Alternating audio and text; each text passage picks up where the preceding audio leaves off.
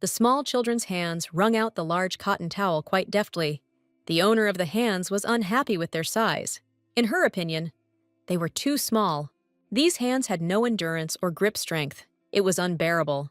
An incredibly pretty and precocious 10-year-old girl, like all her peers, really wanted to grow up as quickly as possible. The girl believed that when she grew older, she would be better able to do all the housework. And most importantly, it is much better to take care of her sick grandfather, her guardian, and the only person close to her. The girl came to her senses and quickly ran to where her presence was needed.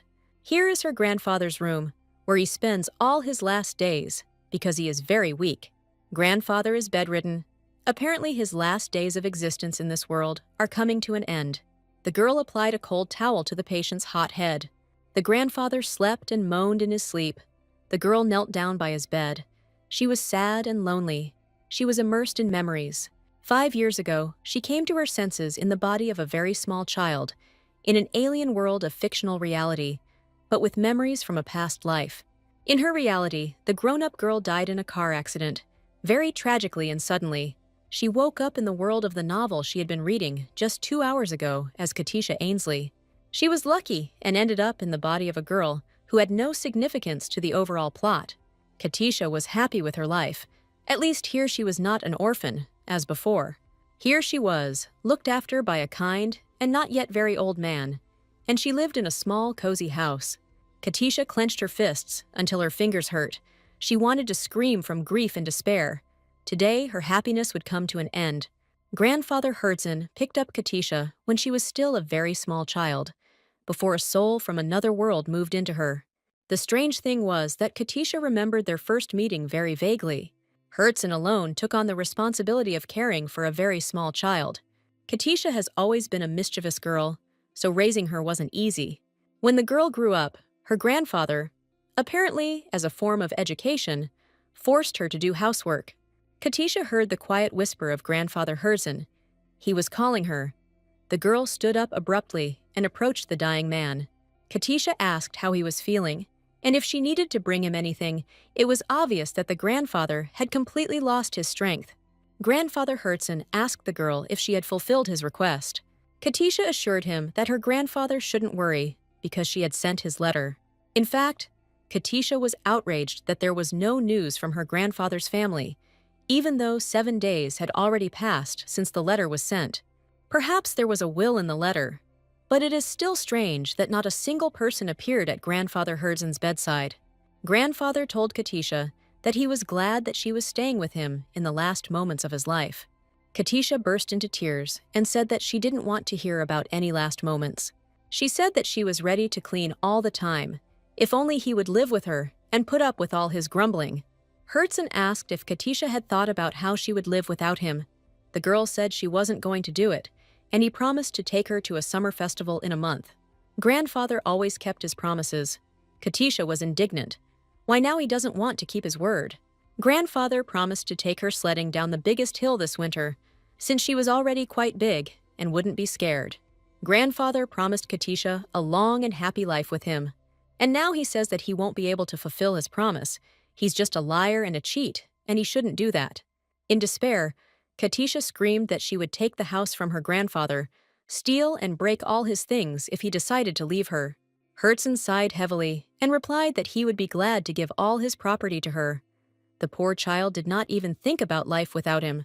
The candle of Herzen's life was fading, but he was calm about his ward, since he had managed to prepare everything. Grandfather Herzen was sure that there was not and could not be a more suitable person to inherit his fortune than Katisha. The girl replied that she didn't need anything. She just wanted her grandfather to be with her at least a little longer.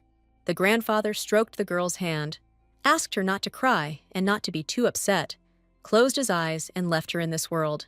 Grandfather's last words were a promise to definitely see Katisha someday in another universe. After the death of her grandfather Herzen, Katisha was left completely alone, very small and defenseless. She wouldn't have been able to cope with the funeral either. Grief and her young age are poor helpers in such a matter. However, there were kind neighbors who helped the orphan in such a difficult and sad matter.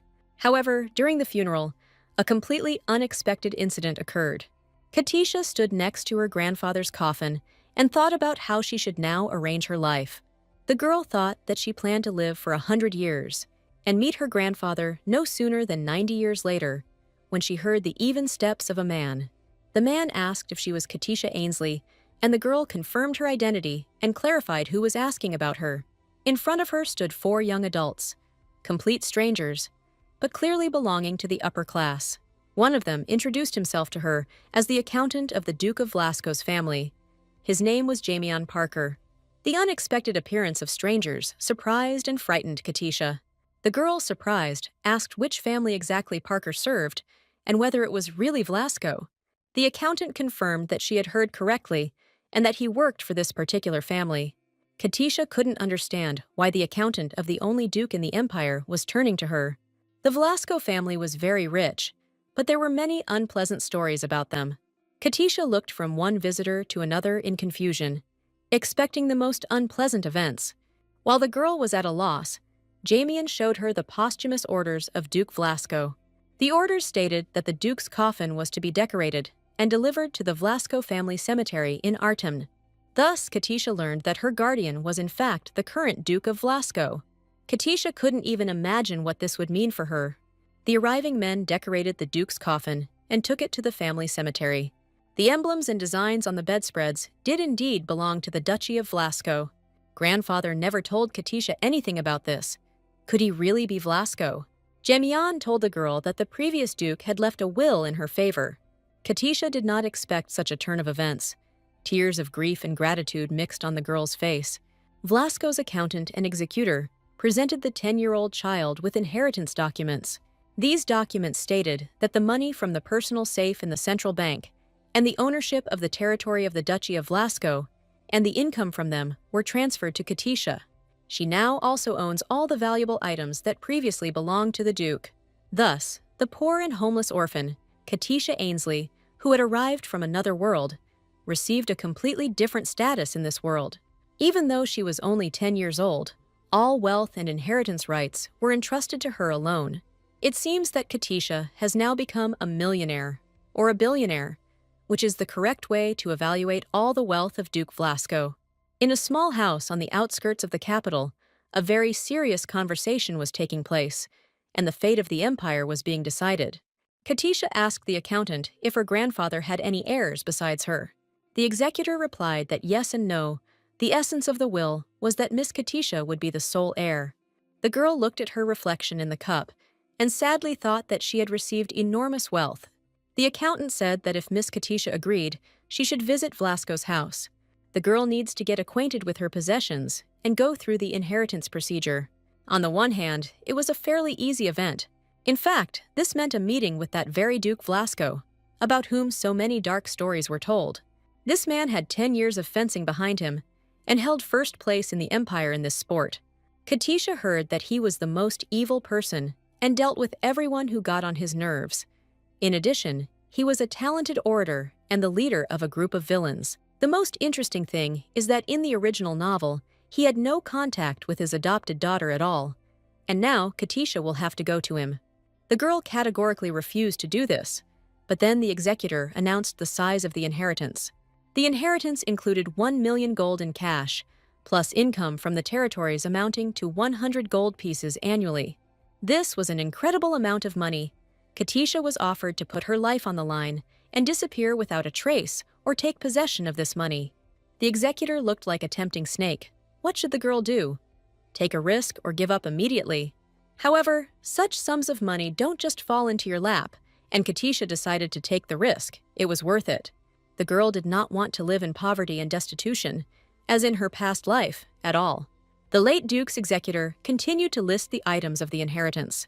Katisha received 50% of the guild's profits, Artem's main house, a mansion in the capital, plus the opportunity to communicate with her grandfather's spirit. The girl was surprised by the enormous inheritance she had received and was delighted that she would finally have her own home. All doubts and fears were cast aside. She would definitely come into her inheritance rights. Jamion Parker didn't force the girl to go with him, but if Katisha stays here, she'll have to sign a renunciation of the inheritance. Parker didn't have time to finish the last sentence. Katisha was already standing in front of him. She was completely ready for a long journey. Jamie-an was surprised at how quickly the girl packed her things. He had expected a long packing process. Katisha said they needed to hurry and ran to the carriage ahead of Parker. The trip was not tiring. The weather was favorable to the travelers. Katisha was not captivated by the views outside the carriage window. She was wondering how much her inheritance was worth. The girl received both a huge amount of money and a mansion, which both made her happy and scared. Jamie-an Parker became concerned about the baby's silence and quietness. Katisha replied that she was simply thinking and clarified what he meant when he said that her grandfather's spirit was still alive and could be communicated with. Parker explained that her grandfather's heroic spirit, or holy soul, was still alive and could see, hear, and speak his thoughts out loud. Katisha recalled that Vlasco's heroic spirit was one of the main characters in the novel. Hundreds of years ago, the first head of the Vlasco family pierced with his sword the demon that brought war to the continent. After he was enslaved, for many generations, the heads of the Vlasco family protected the sword to prevent the Demon King from rising. The sword is the item that sealed the Demon King. This sword was imbued with holy power that kept the demon bound in the seal. The previous heads of this family became heroic spirits after death and bound their souls to the sword. Parker told Katisha that Herdson's heroic spirit was now in the tower of the main house, where the sword was kept. Katisha was delighted to hear this news from the executor. This meant that she would be able to see her beloved grandfather Hertzon and talk to him. Katisha thought that she would never see him again, and this upset her very much.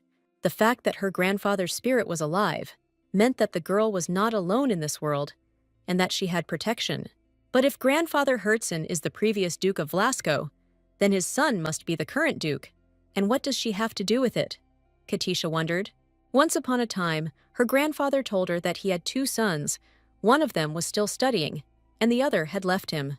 The reason for the separation was banal. The second son did not like the way he was being raised. He was very stubborn and wayward. It turned out that it was the grandfather who left his son, and not the other way around, which was strange. Previously, Katisha was sure that she would not have to come into contact with the main characters of the novel, but everything turned out the other way around. The girl asked Parker a very important question for her. If her grandfather had other sons, then why was she the only heir? Why didn't the grandfather leave anything to his sons?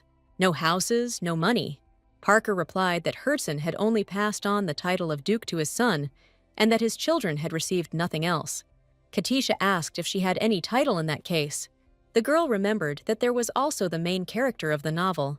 The novel's plot revolved around a magical sword, and all the trials fell to the main character, Niella, the adopted daughter of the Vlasco family. No one in the family loved this girl, and everyone bullied her.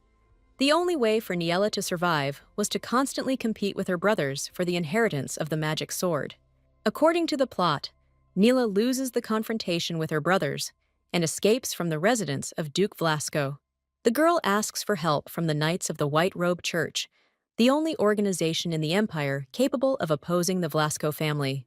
Tim Niella meets the protagonist, a half-breed divine beast, Aikal, who helps her fight her brothers for a magic sword. Katisha remembered that Aikal was attacked by a demonic sword and was wounded while protecting Niella, who gained true power and became the sword's receiver. What happened next is unknown. The novel was discontinued at the most interesting point, but that was not what concerned the girl now. Katisha realized that, as Vlasco's adopted daughter, she was very similar in position to Niella. The girl got scared and saw one of the Vlasco brothers in her vision.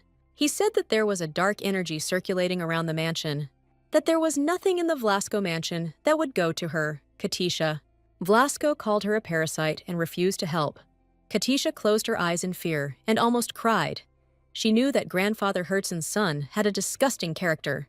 The girl thought that she was as much of a stranger to them as Niella, but she owned 2/3 of this family's property. Katisha was afraid that her grandfather's sons would drive her out of the mansion, kill her, and bury her somewhere in the forest. Parker listened to Katisha's complaints with surprise. He did not understand her fear. Parker told the girl that, despite the fact that the grandfather's spirit had left his material body, his spiritual one would be restored and become stronger. Recovery will take some time, just 2 or 3 months. According to Katisha, it was a very long time. Before she hears from her grandfather, she might just die. The Vlascos are known for their strength. They are in collusion with the Ministry of War due to their enormous power. This family does not pay attention to the interests of other families. Several generations ago, the Vlascos invested huge sums of money in the arms business, mining, iron production, and alchemy. They learned to produce high-quality weapons and sell them quickly and at a high price, which led to the strengthening of their power. Katisha was interested to know how important the Vlasco family was. When she saw Vlasco's residence, the girl realized that she was very important, because what appeared before her was not a mansion, but an entire palace. It was necessary not to be distracted by luxury, but to concentrate. Katisha had no time to be in the clouds. The girl thought that the Duke might force her to renounce her inheritance, but she did not want to renounce what she had received from her grandfather. Watching the back of her escort, Katisha decided that she would ask him to leave her the house that her grandfather had bequeathed to her and would not ask for anything else. In this case, Katisha reasoned, the Duke would most likely not kill her. Parter reported that he had brought Katisha Isley, and a huge and massive door swung open in front of the girl. The terrified girl's gaze fell on the perfectly polished shoes of the man who met her at the door.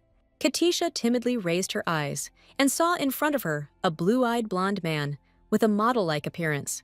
Could this really be the man who killed the bear with his bare hands? The girl was surprised. She thought he should have a beard and huge muscles. The boy had sapphire-colored eyes and refined features, like a true member of the Vlasco family.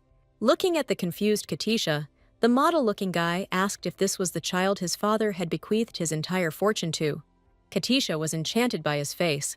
The girl curtsied deeply and greeted the guy as the protector of the magic sword. The Duke looked condescendingly at the newly arrived member of the family and listened to her greeting with indifference. Katisha bowed her head before the Duke and believed that she could not raise it until he gave her permission. She stood there a little longer than she had expected, then a little more. The girl's patience came to an end. Her neck finally went numb. Katisha couldn't understand why the Duke was silent. She thought that she couldn't straighten her back without permission, and believed that the Duke was deliberately mocking her. Duke Vlasco grabbed his head and asked Parker how old the girl was. The accountant replied that Katisha was 10 years old. The Duke was surprised that at 10 years old, Katisha was so small and fragile. The guy compared her to a dried orange, and Katisha was convinced that he was really making fun of her. The Duke ordered Katisha to straighten her back, come closer to him, and show him her face. The girl timidly straightened up and resolutely moved towards her destiny. Katisha walked across the parquet floor so timidly and hesitantly that it was unlikely that anyone would have taken her for a strong opponent. Thoughts were mixed up in Katisha's head. She already believed that the Duke had called her to him in order to hit her. The Duke suddenly said that he really wanted to see the cunning fox's face and asked Parker to seat the girl on the table. Katisha did not expect such a turn of events. Parker picked up the girl in his arms and sat her on the table directly opposite Duke Vlasco. Katisha froze and stared at the Duke. Now they were on the same level. The Duke looked closely at the girl's red hair and green eyes. She definitely did not belong to the Vlasco family. The Duke ordered Parker to begin the procedure and ordered the girl, immediately giving her the nickname Orange, to answer questions only yes or no. Parker asked the girl if it was true that she had been abandoned 10 years ago and that Herzen had raised her only out of pity. The girl answered yes, that's exactly how it happened. She was dropped off in a basket, along with a note with her name and a medallion. Duke Vlasco laughed ironically when he heard that his old father was raising a child alone, and a girl at that. Katisha decided that this irony was a confirmation of the bad relationship between father and son. The girl felt very uncomfortable and scared, sitting on the huge table opposite such a scary and handsome Duke. Katisha really wanted all this to end as soon as possible. Parker asked whether Katisha had any other relatives besides Herzen, and whether her grandfather had told her anything about his life. The girl replied that she had no one except her grandfather, Herzen. The second part of the question made Katisha think her grandfather had definitely not said that he would leave her a large inheritance. Parker asked if Herzen had ever given her or shown her anything. Katisha denied it. Her grandfather had never given her anything interesting. Parker asked if she remembered for sure. Maybe her grandfather had said something to her or given it to her. Katisha couldn't understand why she had to repeat the same question. She had already said no. Parker asked if Herzen had told her about the sword. Katisha, taken aback, loudly repeated the word sword and came to her senses. She shouldn't have known anything about it. The Duke took over the interrogation from Parker and said that Orange would now answer him in writing. The Duke asked her if she had heard the name Gerst, and the girl realized that he was talking about the magic ball. More precisely, Gerst is the name of the demon.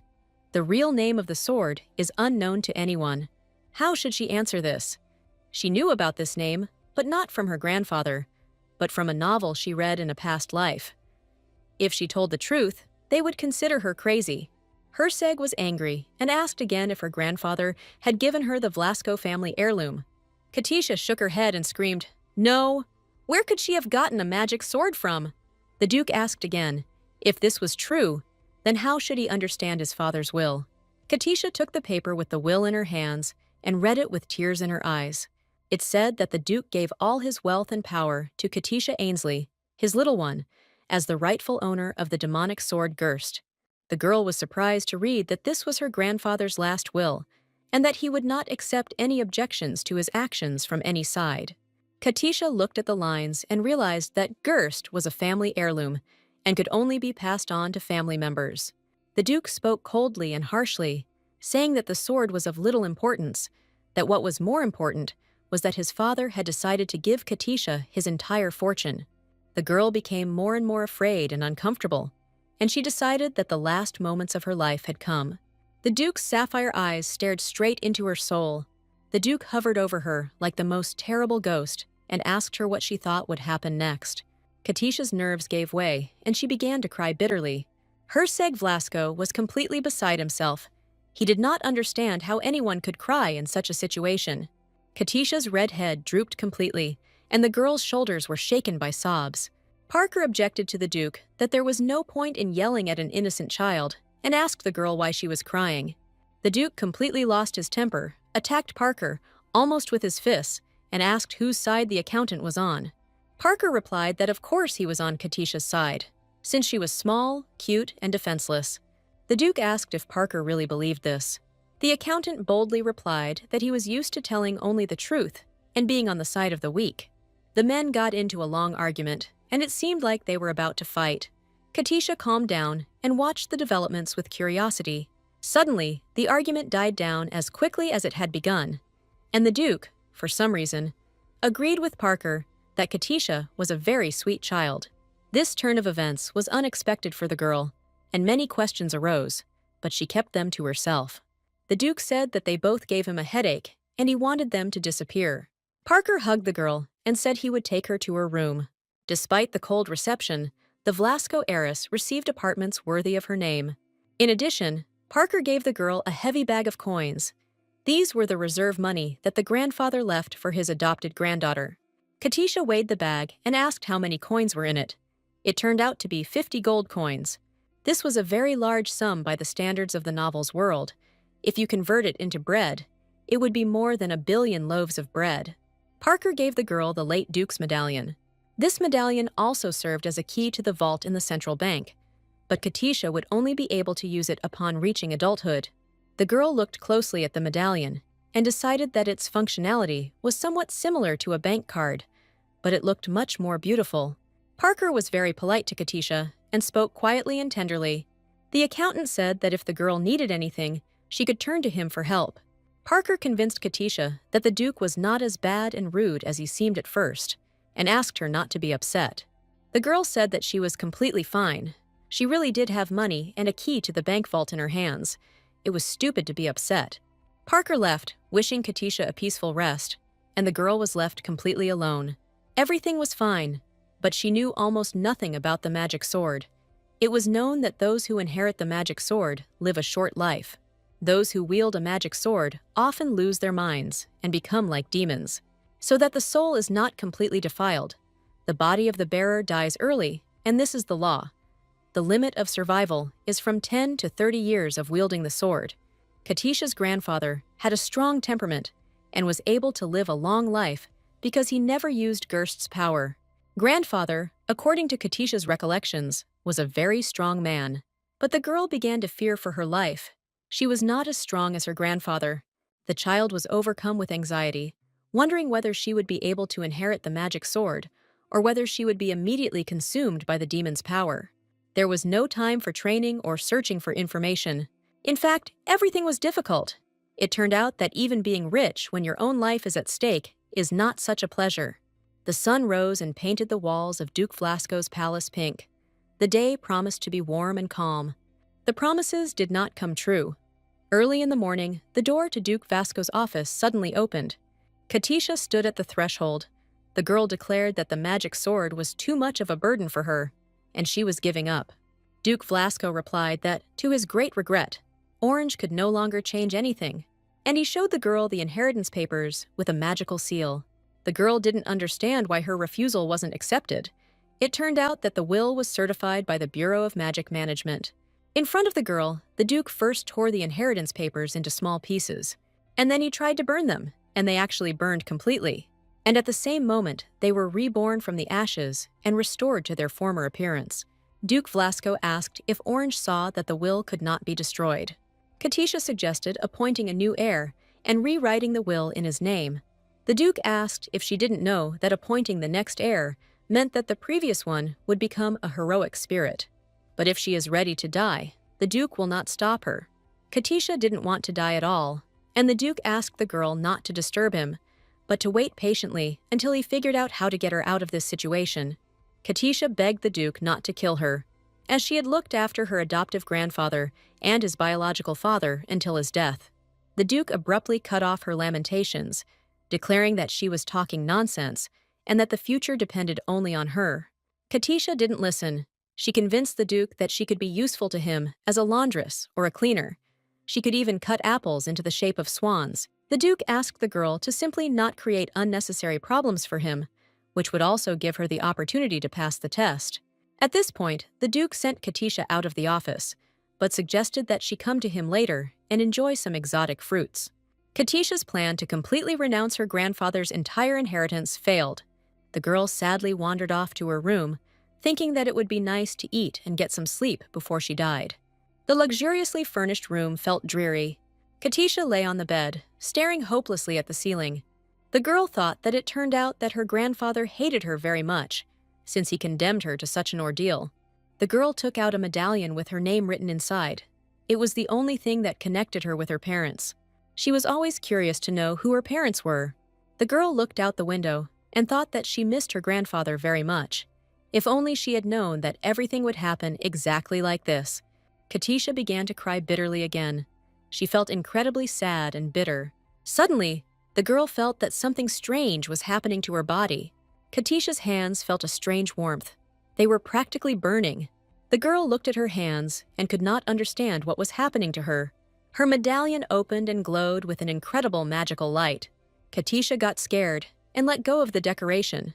But it didn't fall, but hung at the same level where she let it go, and everything around was enveloped in magical light. Katisha felt like she was falling somewhere. The fall was strange, but short-lived. The girl found herself in a strange place, very narrow, dark, and uncomfortable. But where was her luxurious room? Katisha got scared and started banging her fists on the walls of the box. The girl screamed and called for help. Suddenly, the lid of the box opened, and the girl discovered that she was in a completely different place, and even in a different time. Katisha climbed out of her peculiar travel capsule and looked around. She was in a very small room with furniture typical of the late 20th century. Apparently, it was someone's office, because there was a typewriter on the table, but next to it was a mouse pad with a computer mouse.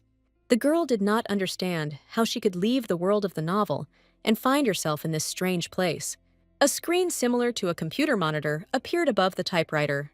Suddenly, the screen lit up so brightly that Katisha had to close her eyes and turn away. When the illumination ended, the girl read a question on the screen, asking whether she wanted to continue. There were only two possible answers, yes or no. Of course, Katisha chose yes. Right there, she was asked to read the 168th chapter of the very novel in which she had lived for the last 10 years.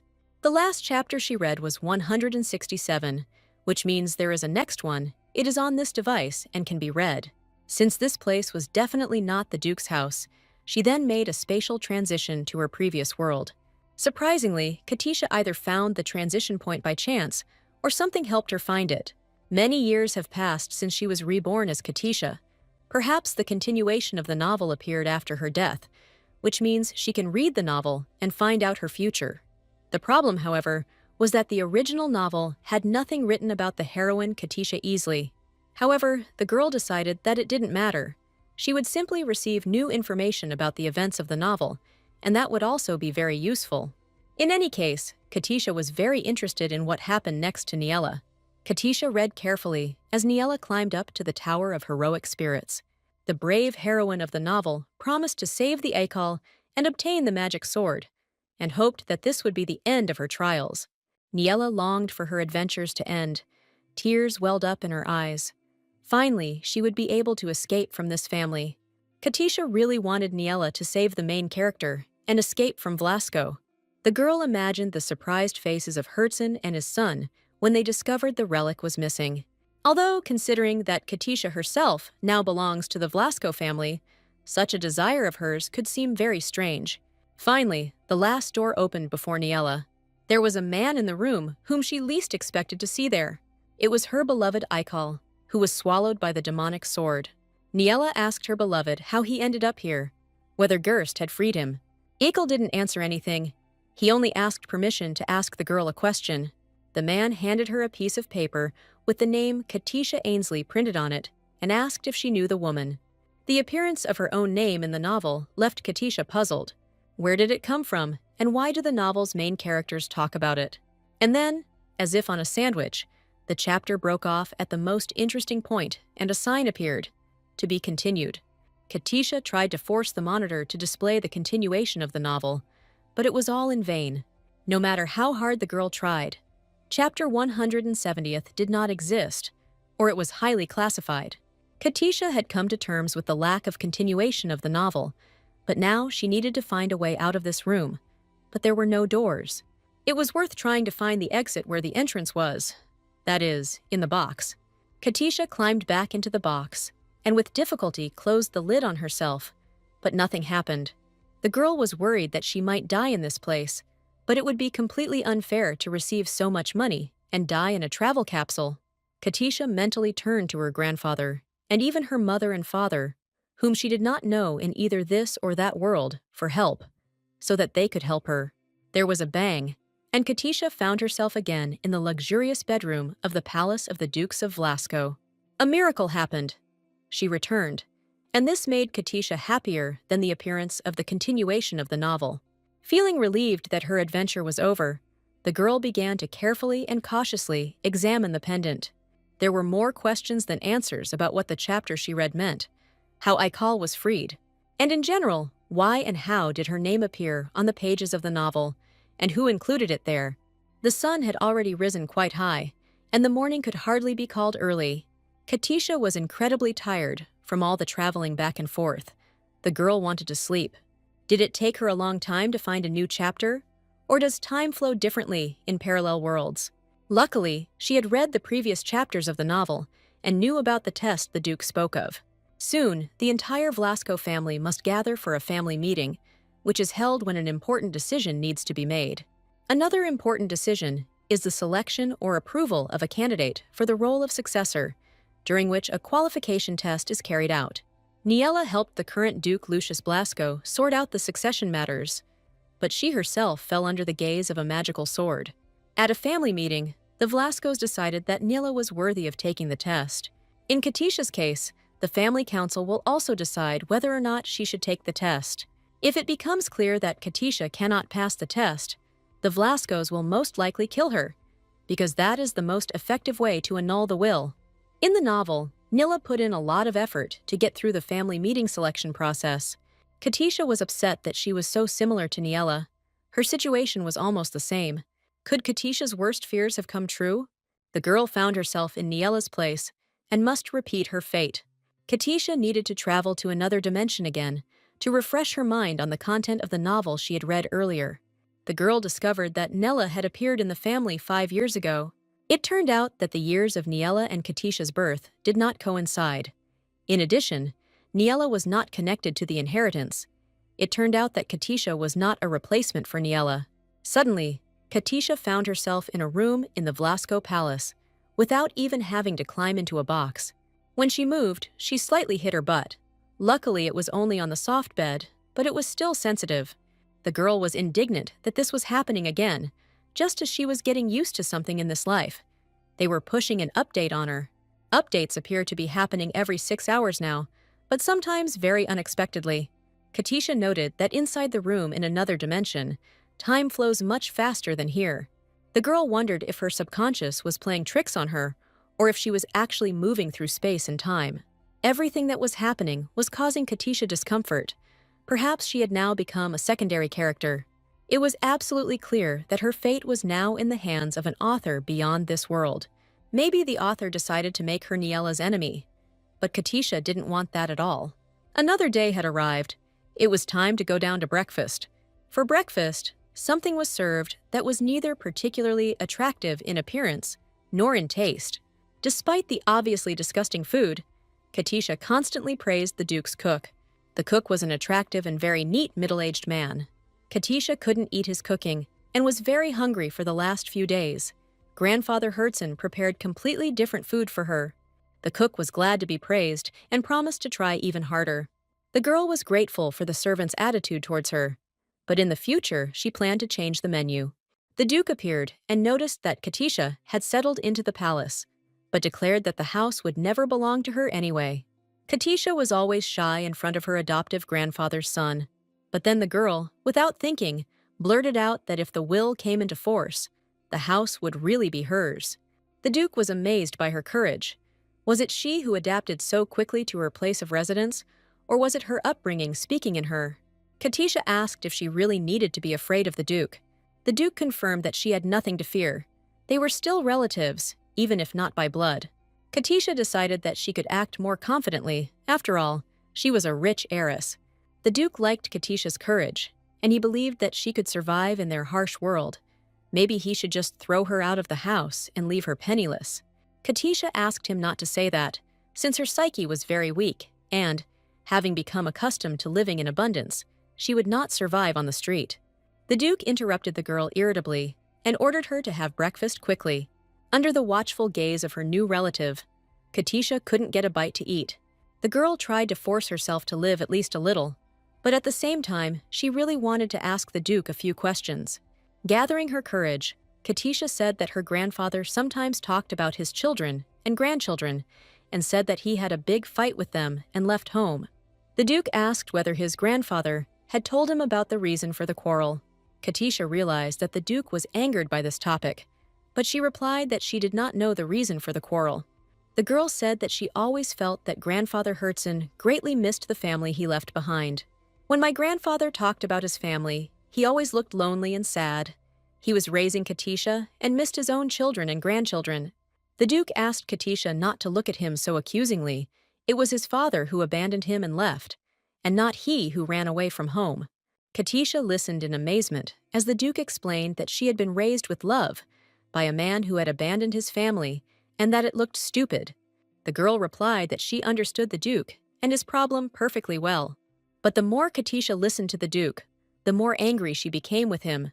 She wanted to yell at him, grab him by the collar, and shake him for a long time so that this snob would understand how wrong he was. If her biological father, Katisha, had abandoned her, either in this life or in a past life, he would have left her a multi-million-dollar fortune. She would be more respectful to him than the Duke was to his father, her adoptive grandfather. But could this aristocrat and snob understand children like Katisha in her past life? The Duke could only be offended by his own father for leaving home out of resentment towards his children. The Duke saw how angry Katisha was and was surprised how she could change so much in just one night. The girl calmed down and said that as soon as the question of inheritance was resolved, she would happily leave this place and would not bother the Duke.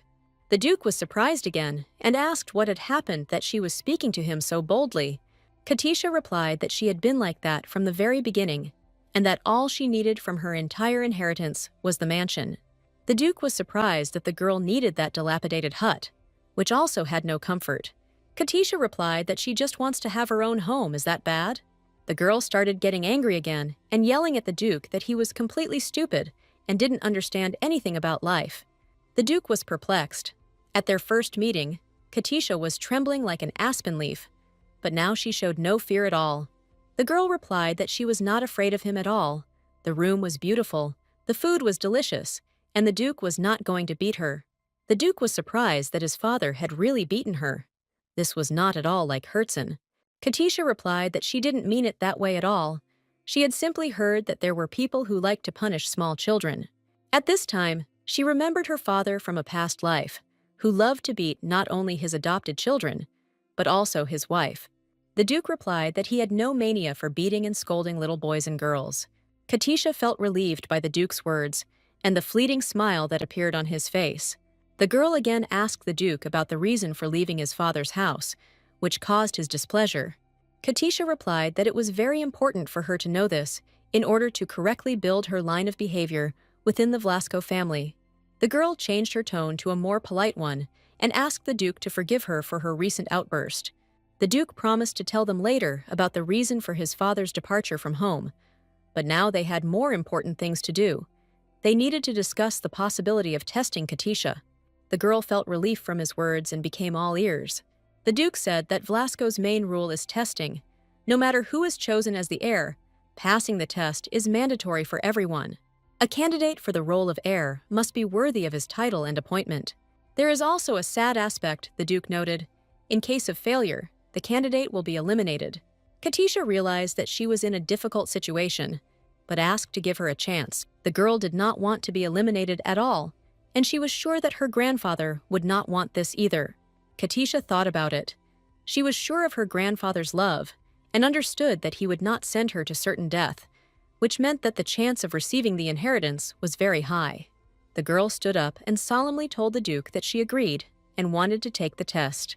The Duke was satisfied with Katisha's behavior and continued his explanation. At a family council, the opinions of relatives carry great weight. The final decision depends on them. At the moment, there were 3 direct heirs of Vlasco, the first being Duke Lucas himself. The second was the Duke's son, Prince Vernan. The third heir, the Duke's daughter, is Princess Arnon. In 15 days, a family council is to be held, during which time Katisha must win over Vernan and Arnin to her side. The Duke promised to help her with this. The girl asked how he planned to help her. The Duke replied that he would create conditions under which she could take the test. The Duke informed Katisha that while Herzen was still unaware, she had the right to change her fate and enter into a new agreement with Gerst. Katisha looked at the Duke with frightened eyes. All her determination had faded. If only her grandfather were next to her. The girl pulled herself together and decided that first she needed to convince her stubborn relatives and win a ticket to participate in the testing. The Duke made it clear to the girl that if she had no questions, she could go free and called her Orange. The girl decided that she would need strength for all future events and decided to eat everything that was given to her. The Duke looked closely at how Katisha was eating and smiled sadly.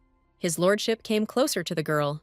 The guy playfully poked his finger right into Katisha's cheek, which was stuffed with food. It's somehow strange, the girl decided. What could this mean? The Duke said that it was immediately obvious that she was raised by his father. Are your cheeks really dough?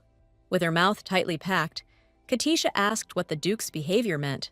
The Duke amused himself by gently poking his fingers into the girl's cheeks and saying how ugly she looked now. Katisha thought that the Duke played the same way as his grandfather, which was in kindergarten. Some time later, the Duke prepared to leave, and at the same time announced that Vernan and Arine would soon return. Katisha asked when exactly they would return. The Duke replied that in about 3 days, but they were not as gentle as he was, and she should be prepared for that. Katisha could not understand how the Duke had shown his so-called tenderness. The Duke warned Katisha not to tell the new arrival stories about how grandfather told you about our family. Katisha replied that she had understood everything and would try to do exactly as he said. In this case, the Duke asked permission to take his leave and was about to leave. The girl asked and stopped him with a question. Had the prince and princess already returned? The thing is that in the original novel, these people appear only in the middle of the story. They probably found out about Katisha and came. The novel tells a lot about the prince and princess. They had unique characters and a formidable nature. The princess was irritated by people who trembled at her gaze. She chose Niella as a sparring partner during training and methodically beat her. The prince mocked Niello in his own way. He hated ordinary people, considering them an inferior race, unworthy of anything. Katisha decided that first of all, she should not show her fear to the prince and princess. The girl had to be brave, decisive, and strong, and not let anyone hurt her. There were only 3 days left before her relatives arrived. The Duke stood by the window in his office and reasoned that Katisha was truly brave.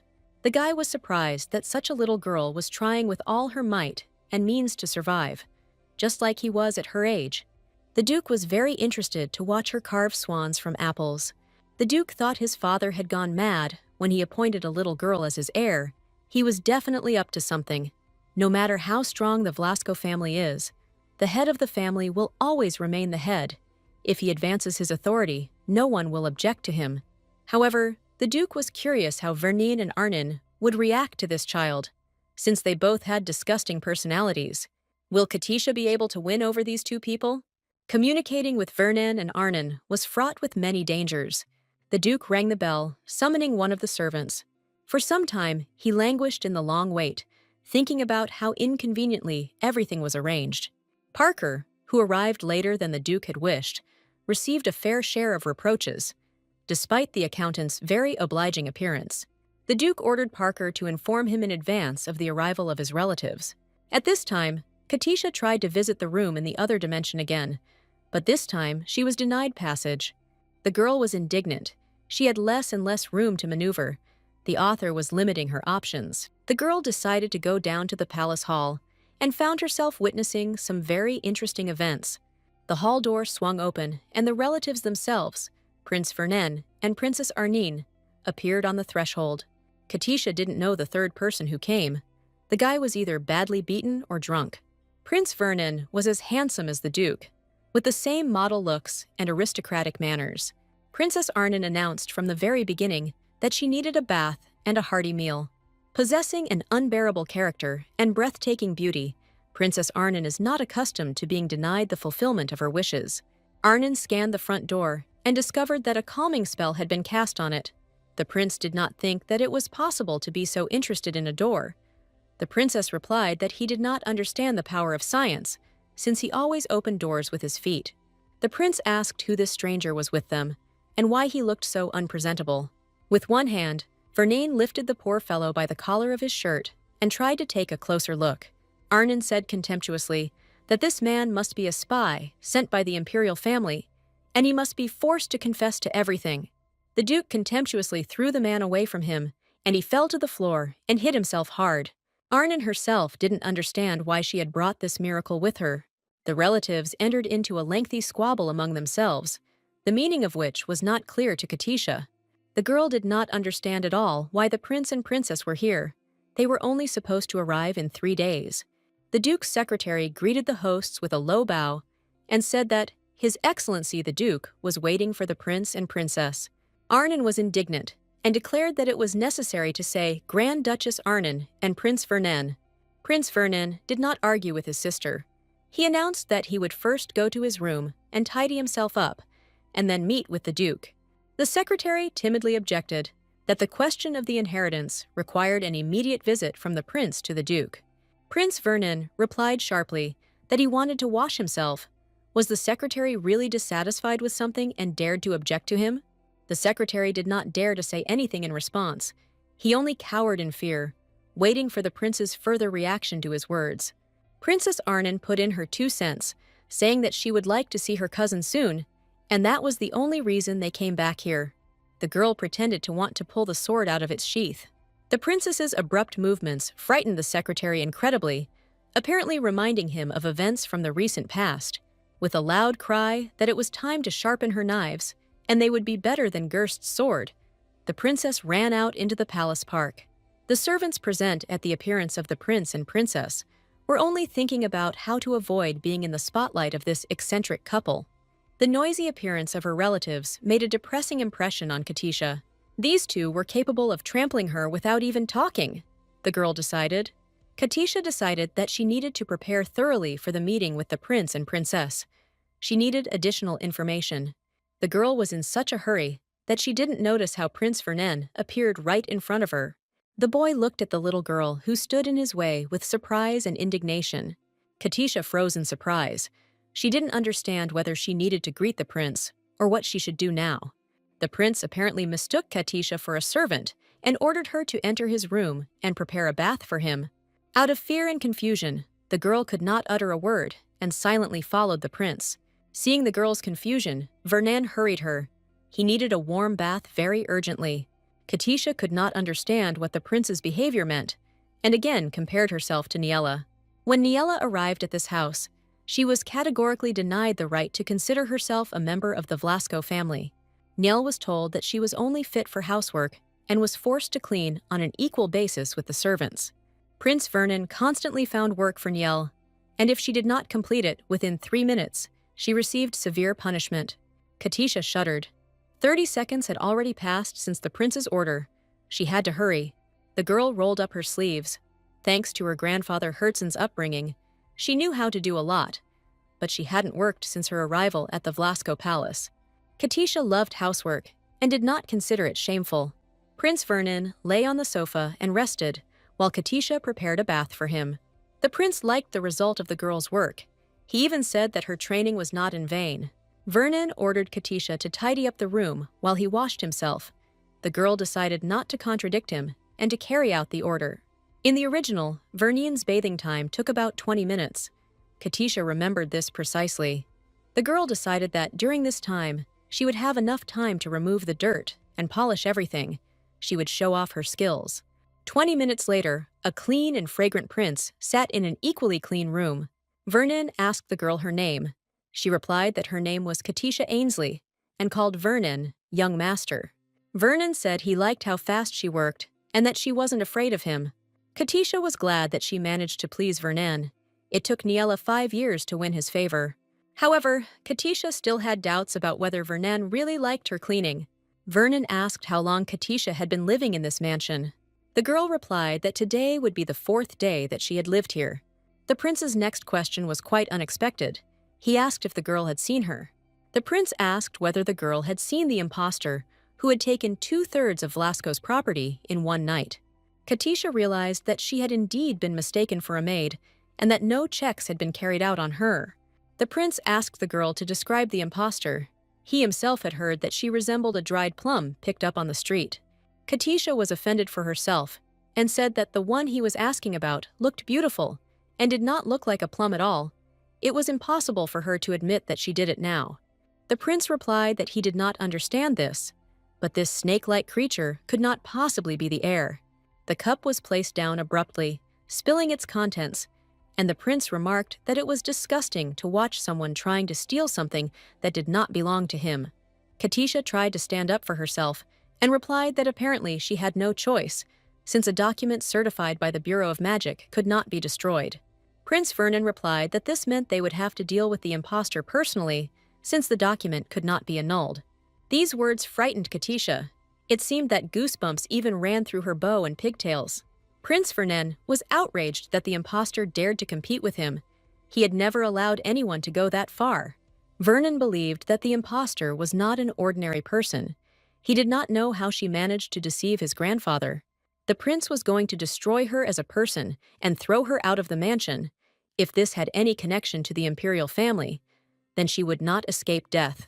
The prince believed that there was no time to delay solving this problem and asked the girl if she knew any of the fox's weaknesses. But Katisha naturally replied that she knew nothing. An idea struck Vernon. Since even he had let his guard down in the presence of the little girl, Katisha could be used as a spy. The girl hastened to refuse, saying that it was too difficult for her. Oddly enough, Vernon didn't get angry, but said that Katisha was the first maid who had talked to him for at least 10 minutes. Moreover, Katisha is the first child who looks at him with interest and openness, which makes her very different from other children. The most unique thing is that Prince Vernon told the girl that he likes children like her. Katisha decided that Vernon simply liked strong and confident people, but she didn't feel like that at all. Vernon asked whether Katisha would keep an eye on the self-proclaimed heiress or not. Katisha quickly realized that she couldn't open up and win the prince's favor now. She had to pretend to be a maid. The girl agreed to work for Vernon. The prince was very happy about this and even treated her to cookies. Katisha took the treat with an air of deep gratitude and thanked the prince. Vernon promised that if she completed the tasks well, she would receive an additional reward for it, and not a small one. However, for Katisha, the most important thing now was to survive. The material aspect faded into the background. The next day, early in the morning, Katisha hurried to the Duke's office. At the door of the office, Accountant Parker and the Duke's personal bodyguard Chris were talking animatedly about something. Chris greeted the girl in a friendly manner and asked what she was doing there so early. The bodyguard and the accountant were delighted to meet Chris. For them, she was a ray of light in this castle. The girl replied that she had come to wish the Duke good morning. Chris was surprised that he had found a day when someone wanted to wish Duke Vlasco good morning. The Duke heard the conversation through the door and told Chris to take the girl to breakfast. Katisha announced that she heard everything and that her grandfather had taught her that it was not polite to speak about those present in the third person. Katisha timidly looked into the office and saw the Duke immersed in work. The girl invited His Excellency to have breakfast with her, but the Duke refused. Katisha objected that she felt sad and lonely eating alone because she always ate with her grandfather. The Duke felt a fit of irritation. He didn't like being distracted from his work. Chris came to the girl's aid and reminded the Duke that he had not had dinner yesterday. Katisha blinked pitifully and stared at the Duke with her large eyes full of request.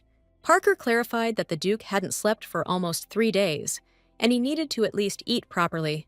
Katisha nodded confidently and confirmed that eating well is the first rule for maintaining strength and health. Chris and Parker smiled slyly, exchanging glances. Katisha thought that these two guys were very good people. The Duke was not convinced by their arguments. He replied that he did not have time for breakfast and advised Orange Katisha to go and have breakfast alone.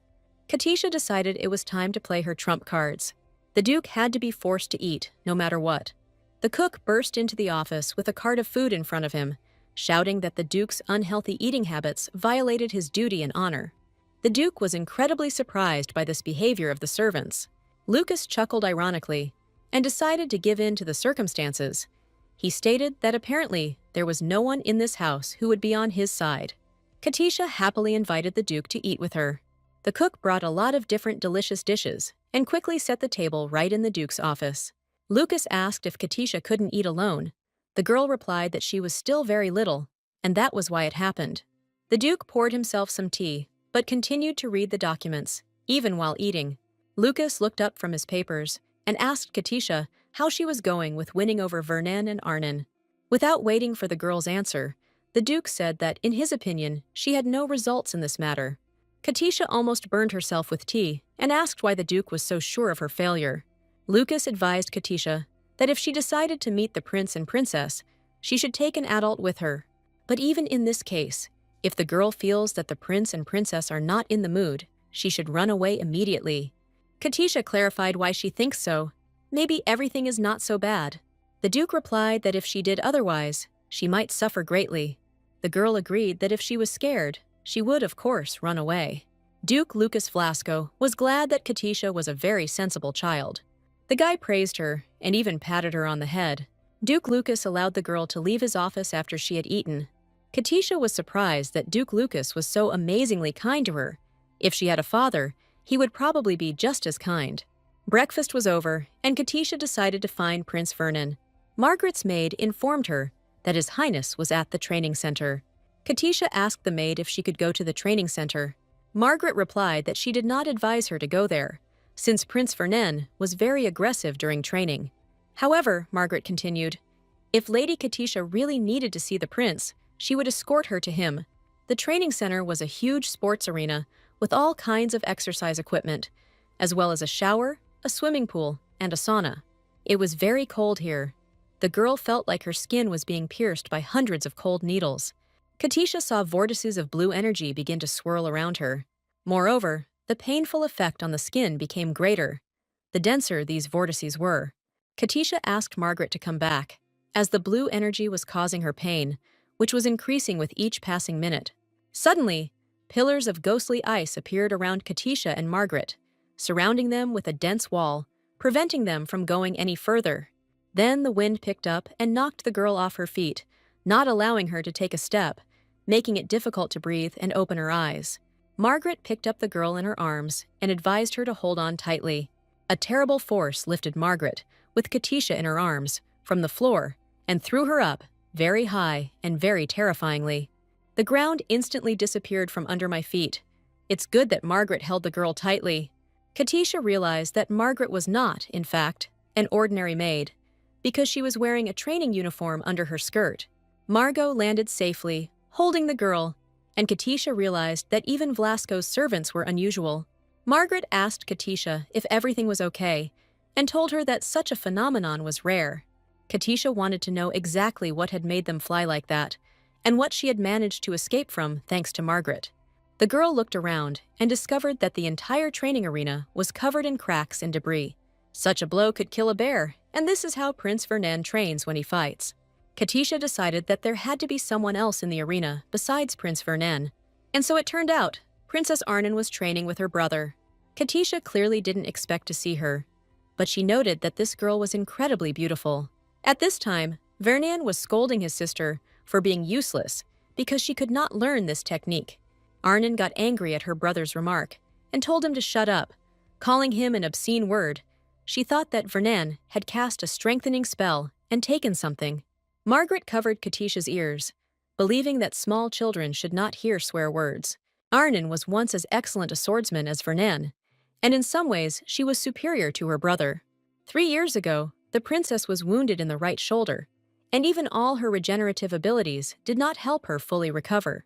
She was now far behind Prince Vernon, both in skill and in fighting technique. Arnon never fully recovered and was forced to change the direction of her activities. The princess now holds a key position in the metallurgical industry owned by Vlasco. Katisha concluded that the girl still had a passion for fencing. Arnon fought fiercely with Vernon, despite the difference in strength. The princess defended herself fiercely, trying to repel Vernon's next attack, but it was a pity that she was unsuccessful. The prince approached his sister and said that she needed to train more. Vernon said that the girl's right hand was useless, which limited her range of attacks. Vernon laughed at his sister's attempts to fence with her left hand, saying that she would rather pierce her own artery than injure him. Katisha was indignant. How could he say that? He knew perfectly well that Arnon's arm was injured. Princess Arnon was completely angry. The prince was driving her crazy by bragging about his health and luck. Katisha asked Margaret if the prince and princess always communicated this way. Margaret replied that the prince did not know that Arnon had a wounded shoulder, and that this was the cause of all her failures in fencing. The princess threatened that anyone who told her relatives about her wound would be destroyed immediately. Misunderstandings between brother and sister had been building up for 3 years, and eventually their relationship had completely deteriorated. Katisha was outraged by this situation. Vernon doesn't know about his sister's injury and doesn't even try to understand why she suddenly became weaker than him. Arnon is so proud that she would rather die than reveal the truth about her weak side.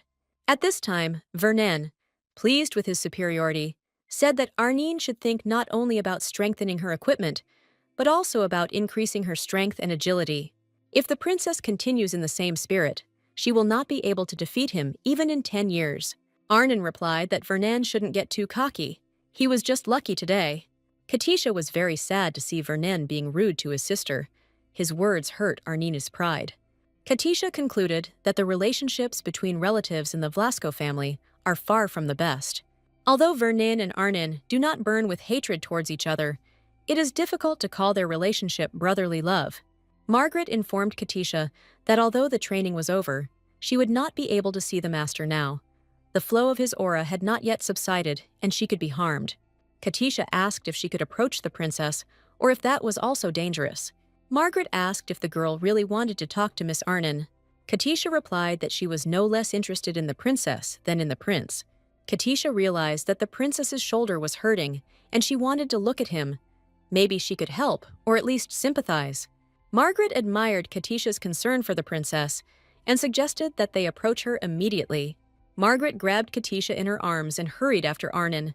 The maid and Katisha witnessed how the doctor pursued Arnon and asked her to let him examine her muscles in case they were torn. Margaret and Kaisha watched the conversation from afar, and Arnon paid no attention to them. The princess stated that she did not need a doctor's help.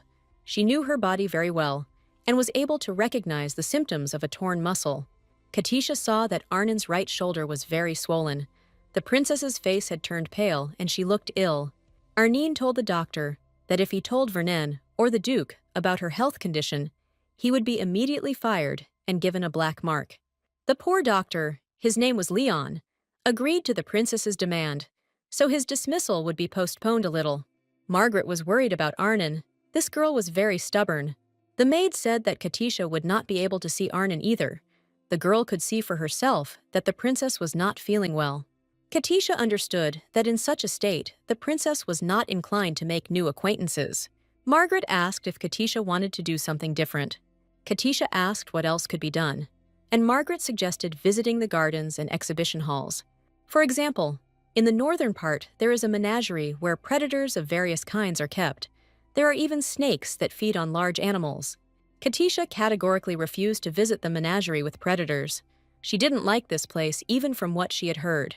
The girl remembered that there was one very interesting pastime, and now it would also be useful.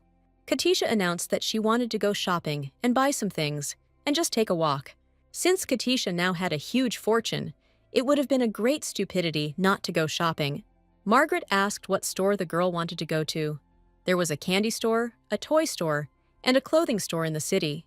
Katisha remembered Artem's signature pastry shop. They must have incredibly delicious desserts there. It's very appealing. Katisha decided to restrain her desires and buy only necessary things. The girl wondered where she should go first. Katisha had a clear goal in mind, and she told Margaret that she needed to go to the drugstore. Margaret was surprised by the little girl's desire, but Katisha confirmed that she wanted the largest pharmacy in the city. The maid looked closely at the girl. She did not seem ill to her. Margaret still asked how Katisha was feeling. Maybe it would be better for her to contact the doctor from the mansion. He would examine her and give her the necessary medicine. The girl replied that she was perfectly fine, completely healthy, and feeling great. Katisha explained that she remembered one of Grandfather Herzen's potion recipes. To prepare this remedy, she would need some herbs and medicines, which she hoped to purchase at Artem's pharmacy. Margaret brought the girl to Lilibet's pharmacy. The girl entered the seemingly ordinary shop with distrust. The sweet pharmacist asked Katisha what she was interested in and promised to find everything the girl needed. Katisha appreciated the pharmacy's selection. It had everything she needed, and even a little more. The girl quickly named all the ingredients she needed for the medicine. The pharmacist brought everything that was indicated, and Katisha told Margaret that she really wanted to try making this medicine. Evening had fallen on the Duke Vlasco mansion in Artem, but the head of the family, Duke Lucas, was still busy with work. Lucas is currently checking to make sure all family members have received invitations. Parker replied that he had sent a message to everyone, and that from today on, everyone would come to the mansion. The Duke praised the accountant's work and called him a strawberry, referring to the guy's red hair. Parker took offense at such comments from his owner and considered making fun of his hair color to be childish behavior. Instead of making fun of him like that, the Duke could have at least doubled his salary. He works as both a secretary and an accountant, Parker said. The Duke flatly declared that Parker was talking nonsense and asked if he was keeping an eye on Orange. Parker replied that he was keeping an eye on Katisha all the time, but today she went out into the city and he lost the ability to track her movements. The accountant thought it was strange to see his master so caring. It was unusual for a heartless person to worry about someone. Parker's thoughts were interrupted by the Duke's demand that he get to work and the threat that his salary would be cut in half if he made a mistake. Lucas put his seal and signature on the last document of the day that required his attention. The Duke rose from the table, looked out the window, and decided that he could finally allow himself to rest. However, Lucas was not destined to spend this evening peacefully. The Duke saw 2 large carts with some sacks in his yard.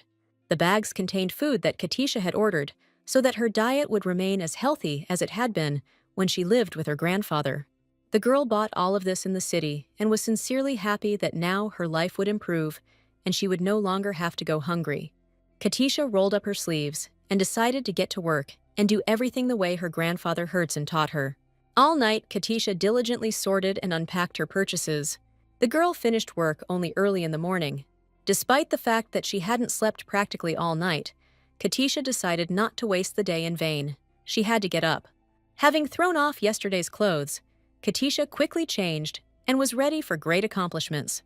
Today, the Duke and Katisha's breakfast differed from previous ones in its greater variety of dishes. The Duke asked what the girl had been doing yesterday. Katisha replied that she had been playing in her room. The Duke chuckled and noticed that Katisha had run into the garden yesterday, and he wondered why. Lucas smelled herbs in the palace, but he couldn't figure out why. Katisha replied that yesterday the prince and princess had sparring, and it seemed that Arnon was a little injured. The Duke became alarmed. He knew that the princess was not allowing the doctor to approach her and was not allowing herself to be examined. Lucas was worried that his daughter had such a nasty character and behaved so stupidly. Katisha said that she plans to visit the princess today and hopes that the visit will be successful. The girl prepared a gift for the princess, a tincture of various medicinal herbs. The Duke was surprised why Princess Arnon needed a tincture of medicinal herbs. Katisha planned to give this tincture to the princess and was convinced that she would find it useful. The Duke said rather sadly that Katisha was not wasting her time. The girl decided that the Duke was upset that she had not done anything for him personally, but he was wrong. There was a gift for the Duke, too. Katisha told the Duke that she had a gift for him, too. The girl handed him a small bottle and said that if he had trouble sleeping, he should just drink a couple of drops of this remedy with warm water, and he would immediately feel better. The Duke took the bottle with surprise and was surprised that it was for him personally. It was a remedy for insomnia, Lucas clarified. Katisha stated that it was caffeine, the best stimulant for activity. Everything the girl could do in a week, she did in one day. The Duke was a little tired of Katisha's energy, and it was time for him to get to work, so he showed the girl out the door of the office. Lucas declared that she was free to go about her business. Katisha decided that the Duke was a bore, and disappointed that she had not made a cure for insomnia. The girl decided to go to Arnon. She quickly came to the old stone house on the grounds of the mansion's garden. It had to be here. Everything around Katisha corresponded to the descriptions she had once read in a novel.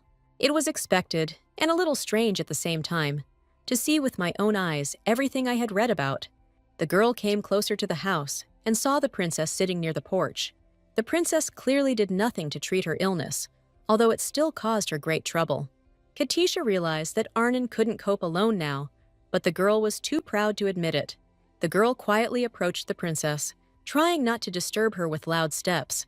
Katisha touched the princess's shoulder and asked what she was doing now. Arnon flinched at the girl's sudden appearance and prepared to repel the unexpected attack.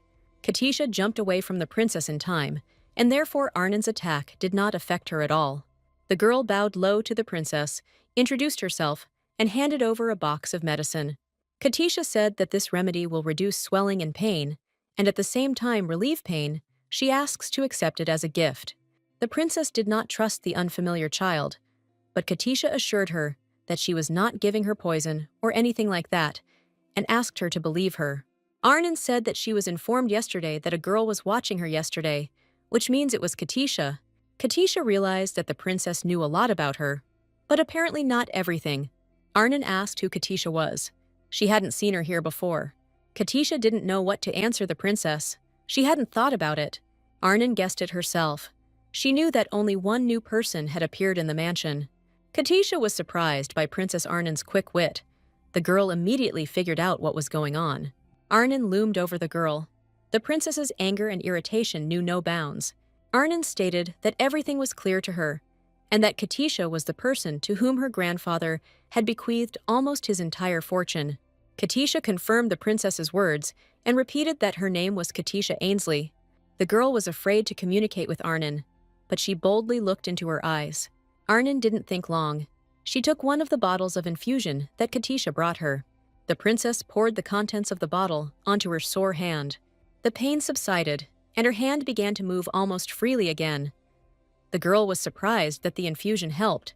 Arnon surprised Katisha even more by smiling and thanking the girl. Katisha replied that she was grateful to Princess Arnon for her trust. Arnon looked closely at the little child and wondered how she should now feel about this girl. Katisha prayed that Arnon would not hate her and tried to appear as friendly as possible. Arnon asked why Katisha was looking at her so scared. Katisha responded by asking if Princess Arnon was angry with her. Arnon haughtily replied that she didn't want to waste her time on a rat like her. Katisha replied that she did not become an heir by her own will, but that her grandfather had decided so, and that she was also unable to simply refuse the inheritance. Arnon confirmed that who would inherit the property was a matter for the family council, but it did not concern her. She had never laid claim to the guest. Katisha remembered the list of heirs. Arnon was the last one on it. The girl happily thought that Arnon could be crossed off this list. She was not interested in the magic sword. Arnon confirmed that she does not have a claim to the magic sword, but she wishes to own other things. In the treasury of Herzen's grandfather, which he also bequeathed to Katisha, there are many different rare materials and artifacts, magical canes, dwarf gloves, and many other interesting and valuable things. Arnon thought that all of this would go to her, or at least to her father. But in the end, everything was given to Katisha. Arnon was very angry at her grandfather for this decision, but she decided to take out all her irritation on Katisha. The girl stoically listened to all the reproaches directed at her. The girl couldn't understand why her grandfather had left everything to her, why he had set her up like that. A little money and a house would have been enough for her, but now she had to deal with her crazy relatives.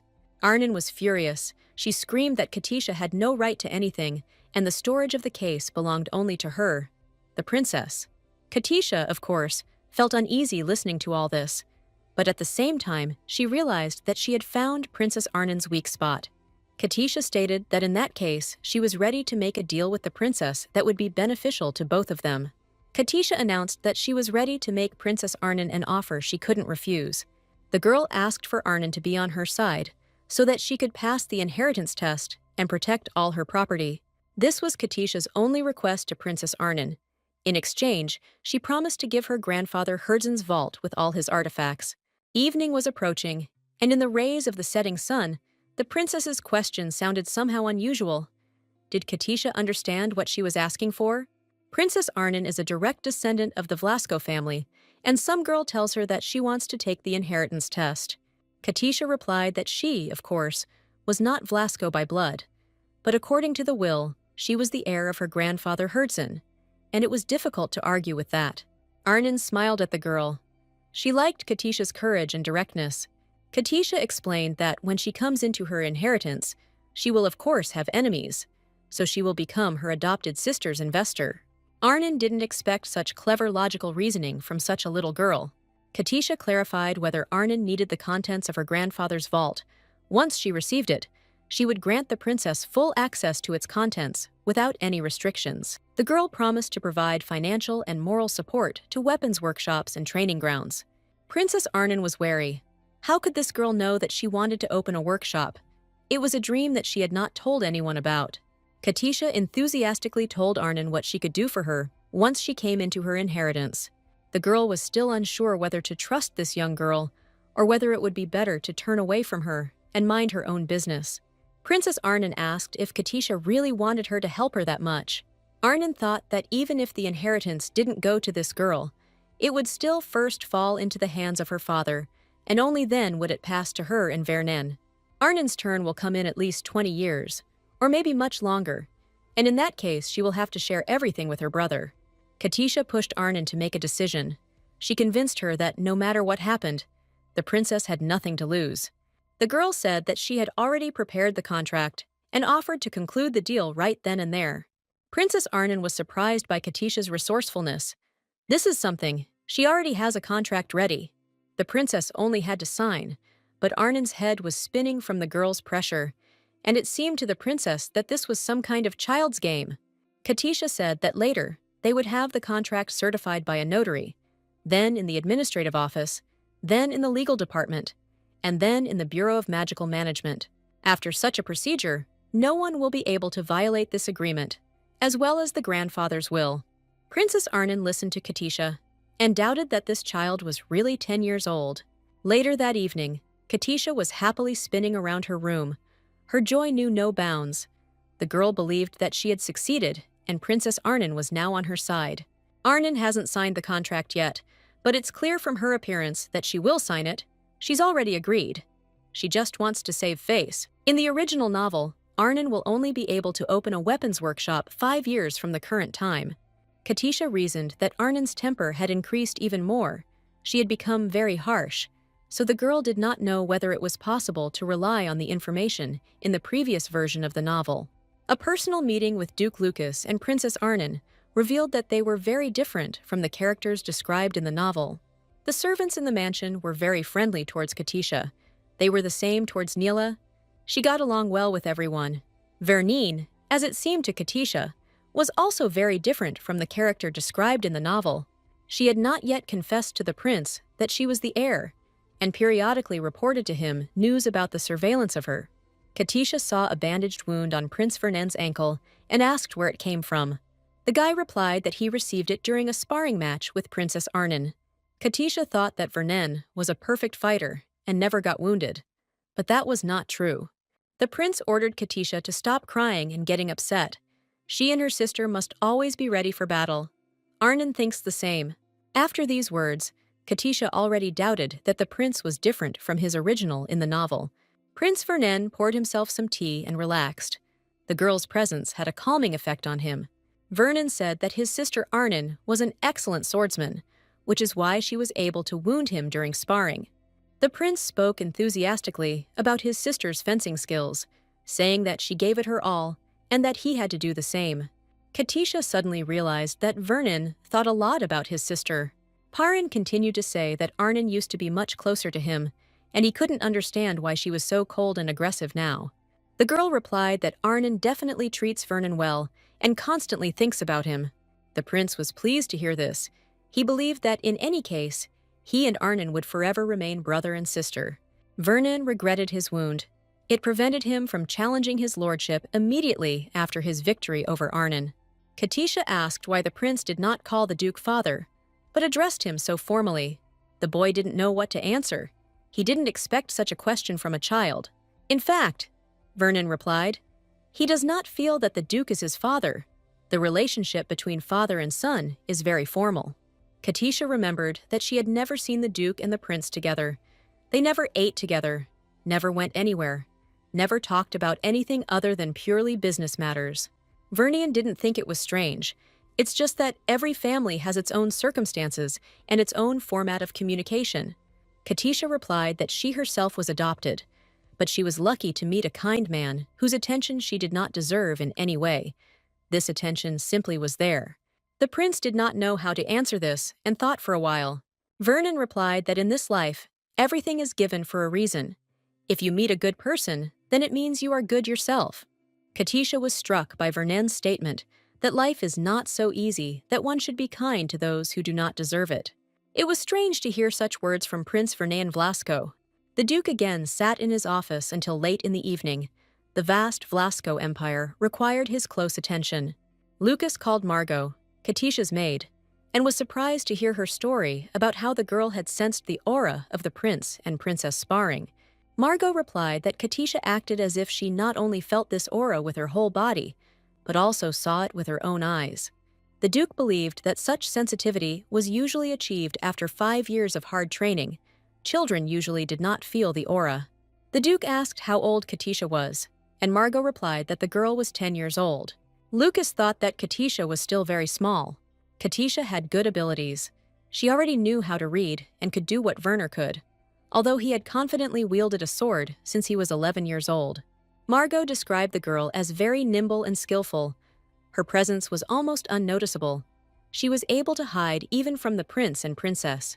The duke thought, this child without training sees aura and hides his presence. Lucas first met such a person, so similar to him.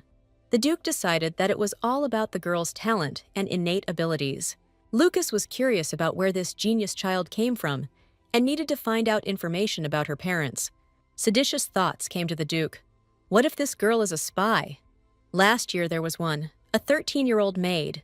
The duke reminded Margot of that spy. She was so sweet that she didn't arouse anyone's suspicions. Everyone fell for that maid, Margot, Jem, and Kit. And even the duke didn't seem suspicious of her for a long time. Margot reminded him that the duke himself had been having breakfast with Katisha for 5 days already, and she easily gained his trust. Lucas didn't pay any attention to this.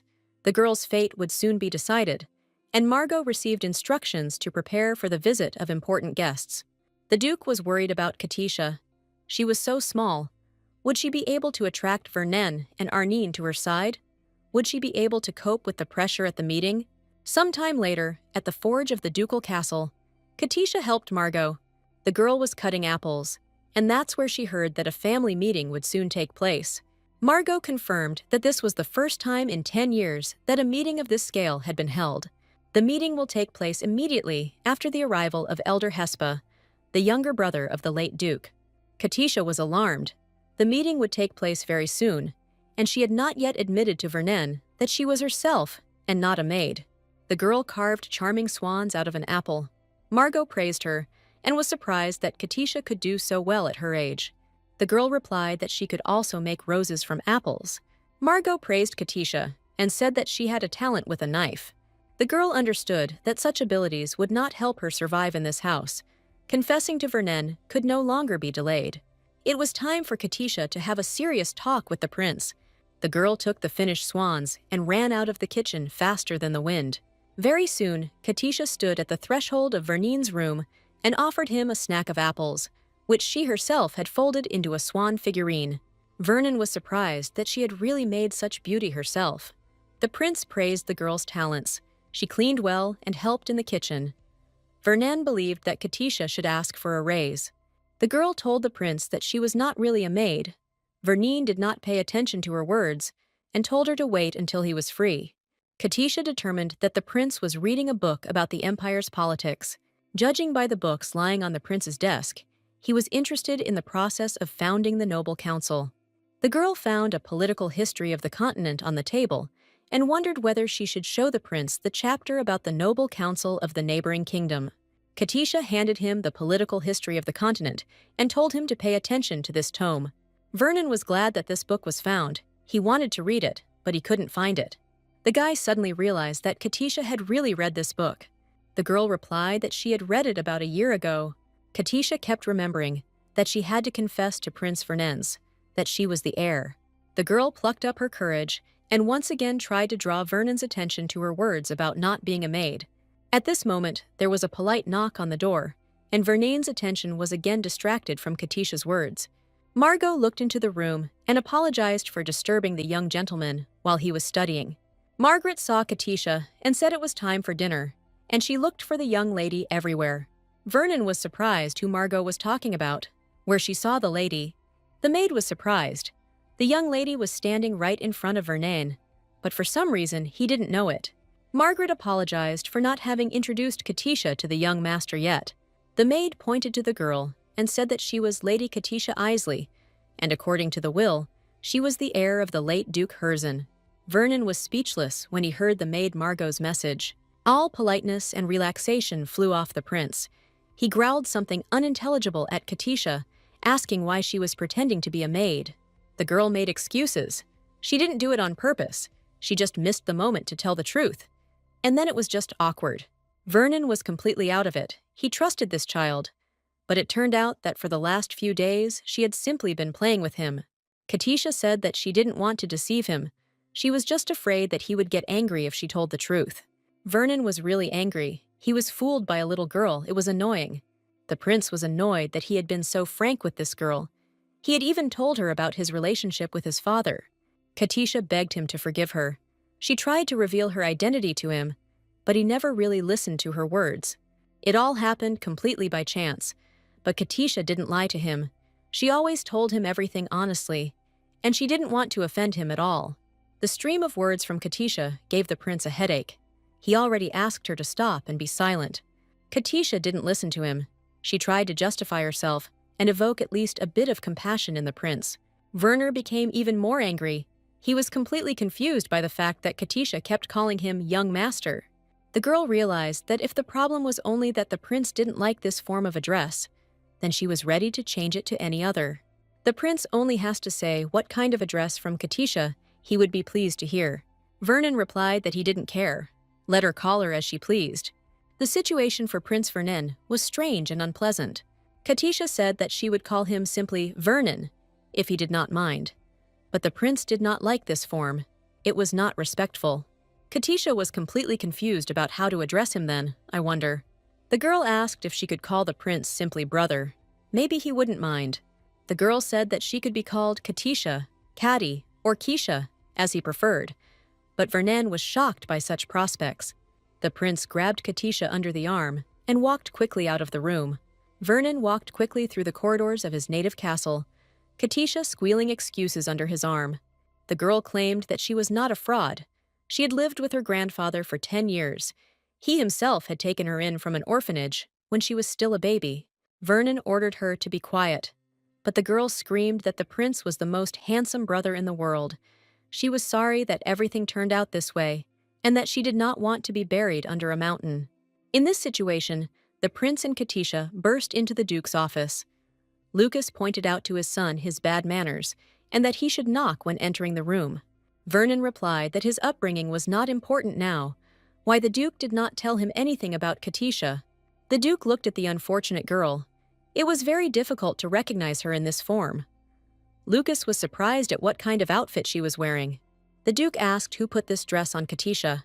In the duke's opinion, the girl looked like a rainbow in this outfit. Didn't she have other dresses in her closet? Katisha replied that she had a lot of new clothes, and they were very beautiful. But her grandfather bought her this dress, and she wore it because she missed him very much. The girl's words struck Duke Lucas Velasco in the heart. The little girl misses his father. The duke and the prince looked at Katisha's outfit, each having his own opinion about it. The prince loved bright colors, so he found the dress very cute and pretty. The duke was horrified by the tastelessness of what he considered the dress. The prince clearly believed that clothing should make a person stand out from the crowd, and this dress has a very harmonious combination of top and bottom. The duke did not agree with his son and held the opposite opinion. The prince liked Katisha's dress, and he was adamant about his opinion. The duke was irritated that his son contradicted him in such a seemingly trifling matter. The prince called his grandfather's taste sensual and refined, and Katisha's outfit romantic and feminine. Vernon definitely believed that with this dress, her grandfather revealed Katisha's uniqueness, the lightness and uniqueness of her character. Katisha stated that she was an ordinary, unremarkable girl. The prince objected that at 10, she had already read The History of Continental Politics, which could hardly be called unique. Katisha replied that there was nothing impressive about it. Her grandfather said that only ignoramuses didn't know about such things. The duke realized that his father taught her what was taught in the middle and high academies. Could the girl really be so talented? Lucas recalled her ability to sense auras and her innate talent for invisibility. Such abilities indicated that the girl had been specially selected to be the heir. The duke accepted Katisha's outfit, but advised her to change into less flashy clothes for the near future. The girl must make a good impression on Uncle Hespa, who will arrive very soon. When Katisha heard about Hespa Velasco, she was at a loss. This man was the most influential figure in the Velasco family. If Hespa Velasco is already here, the family meeting will begin very soon. Katisha was right. The very next day she had to appear before her relatives. Werner hadn't spoken to Katisha for the last 24 hours, and she hoped that he would at least pretend to support her. Margaret tried to persuade Katisha not to worry. Sir Hespa was not as cold as the previous gentleman. Katisha felt awkward comparing Sir Hespa to her grandfather. And besides, all the members of the Velasco family were like thick jelly. A huge door made of precious wood appeared before Katisha. Margaret explained that Katisha needed to go through that door and wished her luck. Katisha thanked the kind woman and took a deep breath. She had no other choice. Katisha walked up to the door and pushed it open. Today, she had to come out a winner. Dozens of interested eyes turned towards Katisha. Prince Vernon and Princess Arnon looked at her most intently. Katisha was at a loss for a moment, but she gathered all her resolve and stepped into the hall where all the possible relatives had gathered. When the girl appeared, the whispers in the stands intensified. Discussion of the heiress was the main occupation of all those present. Relatives looked at Katisha differently, some with condemnation, others with pity. After looking around a bit, the girl realized that she had not entered an ordinary room, but a hall specially designed for meetings of a large number of people. The atmosphere was tense and resembled a court of law, rather than a gathering of members of one large family. The girl estimated that there were at least 50 people in the hall, and there were still seats left. The Velasco family was large. Naturally, the relatives included Prince Vernon and Princess Arnine. The brother and sister were dressed in their best-dressed camisoles and watched Katisha with interest. The girl looked closely at the princess's mood. Arnon seemed to be in a good mood and was smiling. Katish sincerely hoped that this was a good sign. The girl sat down on the chair offered to her. She tried to collect her thoughts and calm her emotions. Katisha heard her relatives whispering that she was pathetic, small and unhappy. They said that Katisha was small and thin. Would she be able to lift a sword? Vlasko would be lucky if the hero's spirit did not fall into a rage at the sight of such an heiress. What outraged the girl most were the words that Herzen's mind had failed him in his old age, that he had been eccentric in his youth, and that his brothers had avoided him. Katisha was indignant. How dare they insult Grandfather Herzen? The girl raised her head and boldly declared that if the inheritance and the demonic sword were so important to all the relatives, then why was no one there with the dying Herzen? The relatives were outraged by Katisha's words that none of them cared about their grandfather during his life. But now they dared to talk about his inheritance. Katisha stated that how disgusting they all were to Duke Herzen, that he gave his millions to a 10-year-old orphan. A middle-aged man jumped up from his seat and shouted at Katisha that she was an impudent brat and should not judge adults. Katisha stated that Grandfather Herzen taught her to respond to insult with insult and not to give gossips a break. The girl decided that this was the end for her. She could be punished for insulting the nobles, but she was not going to show her weakness here. Grandfather taught me not to show off my weaknesses, but here becoming weak means being defeated. The same man declared that this impudent girl needed to be spanked. Duke Lucas called him Mr. Chen and asked him to calm down and not show his anger in front of his elders. Katisha remembered that this was exactly what Chen Vlasko had warned her about. The Duke asked everyone to calm down, as they had not gathered to share emotions. Katisha promised to restrain herself. She noted that the Duke treated her more tenderly than the rest of his relatives. Chen Vlasko fell silent and sat down, but his whole appearance showed displeasure. The Duke announced that they could now begin the 112th general meeting of the Vlasko family. Katisha bowed ceremoniously and greeted the family with the wish that the protection of the demonic sword would always be with the Vlasko family. The oldest of those present asked her whether she was the heir of Vlasko, who had been raised by Herzen. The girl guessed that it was Mr. Hespa. He looked like a mountain spirit. Mr. Gespa asked whether there was any evidence to suggest the girl had not deliberately become close to the family in order to receive the inheritance. They answered him that there were no such suspicions. Katisha had not left Telmar since she was found as a baby, abandoned near the house of Duke Herzen. It is a small, remote village with few visitors, and it has been established that Katisha had no contact with the outside world other than the villagers.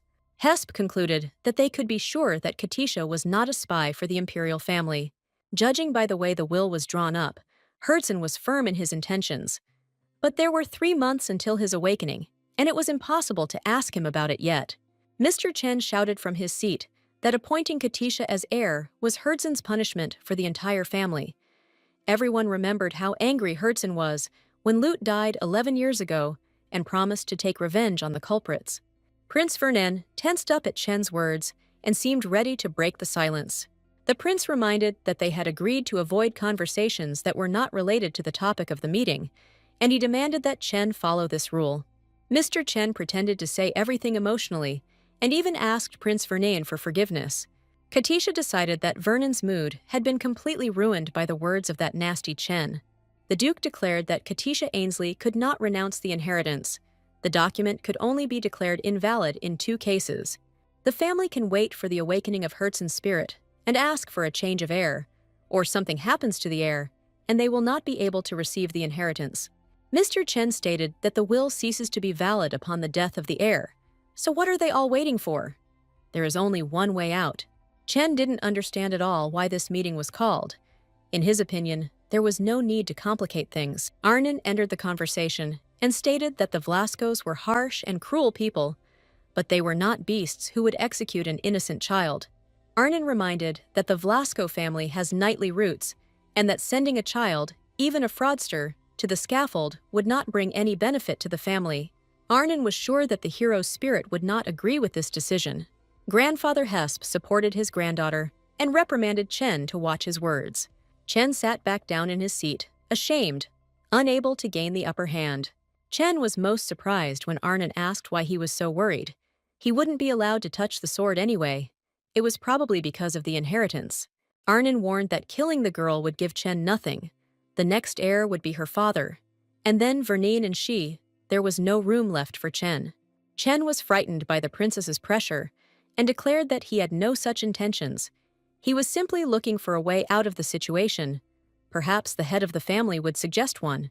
Duke Lucas stood up and announced that he knew what to do, and if his family supported him, a solution would be found. The Duke claimed that he had previously spoken of only 2 solutions to the problem, but in fact, this is not entirely true. The stands began to buzz again. Everyone was wondering what solution the Duke had found. The Duke's announcement that everything could be resolved peacefully and quickly inspired the family members. Of course, Katisha herself was most interested in a peaceful resolution to the issue. Duke Lucas invited Katisha Ainsley to become part of the Vlasco family and take the Vlasco test. Duke Lucas's statement stunned everyone present. Katisha was the most shocked of all, and besides, a dead silence reigned in the hall. The relatives silently looked at the girl. Elder Jesp asked if Lucas had decided to adopt the girl. Duke Lucas replied that this was precisely the way out of the current situation that he saw, and that it was the only correct one. The silence gave way to a loud hum and hubbub of relatives. Everyone was talking about the impossibility of the Duke adopting this girl, and that the head had apparently gone mad following his deceased father. Hesp asked Duke Lucas to justify his decision. Otherwise, he could not support it. The Duke replied that, firstly, according to the law of inheritance, the entire fortune of the Vlasco family is currently owned by Katisha Isley. Mr. Chen intervened in the conversation, decided that adoption was a good idea, and offered to be a foster parent. Chen believed that if Katisha was adopted by Duke Lucas, she would automatically become a direct descendant of the Vlasco family. Chen saw no point in giving the girl the family's surname. One of the relatives supported Chen, saying that in this case, Katisha's status would become equal to Prince Vernon and Princess Arnon, and she was a commoner. Katisha found it unpleasant to hear the words of Chen and those who supported him. They seemed disgusting to her. Elder Jesp agreed with Chen and asked Lucas what he thought about Katisha becoming a direct descendant of the Vlasco family. Hesp reminded Lucas that he and his children were nobles, and that Katisha's status was significantly lower than yours, and her adoption could be a blow to the family. Katisha was completely upset. Everyone present seemed to her like people who only thought about their power and status. Her future was predetermined. Duke Lucas stated that he really intended to make Katisha a direct descendant of the Vlasco family. Elder Hesp was puzzled as to why the Duke needed this. Lucas replied that he just wanted to raise this child. Katisha was very happy with Duke Lucas's words, but she did not believe in her luck. The relatives were again perplexed as to what the head of the family's words meant, and what benefit he intended to derive from adopting the orphan. The Duke explained that he was very interested in Katisha. In his opinion, she was an unusual child with great abilities. This child was raised by Duke Lucas's father. He was very attached to her, following Herzen to Katisha. Lucas also became very attached to her. The elder declared that this issue could not be decided alone. It was necessary to find out the opinions of the rest of the family. Hesp asked Arnon what she thought about her father's intentions. The princess replied that she had nothing against the appearance of an adopted sister in the family. Arnon's words were very pleasant for Katisha, and yet the princess took her side. But the girl feared that Prince Vernon might be categorically against the adoption. Vernon was asked the same question as Arnon, what he thought about his father's decision to adopt Katisha. The culprit of the commotion shrank from fear that Vernon had not forgiven her for the accidental deception and was angry and would now speak out against her. The prince looked around at those present, and without much enthusiasm, announced that he intended to follow the will of the head of the family. Katisha couldn't believe her ears. All 3 main Vlascos agreed to accept her into their family. The Duke announced that there was now only one moment left, and, turning to the girl, asked what she herself thought about this question. 50 pairs of eyes looked at Katisha Isley, waiting for an answer. They pierced her through and through and made her feel unsure. Katisha was completely at a loss under these glances. She didn't know what to do or what to say. The girl feared for her life. All these people were not particularly friendly towards her. Adoption was good, but it was unclear how safe it was for her. Elder Jesp understood the girl's confusion and decided to talk to her himself. Hesp slowly descended from his place in the amphitheater and came almost right up to Katisha. Hesp asked whether Katisha had heard about the inheritance that her grandfather Herson had bequeathed to her. Katisha replied that she had heard and understood what huge sums were being discussed.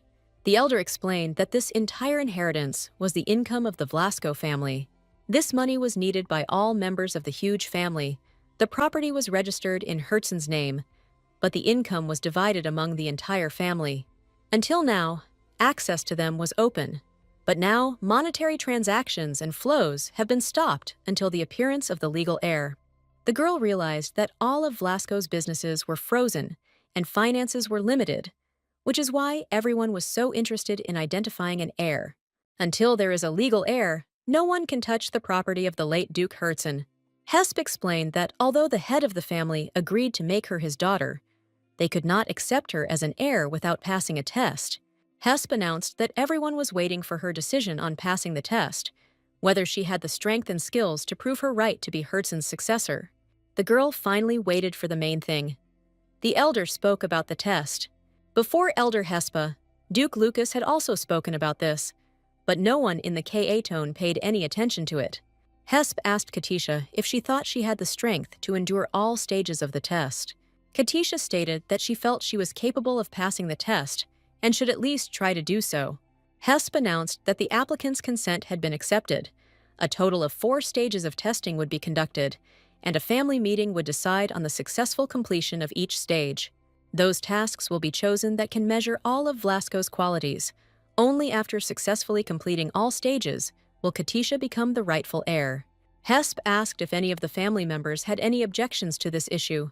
The relatives whispered, but no one spoke out loud, and Hesp decided that there were no objections. Hesp asked if Lucas agreed with his decision. The Duke was completely in agreement. The tests would show Katisha's importance to the family. Prince Vernon and Princess Arnon supported Elder Gespa's decision. Hesp held a written vote, and after the votes were counted, Duke Lucas announced that the decision to pass the test had been made by a majority of votes. Katisha was asked to sign a document stating that she was undergoing the test without coercion, on a voluntary basis. The girl took the pen offered to her and wrote her first and last name in beautiful handwriting at the bottom of the document. From that moment on, she gained peace and confidence that her grandfather had not in vain contributed to her ending up in this situation. Katisha knew that Grandfather Hertzon never made mistakes, which meant he was confident that Katisha was capable of successfully passing all stages of the test. The Vlasco family meeting finally ended, and Katisha was able to return to her rooms. The girl was met by an excited Margaret. The woman was very excited. Margaret hugged Katisha and declared that she was very smart, had overcome her fear, and had clearly expressed her thoughts. Katisha admitted that she was actually very scared. Even her back went cold. Margaret suggested going to breakfast, since the Duke was due to arrive later, and the girl would have no time for food. At the thought of the test, Katisha's stomach cramped and thoughts of hunger and food disappeared completely. The worries disappeared when Katisha saw the cook, secretary and bodyguard hurrying to meet her. Parker asked if Katisha was okay. He heard that she did great. Chris was also very worried and was very happy to see her. Katisha asked if they had all been waiting for her return. The cook called everyone to the table to celebrate the end of the council with sweets of his own making. Katisha thought that it turned out that all the servants of the mansion were worried about her, which meant that she should do everything possible to pass all the stages of the test. With such support, it would be easier. The servants were touched by this attitude towards them from the future heiress of the Vlasco family's billions. Margaret replied that they were very worried about her and promised that their relationship would not change even if Katisha did not pass this test. The cook said that if it became too difficult, she could come to him. Katisha admired the kindness of the staff towards her and was very grateful to them all. These people surrounded her with warmth and love. They empathized with Katisha and wished her only success. And this long and hard day came to an end. It was getting dark. The Duke returned to the mansion. Lucas asked why his orange turned into a pumpkin. What happened to her face?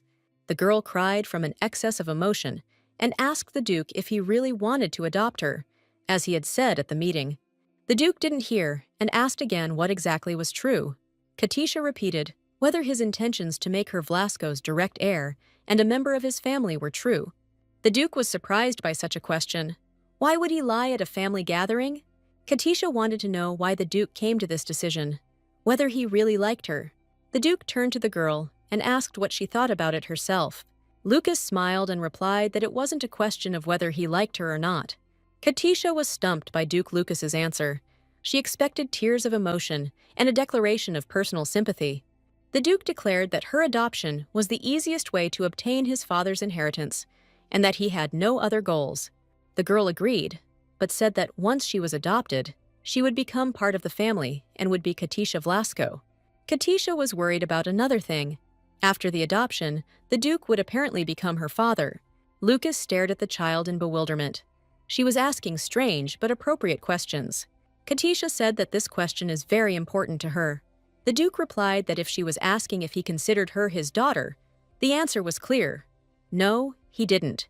Knowing the Duke's character, Katisha expected exactly this kind of answer. But still, it seemed rude to her. The Duke asked her not to be offended right away, but to understand, for example, whether Grandfather Herzen was not more dear to her than her own father. Katisha agreed with Duke Lucas, but she still had questions. The Duke explained that he wanted to adopt Katisha, not because he wanted to get his hands on Gerst's sword. Katisha hastened to clarify why the Duke was adopting her then. The Duke said that he wanted to adopt Katisha because he was very interested in her. Lucas was curious about what his father saw in Katisha that was so special that he hadn't contacted the family all this time. Why Herzen put his entire family at a great disadvantage after his death. Lucas's father never did anything without reason, and the Duke was curious what he meant by appointing an orphan as the heir to the entire fortune. Katisha believed that the Duke was interested in her and really wanted to keep her. The Duke chuckled and remarked that Orange didn't need to worry. You weren't the confirmed heir yet, and if you didn't pass the test, the prince and princess would destroy her immediately. Katisha said that such things should not be said to a small child. The Duke replied, "But it is true. Didn't she want it to be her grandfather instead of the Duke?" Katisha found it difficult to refute the Duke, and she said that it was impossible to even compare Uncle Lucas and Grandfather Herzen. The Duke was surprised since when he became her uncle, the girl asked why she was orange then. Lucas laughed, because she looked so much like an orange, and picked the girl up in his arms. Jihad SLG brought the girl to the open window of the balcony and showed her what a beautiful view of the palace and its surroundings opened up. In front of Katisha, there was a whole ensemble of beautiful buildings, illuminated by the wonderful light of the evening lanterns. Lucas and Katisha were speechless, mesmerized by this incredibly wonderful view. The Duke asked the girl if it wasn't all wonderful, and if she liked the view. Katisha asked if she should answer honestly. The Duke warned her not to dare lie. The girl said that she incredibly likes everything about this place, and she wants to live here. Katisha really likes the Duke's house and his wonderful servants. Katisha now has everything she could dream of. The girl really wanted to have a big, loving family. She wanted to become rich and build a house. Now she has all this. Katisha sat in the Duke's arms and thought that she was not afraid of dying while passing the test, because for some reason she appeared in the next chapter of the novel. The girl promised Duke Lucas that she would never give up and would pass the required tests. The Duke liked Katisha's answer. She spoke like a true Vlasko.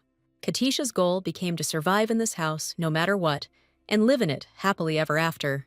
Every day, drive in and out through the gates into a wonderful garden, and every evening admire your mansion. A new morning of a new day had arrived. The mansion of Duke Vlasko was waking up and coming into motion. Arnon entered Katisha's room and announced that she was ready for training. Looking at her new sister, the princess wondered if she was really going to fight in such an inappropriate outfit. Katisha looked confident. Because billions were at stake, she had to be well prepared. Arnon approved of Katisha's strength of spirit and concentration. She liked her attitude and invited her to go to the site. The plans changed as soon as the girls left the palace, where another relative was waiting for Katisha. The boy smiled politely and asked permission to speak with Miss Ainsley. Katisha remembered that this relative had spoken very negatively about her at the meeting yesterday. Now he wanted to gain her trust, and she said that she did not want to talk to him. The man replied that it didn't matter. He was sent to monitor Katisha's actions and had to do his job. He really irritated Katisha, especially since he immediately started telling her how to sit and even reproached her for her behavior at the meeting yesterday. The relative stated that yesterday she behaved like a typical commoner, She had a frivolous tone, terrible posture, disrespectful look, and an angry character. This guy irritated Katisha. Was he really going to always be around her and mumble about the rules of good manners? The boar said that the more rudely Katisha behaved, the more insignificant the Vlasco family looked, and her behavior tarnished the reputation of Duke Herzen. Katisha couldn't stand this anymore. What did her grandfather have to do with it? Why did he drag him into this?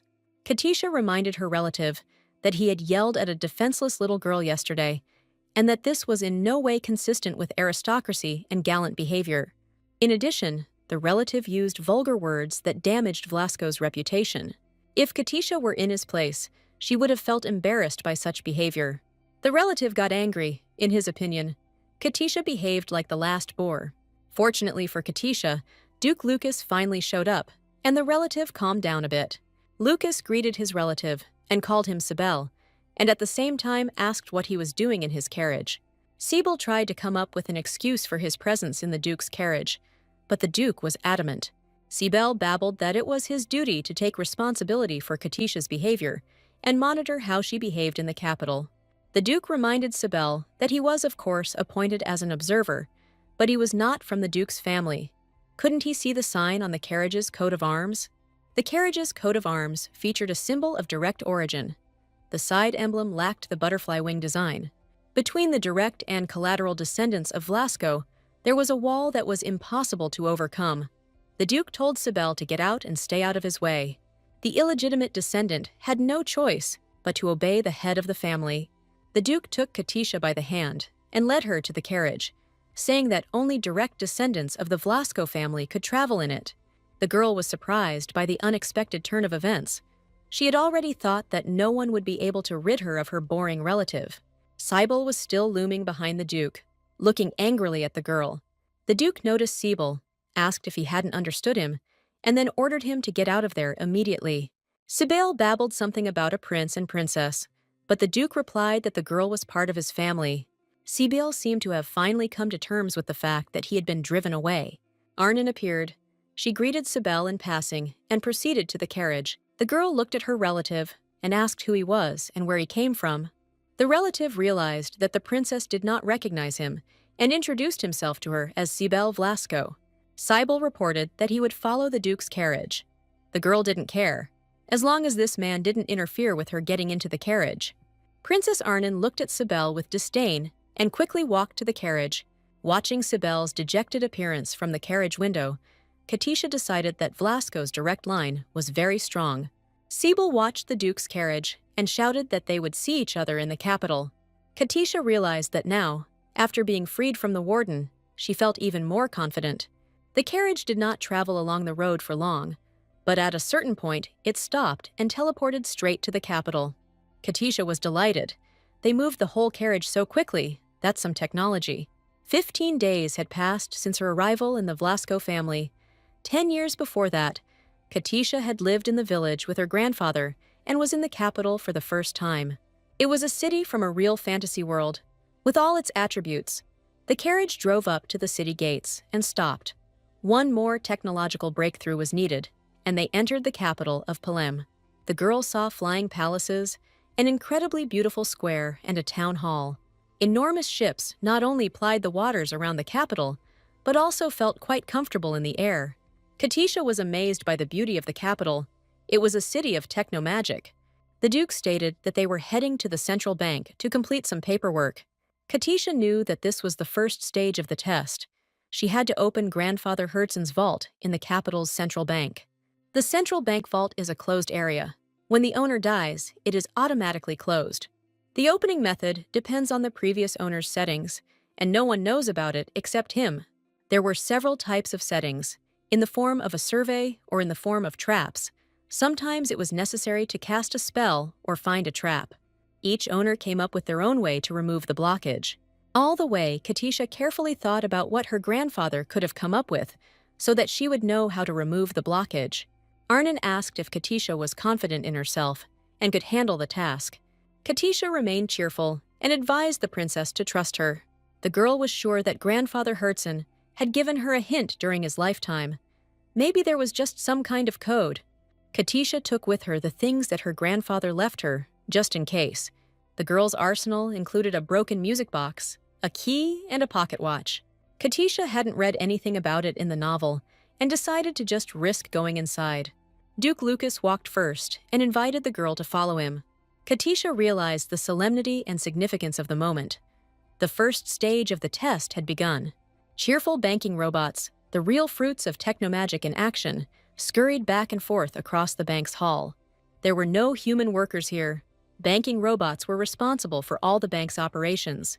Katisha thought it was really cool. People weren't burdened with routine work. One of the robots approached Prince Vernon and asked how he could help him.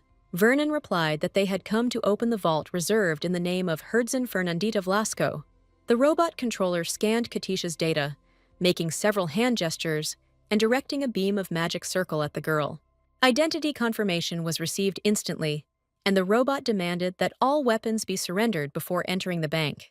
Princess Arnon didn't like to go around without a weapon, and giving it up was like being left without clothes. But she had to do it anyway. The prince and princess were forced to get rid of all their weapons, leaving a whole arsenal at the feet of the ducal children. Katisha was surprised by such a quantity of bladed weapons and firearms. Getting involved with Vlasco was dangerous, but having them as allies was very profitable. Katisha realized that the abundance of weapons was the reason for the cool relations with the imperial family. The capital was the emperor's domain. The robot finished scanning and allowed everyone who wanted to enter the bank vault, and he was very polite about it. The techno-magical limb pointed to the right door. Katisha was amazed by its enormous size and elegant decoration. Herdzan's three direct heirs, Vlasco, Katisha, and Sibel, stood frozen in front of the majestic doors, hesitant. Katisha was determined, although treacherous goosebumps ran down her back, which she attributed to the coolness in the room. At the very top of the majestic door sat huge stone figures of monsters with bat-like wings and glowing eyes. The Duke explained that this was nothing other than an image of Gerst himself, although it also had a functional purpose. This was the very same demon monster that was defeated and sealed in the magic sword, and it originally looked exactly like this. The Duke wished Apelchinka Katisha good luck. Opening the vault lock was a matter fraught with danger to life and health. Lucas was sure that Katisha would cope with this task. Well, she might get a little injured, but she definitely wouldn't die. He really hoped for the latter. Princess Arnon and Prince Vernon regretted that they could not help the girl in any way. All their weapons had been taken away from them, and she was the heir. A wave of horror suddenly washed over Katisha. This monster could swallow her whole and not even notice. She didn't want to die. She didn't want to at all. The girl was in despair. She couldn't open this door. She couldn't cope with the monster. But then Duke Lucas's calming hand fell lightly on her head. Lucas pointed out to Katisha that the demon monster was not actually alive. It was carved from stone and had no power or authority in this world. Indeed, although the statue was very scary and resembled a gargoyle, in reality it was only a stone image and nothing more. Katisha tried to cope with the fear that had overcome her, trying to convince herself that the words of the prince and princess were just a stupid joke and that everything was not so scary. Vernon and Arnine laughed. Katisha looked so scared and confused that they couldn't resist the opportunity to troll her. Katisha was offended by her new relatives. They were just like jokers. They found time to fool around. She was trying to concentrate, and they were laughing. The first test had to be passed. That is, to find a way to open the vault. This was not easy. It was necessary to solve a real puzzle. Arnon and Katisha took a closer look at the vault's combination lock system. Like everything else in this world, it was made using technomagic. The gears were engraved with Arabic numerals. Although here they were called Mughal numerals, you had to enter a password of numbers correctly. Katisha noticed that a little lower down there was a poem written, "The place where my scent remains, the place where my soul is kept, the place where I live. My friend, my love, my song, we will go back far into the past, and you will return to where everything will begin again. Everything will begin, and my song." Katisha was vaguely familiar with these words, but she couldn't remember where exactly she had heard them. It was like a song. Arnon decided that the text sounded like a funeral hymn for the heroic spirits of the Vlasco ducal family, but she had never heard it like that before. Katisha thought about it. There was a grain of reason in Arnon's reasoning, But the girl had only recently learned about the heroic spirit, and the song had been familiar to her for a long time. Arnon recalled that the song was originally performed as a tribute to the head of the family, and the girl sang all the other lines of the song. Where your scent remains, where your soul remains, where your youth burns, you will go a long way, and we will meet again, where everything will begin again. Katisha realized that this was indeed Vlasko's funeral song. It was definitely her. But she had definitely heard it before, only where and when. Arnon asked the robot accompanying them whether the one who opened the vault would definitely become its owner, or whether there were other conditions for inheritance. The robot checked the documents and reported that anyone who could open the vault would have access to it and the right to change the encryption method. Immediately after this message, a fire of greed lit up in Sibel's eyes. He realized that this was his chance to climb up the social ladder. Arnon grinned. She would get access to the storage in any case, even if not she. But Katisha would become its owner. The contract was already signed. Vernon was practically indifferent to what was happening. It was clear from the prince's face that he was already bored and wanted to run away somewhere. Katisha realized that this was very serious. If someone guessed the code before her, she would fail the test, which meant she would be left with nothing. Arnon was the first to try to figure out the code. She decided that it was the volume number, page number, and line number of the book where Blasko's song was printed. The gears creaked as they spun in the direction Princess Arnon turned them. Then everything froze and became silent, and the claimants to the inheritance held their breath. The door to the vault glowed with a magical light. Flashes ran along it, and everyone thought that it would open now and victory would go to the princess. However, to the princess's great regret, this did not happen. The door lit up for a few seconds, and then went out again.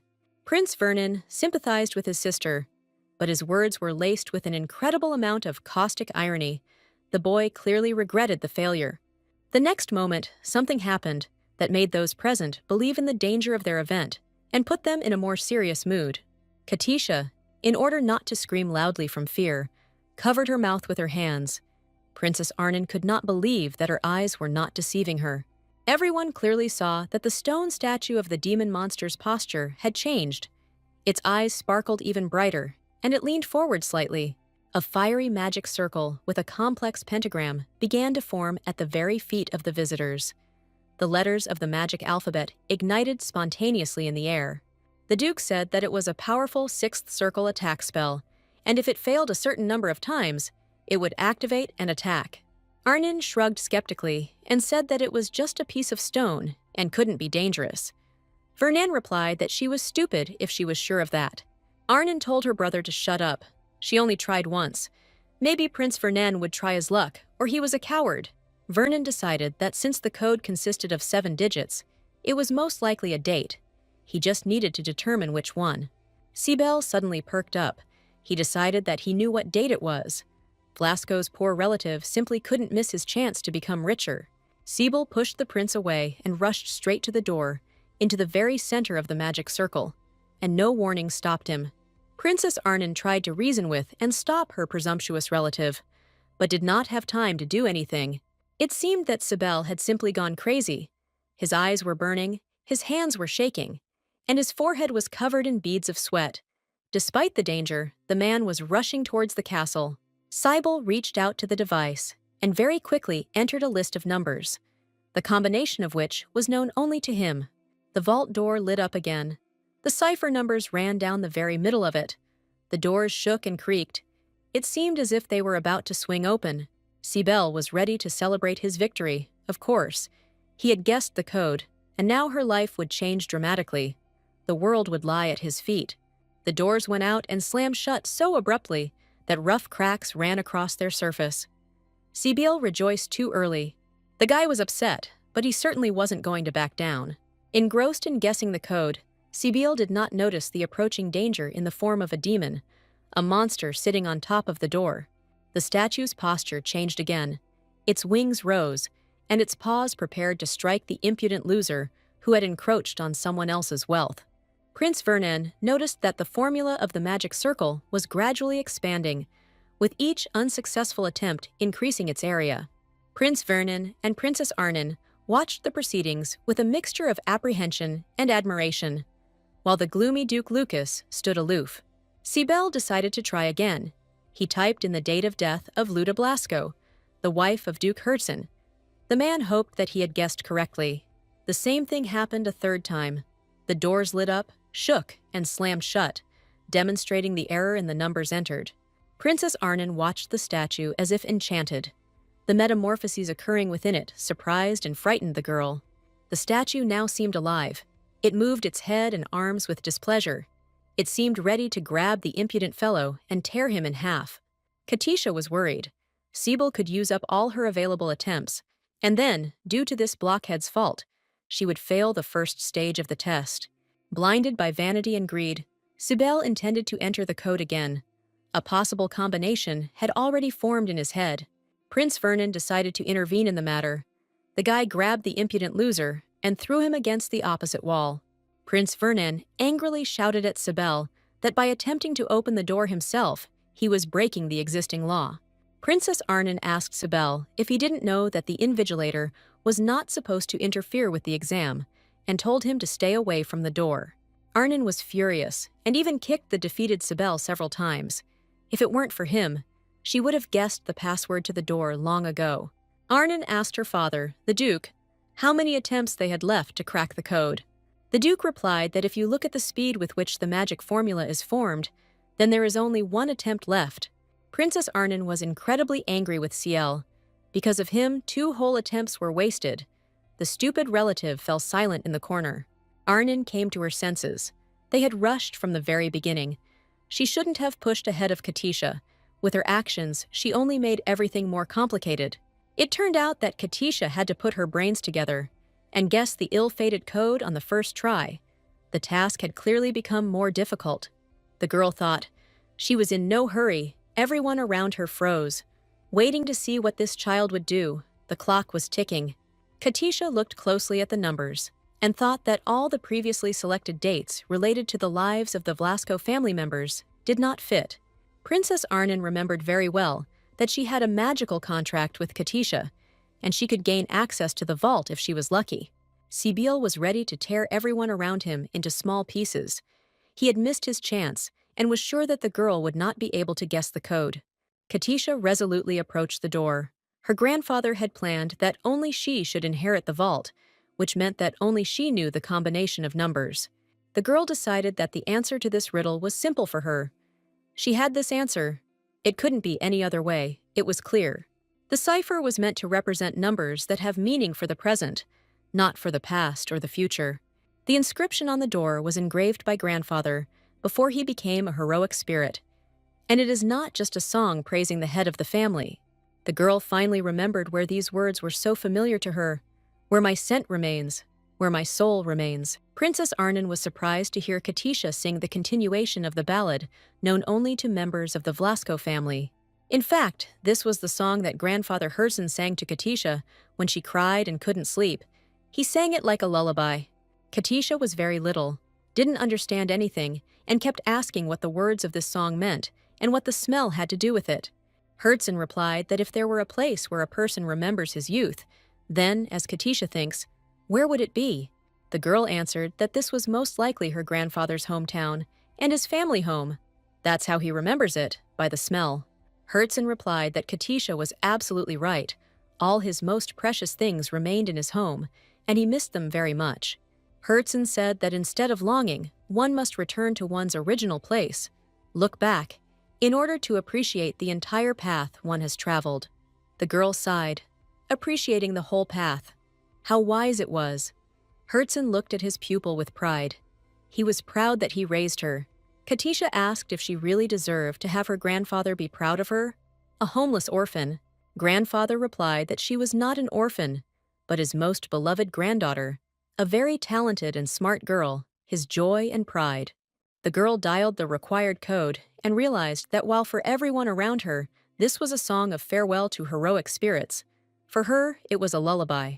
Grandfather Herzen must have visited the vault and updated the code quite recently, perhaps a few months before his death. The old Duke had a premonition of his departure and had to provide everything to pass the magic sword to the new owner. Apparently, it was then that Duke Herzen ordered the words of the ballad to be written on the door and changed the password to the vault, confident that Katisha would guess. Katisha stated that she understood what her grandfather had encrypted and would try to enter the numbers that she thought were correct. The girl walked right up to the combination lock and confidently placed her hand on it to enter the numbers needed to enter the vault. A small child's hand quickly and confidently turned the wheel of the combination lock. Prince Vernon and Princess Arnon watched the girl with concern. This was her only possible attempt. Having finished typing the code, Katisha recoiled from the door in fear, expecting a magical effect. She was afraid that it would hurt. The cipher numbers ran across the surface of the door, and just like last time, the door creaked and glowed with a bright magical light. Prince Vernon and Princess Arnon were surprised to see that the doors did not slam shut, but opened in different directions. Katisha was confident in her choice of code, but the fact that the doors began to open was unexpected and very pleasant for her. Everyone stood at the door to the magical vault and watched in amazement as access to the Vlasco family's treasures slowly and surely opened. Suddenly, the doors stopped opening, and fiery cracks started running along them again. Could it really be a mistake? Prince Vernon, with grief and despair in his voice, shouted that Katisha had also made a mistake, and that they would never again gain access to the vault. Having closed herself off from the scorching magical wind, the girl thought that she couldn't have been mistaken. These were the numbers that had to be the password. The door to the vault continued to shine with a bright, blinding light, but was in no hurry to open. Everyone froze in anticipation. Princess Arnon screamed with joy. Katisha succeeded. She believed in this girl, and apparently for good reason. Katisha herself was also very happy. The leaves of the magical doors slowly and surely opened. Now they no longer creaked, but moved slowly and smoothly, almost silently. The Duke of Vlasco's family, led by Katisha Ainsley, stood in awe before the door, everyone feeling the solemnity and importance of the moment. The doors swung open, and a transparent and gentle light poured out of them, enveloping the people and gently caressing their faces. The problem was that behind the first door, there was a second one, just as huge in size, but to open it, you needed a specific and quite ordinary key. Katisha remembered that among the things that Grandfather Herson left her there was a key. Maybe it would fit these doors. The girl took out the key and boldly inserted it into the keyhole. The key fit perfectly, and the lock clicked several times. The second door opened easily and freely, but immediately behind it, there was absolute darkness, without a single spot of light. Princess Arnon warned Katisha against going any further, oddly enough, but she was worried about her new sister. At first, Katisha was also very scared to go further. It was so dark behind the second door that it seemed like there was nothing there at all. Just emptiness. The girl had to go further. She closed her eyes and resolutely stepped into the darkness. Come what may, she decided. In vain did the alarmed Arnon shout after her for Katisha to be careful and allow them to do some reconnaissance. The girl had already been swallowed up by the black hole. Katisha took a few steps in a straight line. At first, the darkness did not retreat, but she was overcome with confidence that everything would be fine. It was all about the smells. It smelled just like the house where they lived with their grandfather. It was calming and gave them a feeling of security. Another step in complete darkness brought Katisha into a huge hall. What she saw here made her freeze with her mouth open. The huge room, whose walls were not visible, was filled with gold and jewels. They lay here in piles, heaps, mountains. The top of the mountains of gold coins rose high to the ceiling. Katisha only now understood the meaning of the word immeasurable. The space was filled with gold coins, and yet it would be good to know how many meters high and wide it was, the girl thought. On the other side of the room were precious jewelry, relics, and artifacts, all neatly arranged on shelves. Suddenly, Katisha almost fell. It turned out that under her feet, there was a diamond of such enormous size that it was impossible not to be surprised. Katisha picked up the find and was stunned by shock. The incredibly beautiful stone captivated her with the play of light on its facets. At one point, the girl thought she was sleeping. Everything around her was so wonderful, she even slightly hit her head on the diamond. It hurt.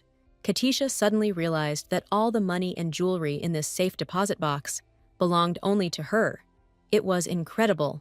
Katisha remembered Scrooge from the cartoon of her virginity in the past world, and decided to follow his example and try to bathe in gold. Swimming didn't work out. but sliding down the Golden Mountains was a lot of fun. But Katisha didn't have enough strength to reach the top. The girl lay on gold coins and fingered the precious stones. This is what a golden life is, she now understood. Piles of gold, in coins and bars, lay before Katisha, and all this wealth was only hers. Her dreams had come true. Suddenly, Katisha felt some discomfort and looked under her dress, where she felt a slight burning sensation. Katisha had completely forgotten about the medallion that Parker had given her on the very first day of her arrival at Duke Vlasco's palace. The medallion heated up, vibrated, and began to change shape. The name of the previous owner, Herzen Vlasco, began to disappear from the surface of the medallion. Katisha became wary, wondering if she had done something wrong or if this was a natural change in the owner of the storage facility. A clear demand to give her name sounded in the girl's head. She was not afraid, because she had expected something like this. Katisha was unsure what name to give her, but since the adoption procedure for her by Duke Lucas had not been carried out, she called herself Katisha Ainsley. A metallic voice said that she was now a full-fledged VIP client of the Empire's central bank and could check and manage her balance. A virtual list of her assets unfolded before the girl. It was a good thing her grandfather had taught her how to operate with numbers with a lot of zeros. Katisha was once again in shock. In her opinion, it was not normal to give such sums of money to a small child.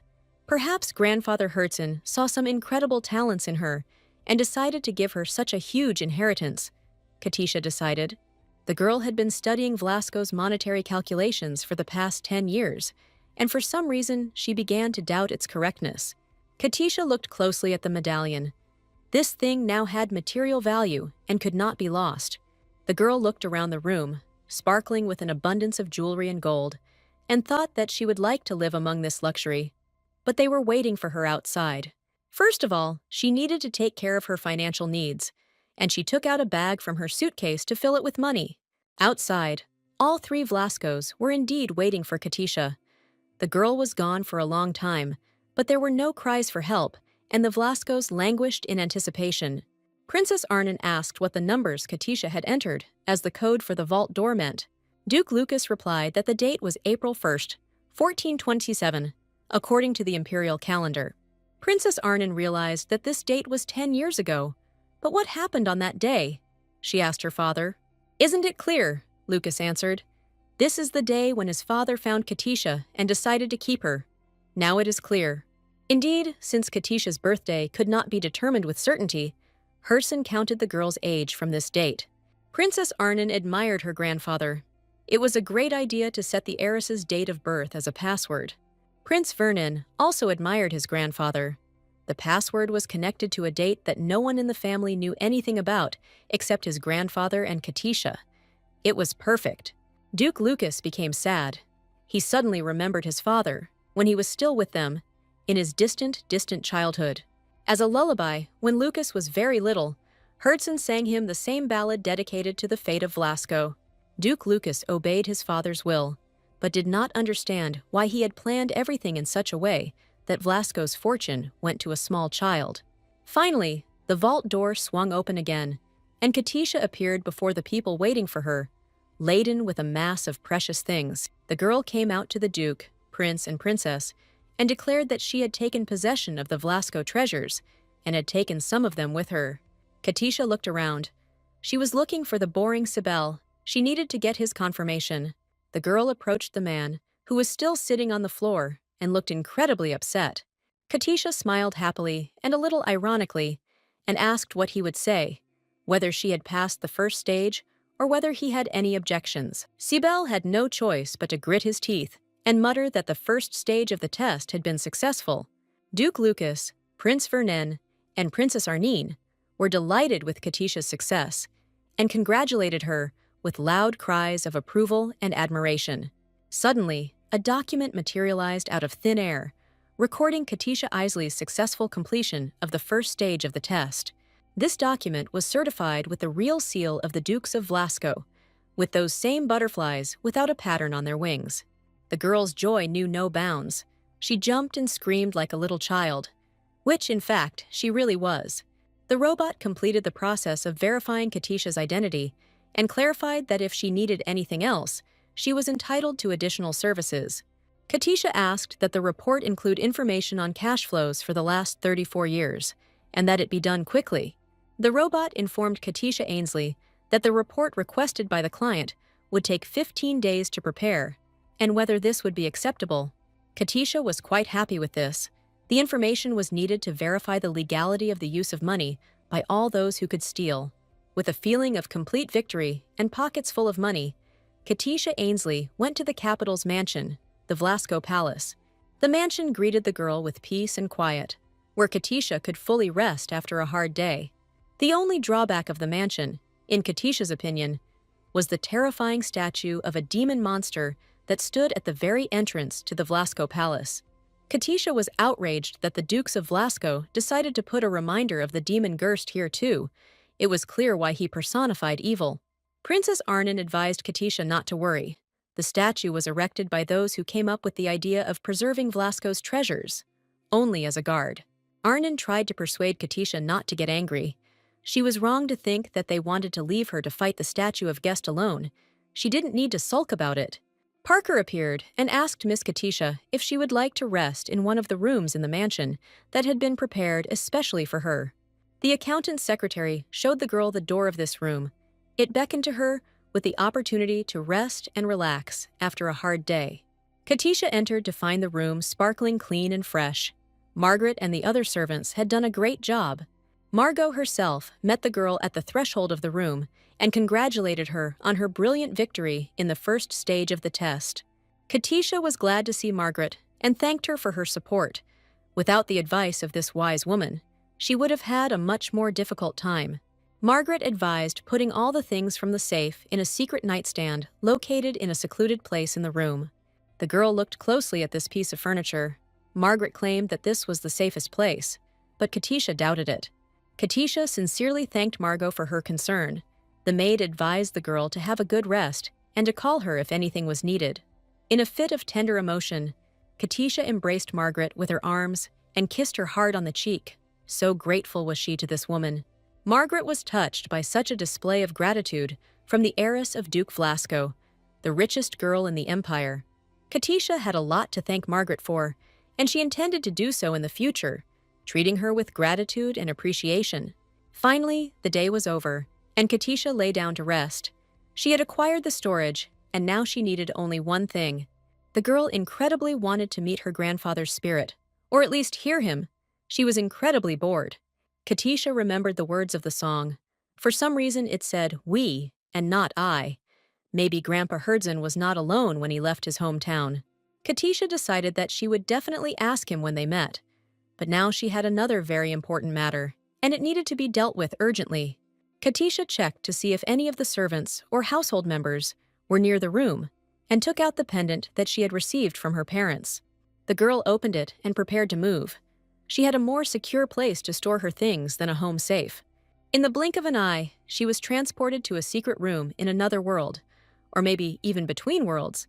She hasn't quite figured it out yet. Katisha took with her a bag with all the treasures she had taken from the vault, and she would leave them here. The girl decided that she couldn't find a more secluded place to store her valuables. She could bring things in and take them out of here without any problem. Katisha walked over to the makeshift laptop and checked the next chapter, which hadn't loaded yet. Katisha decided to wait and arrange her trophies on the shelves in the room. It turned out very cute. Having finished arranging the items, the girl sighed with relief. Now everything was in perfect order. The artifacts were in their places. Katisha never tired of admiring the beauty of the jewelry that belonged to her. They were probably very expensive. The girl decided to take the sword with her. The weapon was very beautiful, but too big for a 10-year-old child. But Katisha stubbornly dragged it along. A few moments of dizziness, and Katisha was back in the world of romance in her bedroom, where everything remained as it had been before she left. Clean and quiet. Katisha approached the mirror with the sword. It was still very heavy for her, although so beautiful. The girl held the weapon in her hands and thought that she definitely needed something to protect herself, but this sword clearly did not suit her. Katisha wouldn't have been surprised if they had sent assassins after her. She had already managed to annoy many people, including the nasty Chen and the boring Sibel. The girl swung the sword, imagining how she was fighting invisible enemies. It was hard. She needed to build up her muscles. The door of the room opened, and Princess Arnon entered. Her new sister was in a good mood. She asked why Katisha needed to build up her muscles and who she was fighting so fiercely in the middle of the room. Princess Arnon told Katisha that she was taking a great risk by swinging a heavy sword. It was not a toy, especially for a little girl. Katisha couldn't catch her breath after her fencing attempt, and out of breath, handed Arna's sword, saying that it was a gift to her. Arnon didn't immediately understand what they were talking about. Katisha repeated that this was her gift to the princess, as a first payment for her support of Katisha. Princess Arnon didn't expect such a luxurious gift so soon. She always remembered the agreement with Katisha. But reality turned out to be more difficult. Katisha explained that this sword is capable of doubling its strength and is engraved with 5th-class mana, so it will activate a barrier when attacked. The girl believed that this was the 3rd masterpiece of the legendary blacksmith Yakan. The first 2 had long since disappeared from the continent, either lost entirely or sold. Princess Arnon was pleasantly surprised. She never dreamed of owning the Kansword 3, this legendary ball. Katisha looked at Arnon with insight and asked if she would now put her seal on the contract. It was so simple. Only one imprint and the masterpiece sword of Yakana, made of pure magicite, containing purifying mana, will become her property. Princess Arnon asked the girl if she was sure of her decision. This sword itself was a great treasure, and surely Katisha didn't feel sorry for it. The girl replied that she didn't feel sorry at all. Grandfather Herzen would probably have done the same, and given the sword to the one for whom it was more suitable. In a fit of gratitude, the princess rushed to hug and cuddle Katisha. She said that, from the first meeting, she reminded her of her brother, that is, Vernon. Katisha asked her sister to make peace with her brother. They were both suffering from a quarrel, and only out of stubbornness did not want to approach first. Princess Arnon advised Katisha not to worry about her relationship with her brother. Werner will never change. He will remain a pest. Katisha decided that she loved her new sister very much, and now the pact with her was finally concluded. She could move on. During their morning toilet, Margaret and Katisha got to talking, and the girl was interested in why they were still staying in the capital and not going home. Margaret explained that when visiting the capital, aristocrats must appear for an audience with the emperor. This is mandatory. Katisha replied that she had heard a lot about how the imperial family was not doing very well. Was this true or just gossip? Margot reported that the emperor and his maternal relatives, especially Marquis Organ, were very wary of the Vlasco family. This is because the Vlascos are rich and influential, control many affairs in the country, and set their own fairly high standards. Katisha already knew that not only the ducal Vlasco family, but also many other Vlascos had great influence in all spheres of life in the empire. Margaret was outraged by the emperor's distrust. The Vlasco family is devoted to the emperor. They sacrificed themselves because they took an oath to the first emperor. Everyone knows that the imperial family and Marquis Organ do not trust Vlasco, but this is absolutely unfair. Margot reported that reconciliation with the imperial family had become completely impossible since Master Luther had died, and Margot realized that she had said something forbidden. Katisha remembered that the nasty Mr. Chen, the same one who suggested executing her, had said the same thing at the family meeting. The girl thought it would be nice to learn more about Master Luther. He was the late son of Herzen and brother of Duke Lucas. Katisha suggested that Luther died due to the fault of the imperial family and the Marquis of Organ. Then Vlasco's hostile attitude towards the emperor is understandable. Margaret reassured the girl that there was no need to worry too much. The Vlasco family was strong and capable of defending itself even from the emperor's attacks. Katisha asked Margaret to tell what kind of person Herzen's grandfather's deceased son, Luther, was, and what he did. The maid thought for a while. For some reason, she became more cautious about the information she gave the girl. The woman sighed and replied that Luther was a good man, fair, devoted to his family, and a strong master. Luther got along well with both the Duke and his younger brother, Lucas. But after his death, much changed in the family and in Vlasco's relationships with others. Margot smiled sadly and said that when Katisha smiles, she remembers Mr. Luther. He had the same smile. Katisha was surprised by Margaret's words. Was that really why the servants at Duke Vlasco's estate had received her so warmly? Margot asked Katisha to smile more often. because that way she would give everyone a good mood, and this was not difficult for the girl. Margaret carefully combed and dressed Katisha. The girl went down to the living room and saw all the members of Duke Vlasco's family there. Prince Vernon, Princess Arnon, and Duke Lucas were dressed in their best suits, and a ceremonial exit was clearly expected. The Duke greeted Katisha and asked how she was feeling after yesterday. The girl replied that she felt great and broke into a blissful smile. Duke Lucas became wary. Why was she smiling like that? Was she planning something? He asked rather harshly. Katisha became wary, but then realized that Lucas was simply nervous before his visit to the Emperor.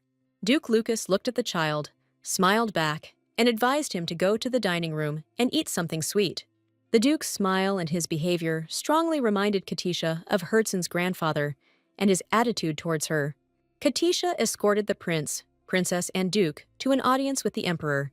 She waved her hand at the carriage for a long time and sincerely wished them a successful trip. Kateda was visible for a long time on the straight road, but eventually disappeared around the bend. Katisha felt sad. There had just been so many people in the house, and suddenly it had become so quiet. She even felt some annoyance, but quickly calmed down. The girl was even glad that now no one would stop her from realizing her own plans. She wanted to see the capital. Margaret announced that first she wanted to introduce the girl to her new maid, Rose. The girl was not very experienced, but she should be able to handle it. Margot suggested that Katisha go for a walk around the capital accompanied by Rosa, and the girl agreed. The capital of the empire was called Pelaim. It was dazzling. The streets were carefully kept clean and decorated. Katisha was delighted. Margaret, however, did not let Katisha and Rosa go alone and decided to join the young lady on her walk around the capital's sights. Katish's eyes ran wild. It was incredibly beautiful and full of interesting things, and the problem of choosing where to go first arose. Suddenly, the girl felt hostility and anxiety. Indeed, the boring Sibel appeared in her field of vision. Katisha was outraged that he continued to follow her and show up uninvited where he was completely unnecessary. Siebel declared that he had been appointed Miss Katisha's supervisor for the duration of her trial, and whether she liked it or not, he was obliged to be by her side. Katisha had nothing to say in response, but Sibel's loud voice and patronizing tone irritated her terribly. The girl had a bad feeling that Sibel would bring her trouble, that was for sure. Nearby, Katisha noticed two suspicious men. They were talking and looking in her direction. The girl heard them talking about her, one asking the other if that girl with orange hair was Vlasco's heiress. Katisha remembered that Duke Lucas had gone to great lengths to keep her story a secret from the general public. So his efforts were in vain, and idle gossips spread the information throughout the capital, somehow too quickly. Katisha walked along the streets and felt people's gazes on her skin. The girl didn't feel very comfortable. Margaret sensed something was wrong. The men were looking at Katisha with tenacious glances and waiting for the right moment to attack. Margaret decided that it was time for the three of them to leave here as quickly as possible. She picked up the girl in her arms and hurried out of the street. The woman thought she should check how widespread the rumors about young Mrs. Katisha had become and what exactly they were saying about her. Margaret decided it would be safer to leave Katisha and Rose in a safe place and take a look around herself to see what was going on. Katisha felt a distinct sense of unease and a peculiar tingling sensation in the back of her head. Her intuition was simply screaming about imminent danger. The girl became wary and began to carefully examine the place that Margaret had mistakenly considered safe. Katisha noticed in time how a man with a sharp hammer in his hands was trying to attack the Rose from behind. Thanks to Katisha's warning, Rosa turned around in time and kicked the attacker in the stomach. The girl hid Katisha behind her back and boldly rushed at the bandit. She was much more experienced than Margot thought. Katisha was worried that Rosa would get hurt. Sibel suddenly appeared. He seemed to be worried about Katisha's condition. A second attacker jumped out from the gateway and grabbed Katisha, covering her mouth and nose with a rag soaked in some kind of foul-smelling, intoxicating substance. The last thing the girl remembered was Sibel's desperate face and his futile attempt to detain the bandit.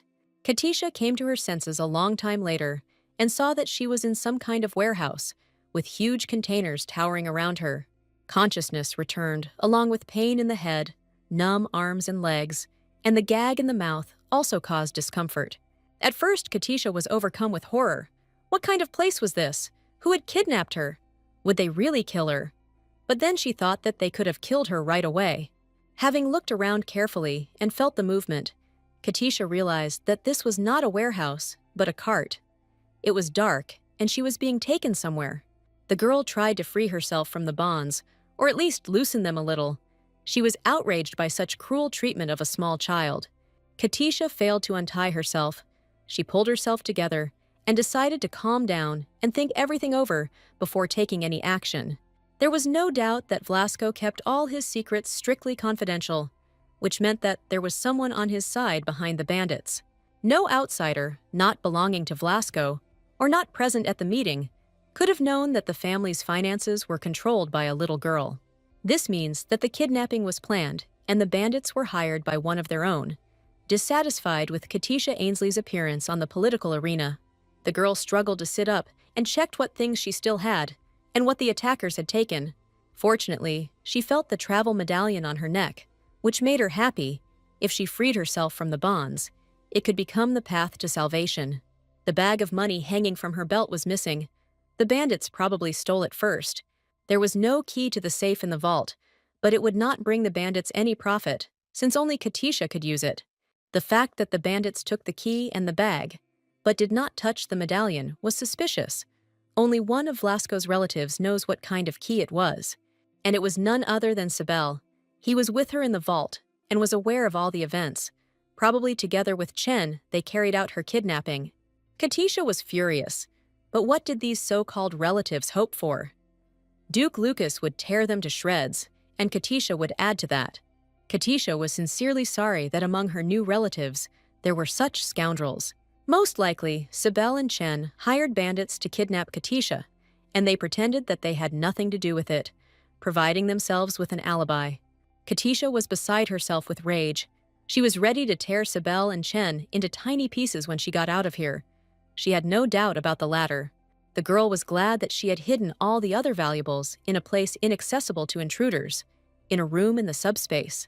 Katisha tried to open the medallion and escape into the room between worlds, but she couldn't do it without using her hands. The medallion dangled helplessly on her chest, but suddenly it opened and began to work. The girl found herself in a room between worlds. It was cool. Now she can free herself completely. Her hands were tied well and tightly, and what is characteristic is that they were tied not in front, but behind her back.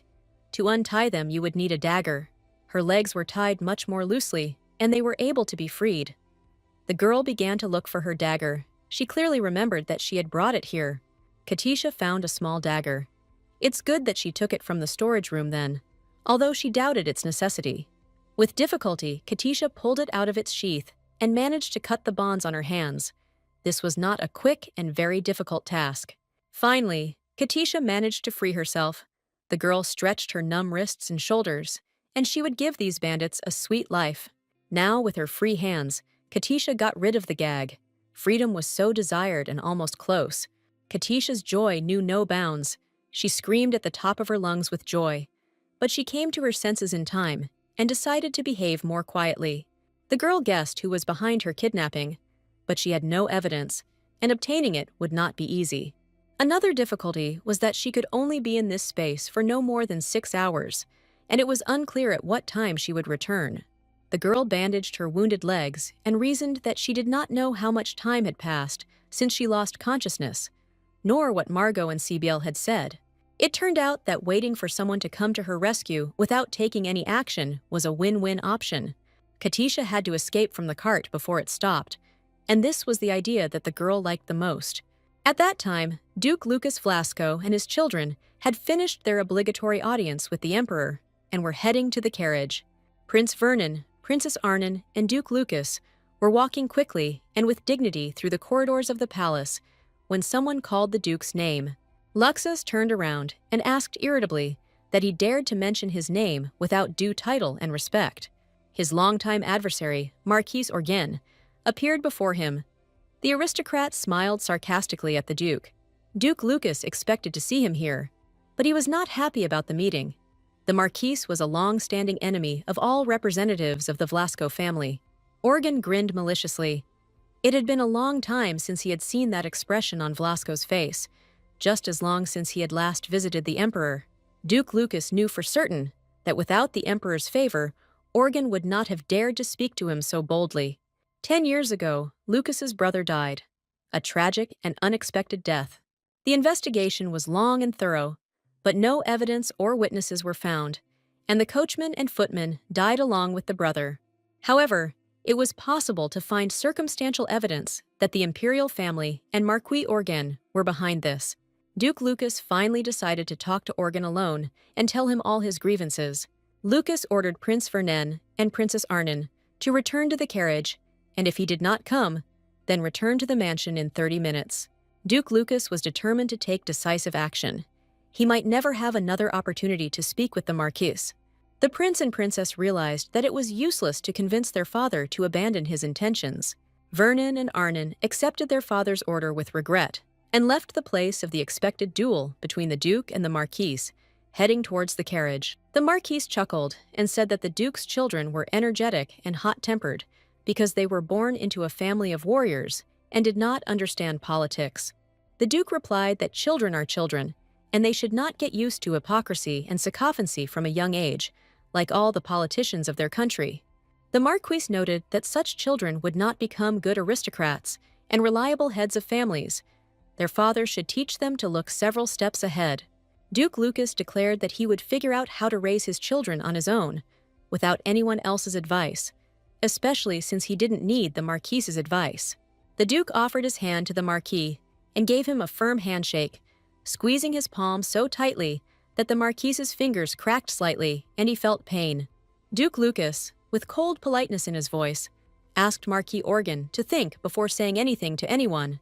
Marquis Organ did not expect such behavior from Duke Lucas Vlasco and was slightly shocked and confused, especially since his hand was becoming increasingly painful. The Duke angrily asked how the Marquis dared to call him by name, and even within the walls of the imperial palace. If Marquis Organ had not been a member of the House of Elders of the Empire, the Duke would have reacted negatively to his behavior, even to the point of a duel. The Marquis pretended not to understand what the Duke was talking about and feigned friendliness, saying that he was simply glad to meet them.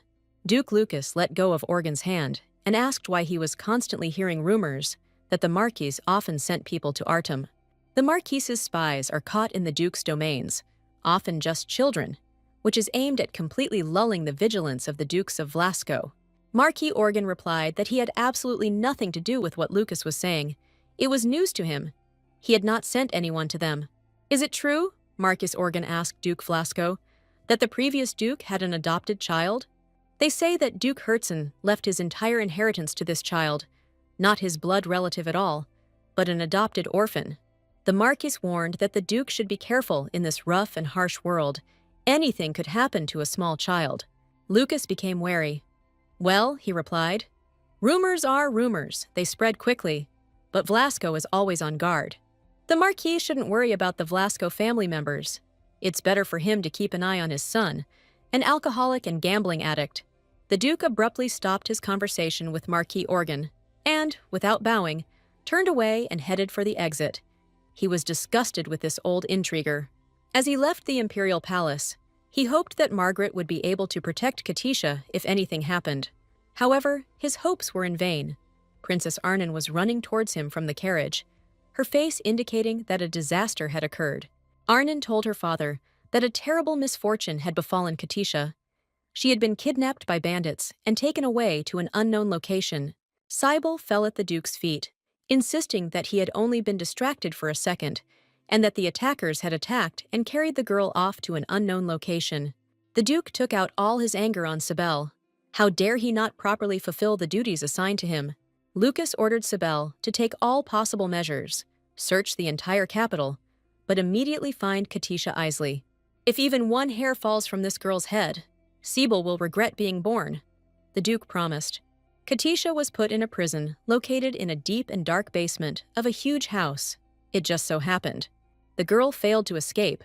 She returned to the carriage and tried to jump out as soon as it stopped, but she was immediately caught. The bandits told her that now, as a rebel, the gladiator arena awaits her, although the leader plans to sell her at auction. An order was given to place the girl in a cage for now, and Katisha silently pondered what the bandits' talk about the battle and the auction meant. The bandit who threw her onto the cold stone floor of the cell asked her to be a good girl. Then she would be more useful. Gladiator fights were legal and popular in the Empire, but these bandits were illegally trafficking in people. Katisha remembered that, in the original novel, Nila was also forced to fight in the gladiator arena. Could the same fate await Katisha?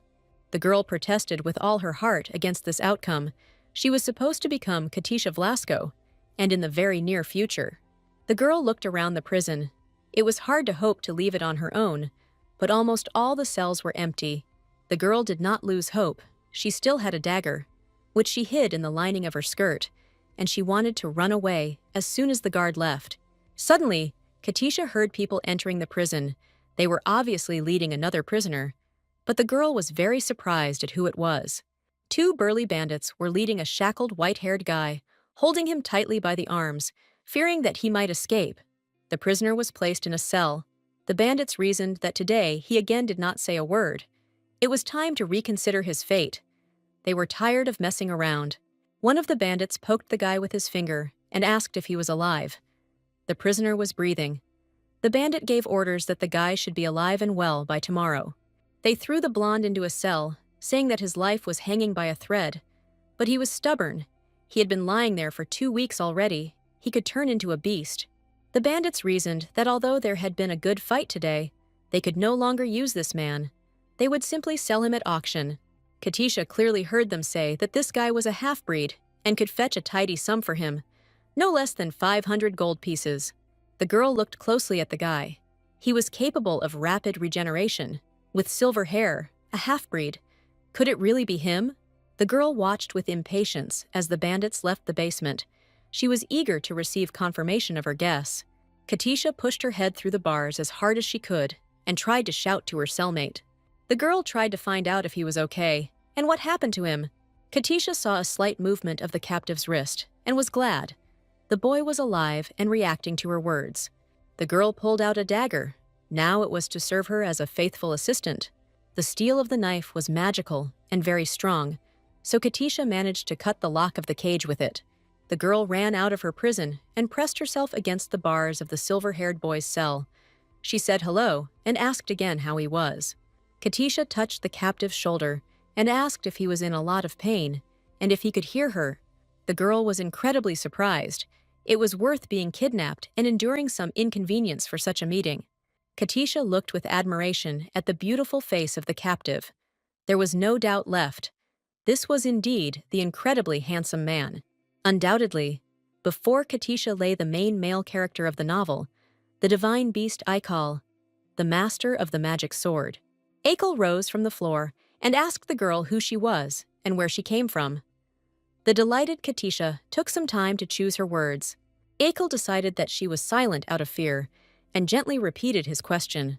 Aikal was the child of Iklas, a divine ice beast, and a human, and was destined to be the master of a magical sword from birth. This half-beast, half-man, was an unrivaled swordsman from the north, cold-blooded, tall, with a good physique and excellent form. Aikal stole the hearts of all the readers. He was Katisha's favorite, and now he was sitting right in front of her, so sweet and elegant. Aikal irritably repeated that he was asking her who she was, and called the girl a carrot head. He clearly had no time for politeness. The girl felt that the Aikal was speaking to her very kindly, and that his voice was gentle and sweet, so she was enchanted by him. Katisha saw how tense the muscles were on the Aikal's arms, and decided that he had already recovered. Even the bloodstains had disappeared from the magical character. The girl had the idea that with the help of such a hero, she would be able to escape from this place, and that it was quite possible. Katisha said with compassion that the guy must have been in a lot of pain, that someone had beaten him up very badly, that he had suffered so much during the gladiator fights. Aikal replied that she was absolutely right. He was sent out to battle every day and forced to fight until he was completely exhausted. The ice is broken, the girl thought. A conversation is starting, and she asked the Aikal how long ago he was kidnapped and how long he had been here. Katisha asked why he wasn't under the protection of the church and how he managed to get here in the first place. Aikal was puzzled as to how the girl had found out that he was a member of a cult. Katisha realized that he had said something unexpected. The girl quickly got out of it, explaining that she guessed about the cult because the guy's body healed in the blink of an eye, and now there is not a scratch on it. Regeneration is the ability of the White Coats, a church independent of the state and protecting the sacred sword. A high level of regeneration did not mean that the Aikal occupied a high position in the church. He was trained from childhood to be a swordmaster. Katisha realized that the Aikala had been kidnapped and locked here. Shouldn't the White Coat Church be digging the earth to find him now? The girl realized that she had made a big mistake and needed to get out of there as quickly as possible. Aikal asked the girl whether she worked for the White Coats Church or whether she was an adherent of it, and why he had never seen her among the soldiers and priests. Katisha replied that she had nothing to do with the White Coats. She was simply kidnapped and brought here, and the girl asked how the Aikal ended up here. Katisha heard footsteps and decided that it was time for her to return to her cell chamber, and she could listen to the Aikal's story later. The girl hurried to take her place in the cell, her heart pounding and her legs moving faster than ever before. Katisha tried to put the lock back in place and pretend that she had never gone out. Fortunately, she managed to do it very quickly. A man entered the corridor with the cages. The girl hoped that he did not notice that the bars were broken. The visitor threw a bowl of stale bread into the Aikal's cage and told him to eat, since he would need strength to survive tomorrow, as it was already evening. Katisha, her relatives should have already realized that she was missing. That they were looking for her was indisputable, but today they definitely won't find her. The jailer who arrived looked quite strange. Thanks to his thin build and long robe with a hood, he could have been a woman. Katisha decided not to wait for help, but to try to free herself, and resolutely called the man who had arrived to come closer to her. The girl complained that her leg hurt a lot. She wanted to drink and eat, but she was abandoned here, and no one was paying attention to her condition and needs. The man who came looked at her with surprise and announced that they had no medicine, especially for people like her. It would be too much of an honor. Katisha decided to include a small child. She added tears to her eyes and a pleading voice and asked to bring her water and a handkerchief or a clean cloth. The jailer decided that if the goods were spoiled, the price would drop dramatically, which was not beneficial to the entire gang. Through her tears and lamentations, Katisha watched the jailer closely and was delighted to see that she had decided to come closer to her. The woman asked what happened to Katisha's leg and decided to go into her cell and take a look. She reached out to the girl's cell lock. Suddenly, the lock fell off the door and ended up in the jailer's hand. She saw that the lock was filed down on one side and did not work. The woman was scared and angry. She was already about to run to the other bandits and call them for help. Katisha was on guard. She reached out and firmly grabbed the hem of the bandit's skirt. Katisha held on very tightly and asked the jailer how much her masters paid her for her risky work. The girl took a gold coin out of her secret pocket and offered it to the jailer. The woman's eyes lit up with greed. The woman checked the coin and made sure it was gold. Katisha confirmed this and asked to help her escape from here, promising to triple her current salary. Katisha added that if her father found her kidnappers himself, they would be in big trouble, and for some, things would end badly. The woman asked the girl's last name. Katisha replied that her last name was Vlasko. The woman almost dropped the coin from surprise and fear, and Katisha asked if she had heard that her father was the most cruel aristocrat. Katisha had no doubt that as soon as Duke Vlasko, her father, broke in here, he would kill everyone and leave no stone unturned in the prison. The girl asked if the woman had heard anything about the Artem territory. Seeing the jailer's confusion, Katisha thought that her threats had reached the woman's subconscious, meaning that her plan might be successful. Katisha asked to let only her go, but she asks to let only her go, since the Aikal is a popular commodity in the arena and will be quickly captured. The woman thought and told Katisha that tomorrow night, before the gladiator opened the arena, the guards would leave and she would leave the door open for her. Katisha wondered if she could run away with the half-beast Aikal. In principle, why not try? The long-awaited night of escape arrived. The moon rose high above the horizon and brightly shone through the prison window. At the appointed hour, there was a loud knock on the cage bars, and the girl realized that the appointed time had come. Katisha looked around warily, quickly left the cell chamber, and headed towards Aikal's cage. She looked in surprise at the absolutely calm half-breed and could not understand why he was not trying to escape. Maybe he was being held back by a spell. The guy dozed off completely peacefully in his cell. It seemed as if he was there of his own free will. Katisha asked the Akal why he was behaving so calmly, not resisting or trying to escape. Akal replied that he was having a lot of fun here, and that he enjoyed gladiator fights and performing in the arena. Katisha was shocked by what she heard. Akal surprised her with his point of view on the gladiator's position. Ayakal explained that he lived in the White Coat Church Monastery for a very long time, and now he is exploring the world beyond its borders, which is why he is interested and is staying here. Katisha finally understood everything. According to the laws of the novel, she shouldn't have interfered. She needed to leave and leave the half-breed here. Katisha decided to take her leave. She said that she was glad to meet Aikal and decided to leave. Aikal asked where she was going. The girl replied that she didn't like it here, and therefore she decided to leave, and Aikal asked to take him with her. Katisha was surprised. He said that he liked it here. Aikal admitted that he was already fed up with this arena and thought that he could leave. Katisha didn't really like the half-breed's impudence. Why did he suddenly change his mind so quickly? Aikal explained that this was a strange place. He expected something different, but it was not particularly different from the monastery of the White Coat Church. Katisha wondered if the White Coat Church was not the most just and honest organization that stood for absolute virtue. Katisha asked the Akal if he could leave here on his own. The half-beast replied that he was not capable of escaping on his own. Akal explained that, to be freed, he must release his power, but then the church would receive a signal about his location and take him back. Katisha couldn't understand. Aikal was just a child, and they were treating him like a wild animal, so it turned out that the church was persecuting Aikal. The girl guessed that the guy had run away from the monastic life and simply had nowhere to go when he got out, so that's why he was sitting here. Aikal asked Katisha to take him from this place.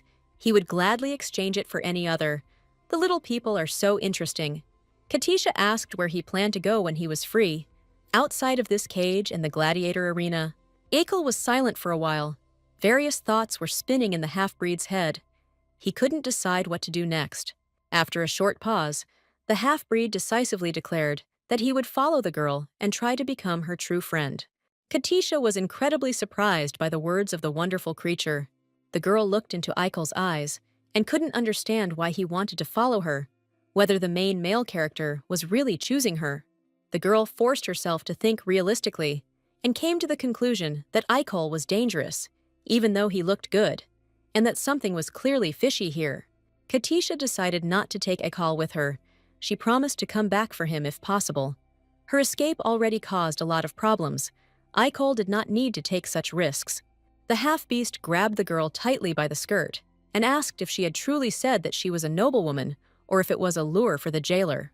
Aikal remembered that Katisha had told the jailer that she was also very rich, or that this was also not true, and the girl had simply deceived everyone.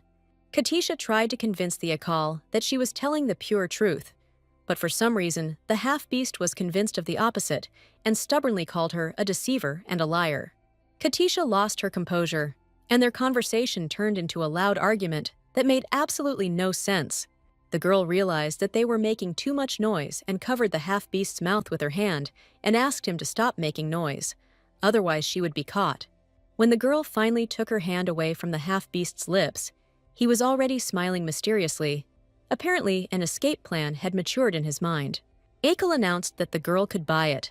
This is the best thing that could be thought of to follow her.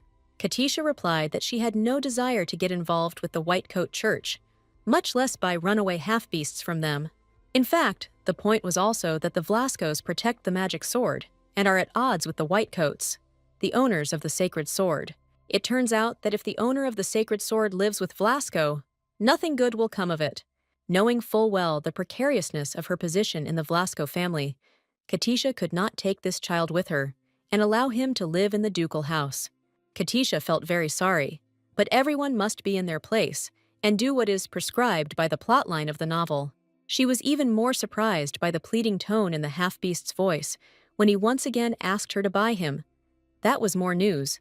If only she could survive. Apparently, Katisha was too tender and romantic. She couldn't resist the request in the puppy eyes of her new acquaintance. Eichel looked at the girl with such penetrating intensity that only a piece of ice could have resisted him, and it would certainly have started to melt. Katisha understood that the half-beast was plotting something and was leaving prison with some kind of plan for the future. Eichel said that when the girl made such eyes at their jailer, Katerina, she fulfilled her request. He decided to repeat Katisha's actions.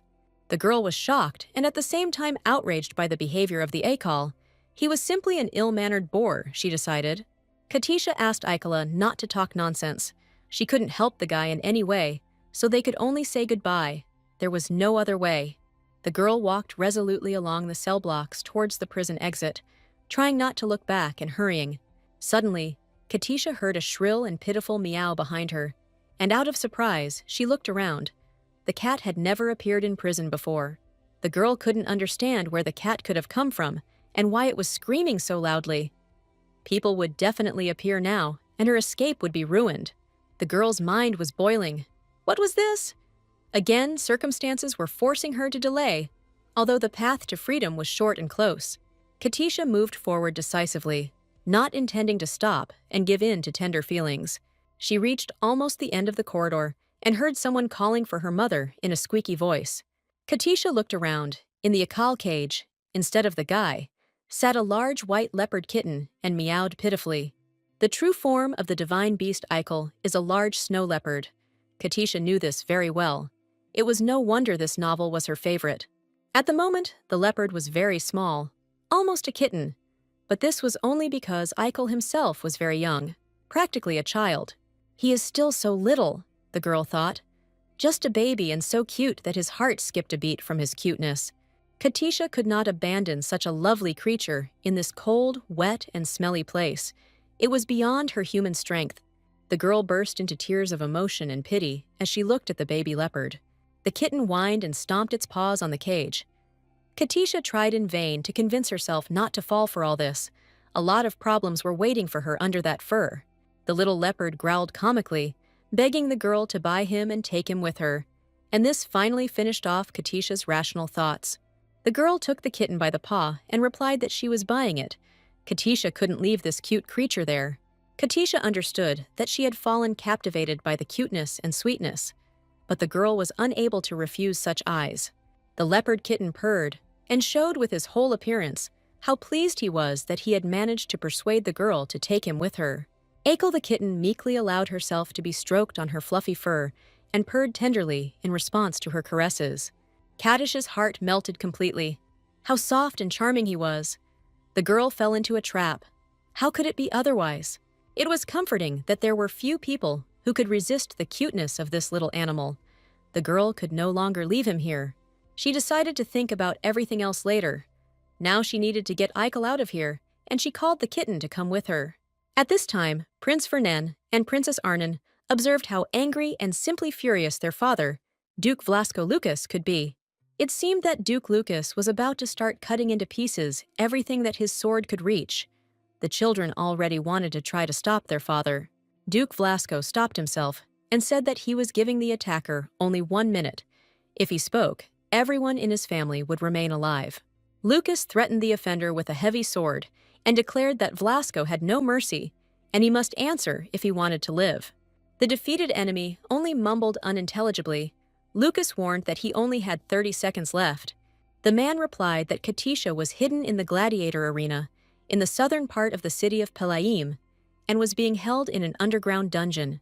The Duke kicked the kidnapper and ordered him to tell who exactly was behind Katisha's kidnapping, but he replied that he did not know the name of the person who ordered it. The Duke's sword pressed painfully into the bandit's cheek. He pleaded. He was telling the truth. The customer did not introduce himself. He simply paid the advance and left. Lucas frowned. The kidnappers had covered their tracks very carefully and made every effort to hide the identity of the person who ordered what they wanted to do. The Duke was incredibly outraged that some people dared to take away the child whom he had decided to adopt and raise as a true heir to Vlasko. Indignation gave way to alarm. Had Katisha really been sold to the gladiator arena? He ordered his servants to drop everything and search the entire south of Pelaim. Parker volunteered to be at the forefront of the search for the girl, but the Duke ordered him to find out all the details about the location in the south of Pelaim. Duke Lucas was determined to return Katisha to her family and punish those responsible for her disappearance. The gladiatorial arena in the southern part of Palemus was ready for the battles to begin. The host announced that an amazing fighter with 14 consecutive victories and an unbroken record for the number of competitions was entering the arena. Today, his opponent would be a barbarian from the harsh southern wastelands. Katisha thought this announcement was rude, but then Katerina intercepted her. The woman asked what she was doing there, since she herself had brought her the cloak and opened the door, and now she thought that the girl had already run away a long time ago. Katisha replied that despite the fact that Katerina strictly forbade her to take that guy with her, the girl could not leave without him. Katerina didn't immediately understand the girl's intentions, but Katisha clarified that she had decided to participate in the auction and buy the half-breed fighter. Katisha handed the woman a gold coin and asked her to pay the registration fee. It was more than necessary, so Katerina could keep the change. The girl reassured the jailer that she need not worry. She had nothing to lose, but only a rich patron in the person of Katisha. Katerina looked closely at the girl. The woman doubted how such a small child could be so confident in herself. The woman did not object. Since she was well paid, she invited the girl to follow her and promised to explain the rules of betting. The rules were that the auction would begin at the same time as the fight, and the winner would be the one who placed the highest bid on the winner. The winner of the auction paid his bid right there in the arena and received a key to remove the shackles from his purchase, take it with him, or free him. Katisha asked if it was really impossible to simply break the lock. Katerina replied that if you start breaking the grate, a toxic substance will be released. Katisha realized that she had only one way to free the half-breed. She had to win the auction by placing the highest bid for Aikal. Katerina handed her a tablet and explained that she should write her real name and the name of the candidate on it. Everything would be counted automatically. Katisha was a little stunned. It suddenly turned out that such advanced technology was used in this gladiator arena. Katerina explained that the tablet's charge was unlimited, and the highest amount was displayed in real time in a magic window above the gladiator arena. The girl had to be careful and cautious. Katerina showed her the entrance to the stands, which was located on the 5th floor. Additionally, the girl could leave the arena through the emergency exit at the end of the corridor, which led to the backyard, from where she could quietly escape to the street. The woman stroked the girl's head, and for some reason, she felt compassion for the little girl, advised her to be careful, and wished her good luck. Katisha thanked Katerina and headed to the arena stands. The fight between her leopard and the barbarian from the southern wastelands was about to begin. Katerina also hurried about her business, and the woman did it so quickly that Katisha was simply amazed at her capabilities. Polika took her place in the stands. The herald announced that today everyone would be treated to a special auction in honor of the final game of the half-breed divine beast. A huge and powerful half-bull was brought into the arena. This creature had a terrifying appearance. Its burning eyes and huge muscles could frighten anyone. Katisha wasn't too scared. She knew what the Eikel's capabilities were, and then her divine half-beast appeared on the other side. Eikel didn't wait and immediately tried to knock his opponent off his feet with a swift jump. It seemed like he was flying over the arena, so long was his jump. The Eikel's opponent dodged, and the half-breed sprawled across the arena. Victory would come at a heavy price, Katisha thought. The girl was outraged that they were treating a small child like Eikel was like that. No matter how strong he was still a child. Katisha decided that as soon as she got out of here, she would immediately report all the arena owners' shady dealings to the proper authorities.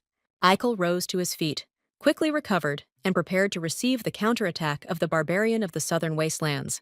Eikel looked cheerful and strong, as if there had been no strong impact on the ground. The stands were perplexed as to how a person could hold out for so long and win all the fights. The girl was disgusted to listen to them. The fight continued. The barbarian of the southern wastelands decided to attack the Eikel from behind. He rushed at him like an enraged bull, wanting to throw him out of the arena. Katisha was afraid for her new friend. The barbarian had a huge axe in his hands, and the Eikel seemed unarmed. The girl remembered what the Eikel had told her. About an hour before the fight started, Katisha asked if Eikel could win today's fight, as he had won all the fights before. The half-breed replied that if he used all his strength, he would do it very easily. Katisha replied that he should do everything possible, and she would buy him. Aikal objected that having picked up the signal of power, the members of the white-coated church would rush to look for him. He would not be able to cope with them. They themselves possessed the power. Katisha stated that it was important for her to know whether he could win and whether he could go against the church. He shouldn't worry about the rest. Katisha confronted the half-breed with a choice that would determine his future existence in this world. Will Aikal go wherever his eyes lead him, only to be kidnapped and used by someone again? Or will he trust Katisha and stay with her? Aikal was surprised how Katisha knew his name. The girl replied that it was not important now. Another issue needed to be resolved. If the Aikal chooses her and becomes her guardian, meaning he will protect her from all dangers, then she will also be able to protect him from the encroachments of other people. Katisha offered Aikal a comfortable life, the fulfillment of all his desires in exchange for him being her bodyguard. It was an excellent deal. Now the girl watched as a huge muscular man with a terrible axe in his hands tried to take the life of her sweet kitten. Aikal seemed small and defenseless before the power of the southern barbarian. Katisha regretted that she had not come up with another way to free the boy. The girl closed her eyes tightly. It seemed to her that the barbarian would now chop her leopard into several small kittens, and she would never see him again. Katisha heard the admiring cries of the stands and saw that the Aikal stopped the barbarian's movement with only one index finger of his right hand. From the outside, it looked fantastically wonderful and unusual, even for this techno-genomagic world. It was completely incomprehensible how this was even possible. The huge man strained with all the power of his muscles, but he could not cope with such a puny fellow. A few more seconds of fighting passed, and everyone saw how the barbarian's metal weapon crumbled into many small pieces and fell down like a rain of fragments. There were so many fragments that they covered the entire arena. Aikal remained standing in the arena. His appearance was unperturbed. It seemed like he was not putting in any effort at all. He was just standing there, and that's all. Katisha saw that a white whirlwind began to rise from the guy's heels. At first, it was very small, and only reached the guy's knees. The white whirlwind, or rather the white aura, quickly grew and eventually reached the guy's head. And then its rotation covered the entire arena. It was amazing. Katisha realized that this was the power of the divine beast, the very one that the Aikal was so afraid to release, so as not to become prey to the Church of the White Coats. It was not for nothing that the Aikala and its ilk were called divine ice beasts. Their icy power was difficult to surpass. Katisha realized she had completely forgotten about the auction. The last bid for the Aikal was 300 gold, and she urgently needed to bid more. Then the girl saw on the board that someone had raised the bid price for the game, which had reached 700 gold pieces. She needed to speed up, otherwise she would be late by a long shot. Katisha thought that the bet was quite high. Who would even agree to pay such a sum? But she needed to place her bet quickly. The girl decided to start small and raise the bet by only 1 gold coin, which she thought was enough. Katisha turned her attention to her neighbor, who grinned and wrote something on his sign. The girl did not hesitate, but stuck her nose into his notes and was disappointed. The neighbor just raised the bid for the half-breed to 800 gold coins. Katisha realized that she would have to compete with this guy. He was the one raising the stakes, and apparently he had nowhere to put his money. Katisha decided to calm down. She had unlimited finances and was quite capable of defeating anyone. Katisha raised the bet to 810 gold coins, but the neighbor did not calm down. Very soon the bet rose to 1,200 gold coins. The girl realized that she couldn't just buy a Kayla for a small amount of money. She had to bet big, and she decided to do so. At this time, a serious fight was going on in the arena. The southern barbarian was no weak fighter. He continued to press on the half-breed so that he was forced to use force again. Aikal lit a fireball and threw it at his opponent. The fighter's unexpected move delighted the arena's spectators. Staring at the bright light of the ball, no one noticed that a huge, sparkling sword appeared in the Aikal's hand. Katisha realized that this was the very same wonderful sacred sword that was meant to protect the divine beast. Katisha became worried. This is what the Aikal was talking about when he said that his power was blocked, and if anyone recognized the sword, there would be a scandal and the guy would be taken away. The stands went wild. Everyone enjoyed the half-breed's performance, and no one understood what kind of sword the guy had in his hands. They decided that it had simply been brought to him. Akel assumed a fighting stance and prepared to strike down his enemy with the sacred sword. Now he would definitely win, the girl decided. The neighbor laughed again. He had a very mysterious look. Katisha thought that maybe this guy found out, Ikala, and that's why he's making such big bets. At this rate, the half-beast might actually fall into the hands of this mysterious guy. Katisha couldn't allow this. No way. The rate had to be raised urgently, she decided. The girl grabbed a pencil and resolutely wrote down a new payment rate on the card tablet. Now this strange man would not be able to outdo her. Akel swung his sword furiously and pushed the barbarian to the edge of the arena. The guy was fighting for his freedom, so he gave it his all. Katisha quickly wrote more and more increasing rates. She did not want to give up the leopard to anyone else. From another blow of the Akel sword, the barbarian wavered and began to fall onto his back. The battle was close to its end. Akel looked at his defeated opponent, expecting him to get up and continue the fight. But apparently, this was the last blow for today. The crowd in the stands was jubilant. People were greeting Akel and supporting his victory with loud shouts. The board announced the closing of the auction, and then that the Akel had been sold to the redhead for 2,000 gold. Katisha realized that she had won the auction, and Akel had won the battle, and everything had worked out for both of them. The girl was overjoyed. All that was left was to deposit the money into the cash register. Suddenly, everything changed. The crowd fell silent. Everyone looked up, watching the miraculous appearance of strange objects. Katisha followed the example of many and looked up. She decided that it was the soldiers of the Whitecoats Church who had come for their escaped adept. Akel raised his head and bowed one knee before the mighty power of the Whitecoat Church. The magical teleportation circle slowly and surely descended onto the gladiator arena. A little more, and they would release the soldiers. Unexpectedly for everyone, the circles began to disintegrate right in the air before reaching the landing point and crumble down into white shards of ice. From the mischievous expression in the half-breed's eyes, Katisha realized that this was his doing. He was using the power of the sacred sword again.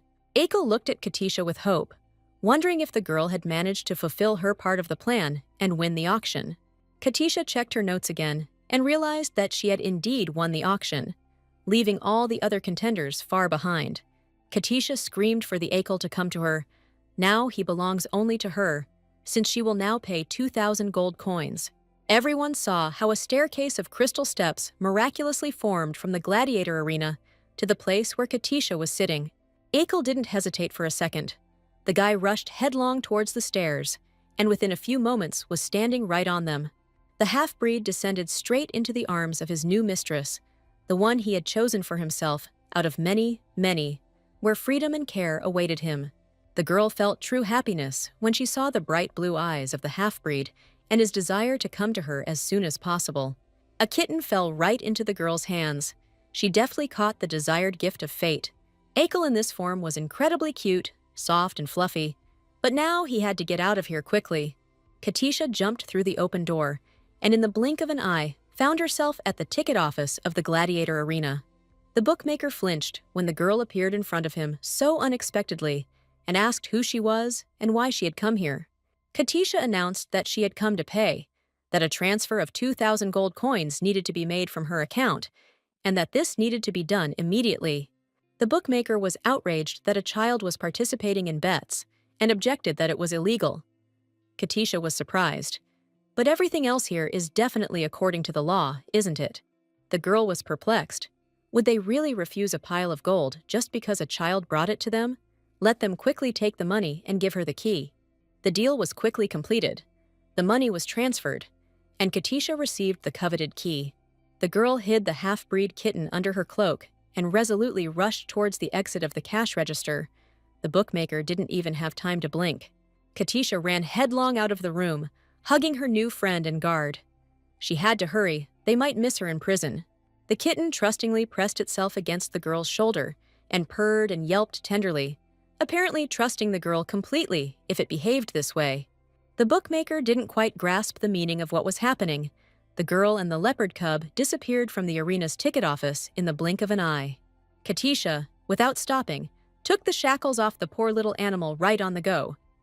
It was time to leave. Her heart was pounding loudly. Faster, faster. Katisha remembered how Katerina advised her to use the emergency exit. It was blocked by the gladiator arena workers. They were waiting for her. Katisha decided that since the Akel was now very small, she could simply blend into the crowd and slip away unnoticed. The plan didn't work out. Katisha turned into some incomprehensible corridor. She hid from pursuit. But obviously it wasn't for long. Everything became much more complicated. The girl was about to dive into the inner world again and sit there. But she doubted that she would be able to drag the kitten there with her. So she hesitated. The same guy who sat in the stands next to Katisha and tried to outbid her was wandering around the suddenly deserted arena and looking for its owner's office. The man wandered into one of the offices, but even there he was met with a ringing silence. It was strange. Where had everyone gone? He wondered. He heard the voices of people who were obviously chasing someone. It seemed there were a lot of them. The sound of their feet faded away and gradually died down completely. The guy thought that it seemed like that red-haired little girl was in trouble. Rumor had it that she was the heiress of a cool aristocratic family. Now she has also bought from slavery the Aikal, a direct heir to the blood of the divine beast Iklas, king of the snowy plains. The man thought that the Akal was most likely very difficult to tame if the red-haired little girl had paid so much for it. Then let him raise it and take care of it. Katisha pressed herself against the wall. Behind her, she heard someone's clear and menacing steps. The girl decided that she would be grabbed again and taken to prison. Strong hands grabbed her by the shoulders.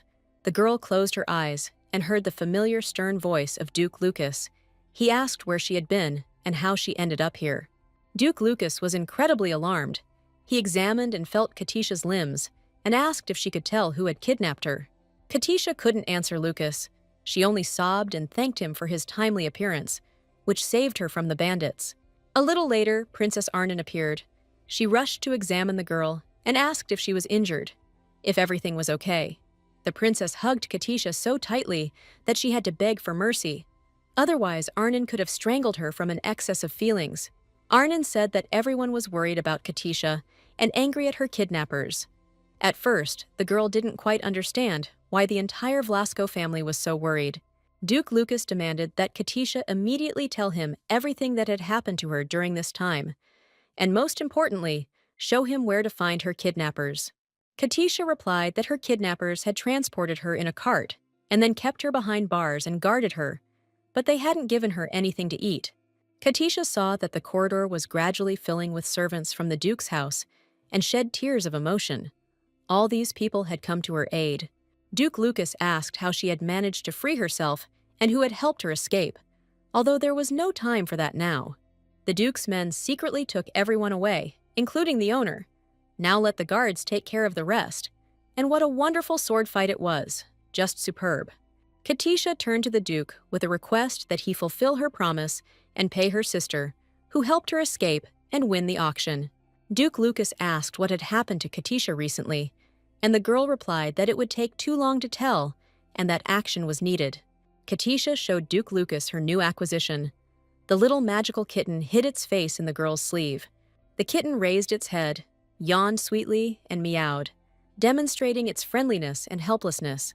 Duke Lucas looked sternly at the little boy, and then turned his gaze to Katisha, who modestly lowered her eyes and was unable to tell her story clearly. The Duke called Katisha a magnet for trouble and asked if it was because of this beast that Katisha had participated in the auction and lost a whole lot of money. Katisha boldly told the Duke that she could not leave the half-breed in the arena, since he was just a small and defenseless kitten. The girl felt sorry that such a small child was being used as a prize, and she stood up for him and decided to take him in for her own upkeep and education. Katisha scolded herself with the last words for not being able to clearly express her thoughts. She simply said that she wanted to raise this animal, which amazed Lucas.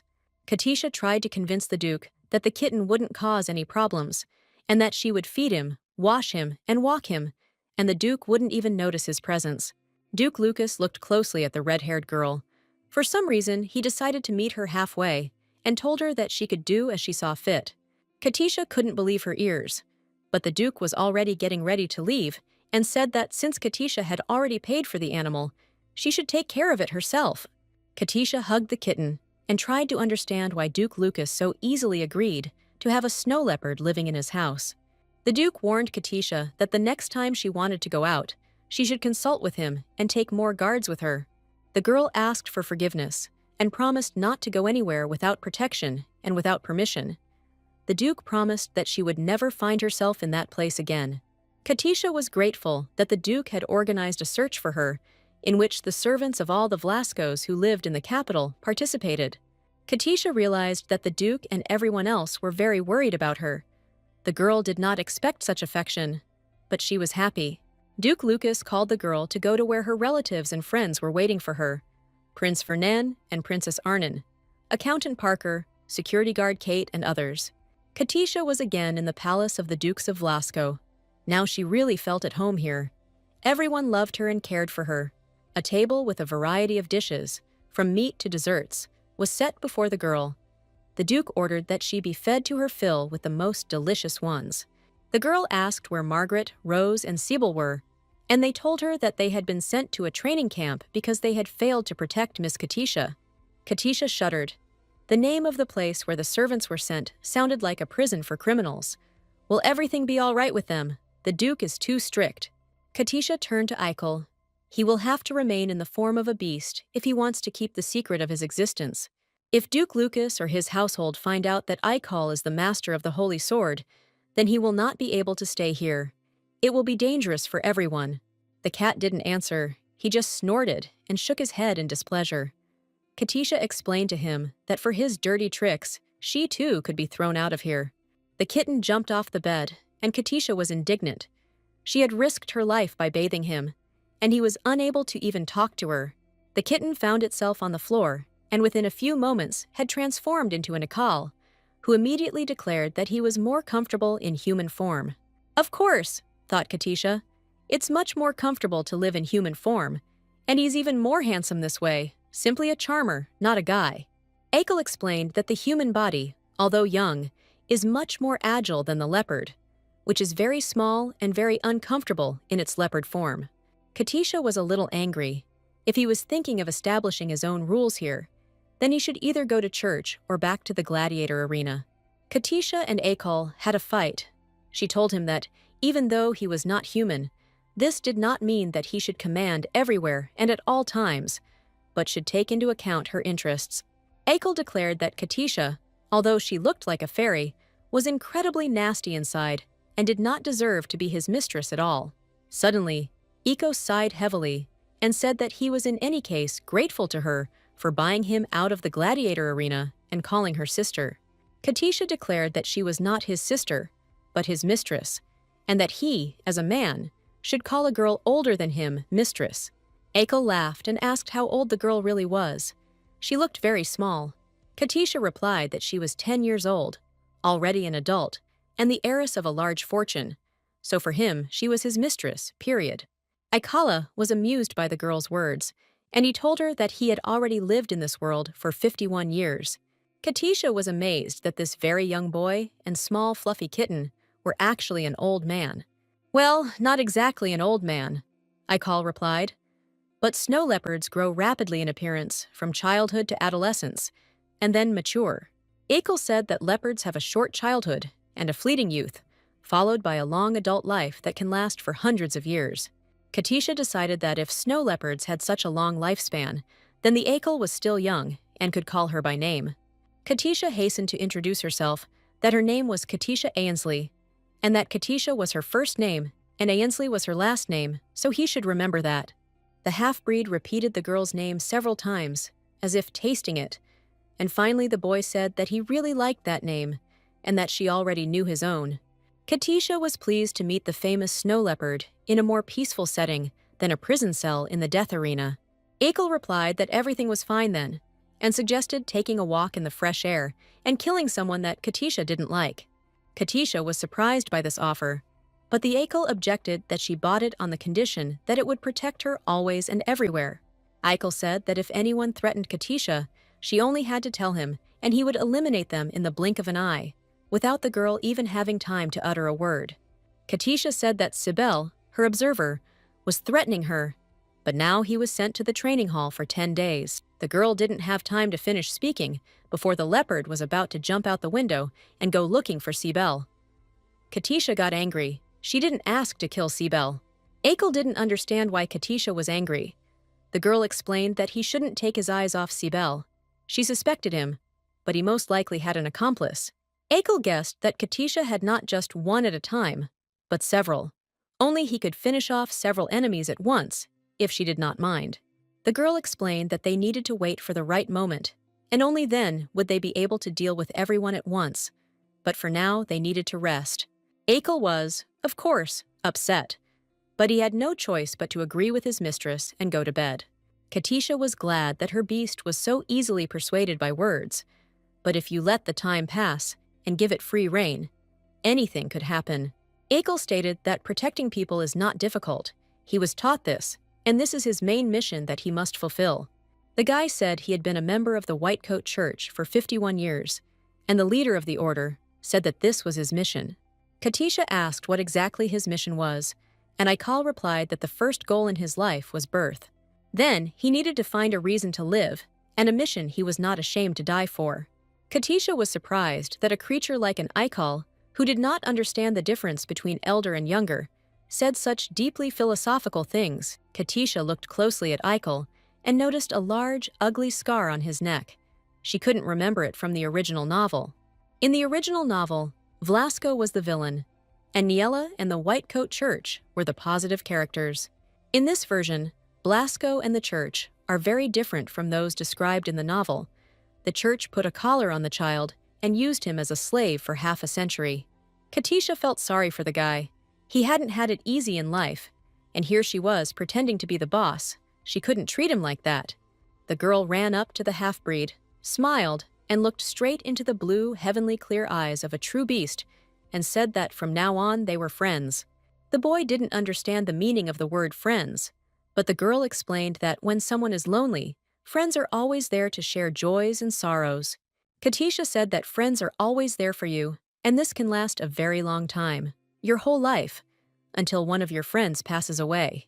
Akel replied that he liked this state of affairs, and that he was ready to be Katisha's friend for a long, long time, all his life, until death do us part. The girl saw that the guy was in a good mood and invited him to have a good time. Now she is the main male character's friend. Katisha lay down in bed, and the girl asked him to be in the form of a snow leopard tomorrow morning. This was necessary for their shared safety. Akel announced that he wanted to sleep with her, in the same bed, because he was very lonely and cold lying alone. The next morning was sunny and warm. Sunbeams were jumping on the walls of Katisha Isley's room. Katisha and Aikal slept soundly on the same bed, sweetly snoring. The children watched each of their dreams, and they were wonderful. Katisha saw in a dream a medallion that helps her to move into the room between worlds. It hung right before her eyes, like a reminder. Katisha stretched and finally woke up. The medallion was in place. The girl felt heat in the area of her neck, exactly where the medallion hung.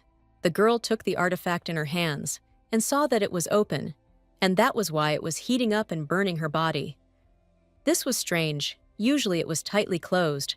Before Katisha could come to her senses, she found herself in that very room, located between her present and previous worlds. The first thing the girl noticed was a glowing typewriter that acted as a computer keyboard. The screen above the typewriter displayed a question asking the girl to continue reading the book. You'd think anyone would refuse. Katisha pressed enter and almost jumped with joy. She was offered to read the next, 169th chapter of the novel. The Duke of Lucas's mansion was waking up. The morning promised to be kind, and the day warm and sunny. The servants had already woken up and were preparing breakfast for the gentlemen. Duke Lucas, his son and daughter, gathered in one of the palace rooms for an emergency meeting. Everyone was in a serious mood. The family discussed where and how the rumors about Katisha could have spread, and decided that the source of the rumors was the place where Katisha lived with her grandfather Herzen. Someone clearly witnessed Katisha leaving in a carriage bearing the Vlasco family crest and being accompanied by people dressed as Vlasco servants. Rumors about Vlasco's heiress had already spread throughout the capital, and the Duke believed there was no guarantee that the kidnapping incident would not happen again. Princess Arnon believed that the best solution would be to give Katisha the surname Vlasco as soon as possible so that she would receive the family's protection. Arnon suggested changing the date of the exam and lowering the difficulty level of the tasks, but the Duke replied that their opponents would prevent this. In fact, the Duke did not trust many of the Vlascos from the less noble branches at all. They all behaved very suspiciously. Returning home after her adventures in the arena, Katisha suggested that Sibel might now have the key to the safe. The girl said that someone stole her key while she was unconscious, and Sibel had been acting very suspiciously before her abduction. After hearing the details of the kidnapping from the girl, the Duke's men immediately found Sibel and forced him to confess everything, but he did not have the key on him. In fact, Duke Lucas did not see anything suspicious in Sibel's subsequent actions, but he agreed with Katisha's suspicions. The Duke ordered the entire magic crystal import business, managed by Nen Vlasco, to be moved to headquarters. Lucas knew that they had many important things inherited from Herzen, and the finances were not yet fully unlocked. They needed to be closely monitored. The Duke understood that it would be very difficult for them to keep track of their enemies for some time, so they had to be on guard at all times. Duke Lucas asked Prince Vernan if he had anything to add to his remarks. Perhaps he had his own thoughts on Katisha's affairs. Prince Vernan hesitated before answering and said that he had no objections to his father's intentions and orders, and that he agreed with all his actions. Prince Vernan did not want to show any interest until Katisha's trials as heir were over. Vernon believed that the test should be fair. Then there would be no inappropriate rumors. Arnon objected that it would be bad if the test subject died. The prince supported the idea of strengthening security measures, but he did not understand Arnon's concern about this girl. Did her sister really want to get to her grandfather's treasure so much? Arnon was outraged, but Vernan replied that he was aware of Katisha's gift to Arnon, and perhaps now his sister felt obligated to her. Duke Lucas listened with a heavy heart to the children's squabble. Arnine accused Vernan of jealousy, and he accused her of bias towards Katisha. Arnon indignantly declared that she liked Katisha because she was smart, kind, and sweet, but he would never understand this because her brother was a fool. Vernon was offended and angry at his sister's statement. Although deep down he completely agreed with her, he did not even try to communicate with Katisha. Prince Vernon believed that he was much closer to Katisha because he shared secrets with her, so it was not necessary to communicate with the girl. Princess Arnon was indignant. Perhaps Prince Vernan wanted to take advantage and kiss Katisha in front of everyone.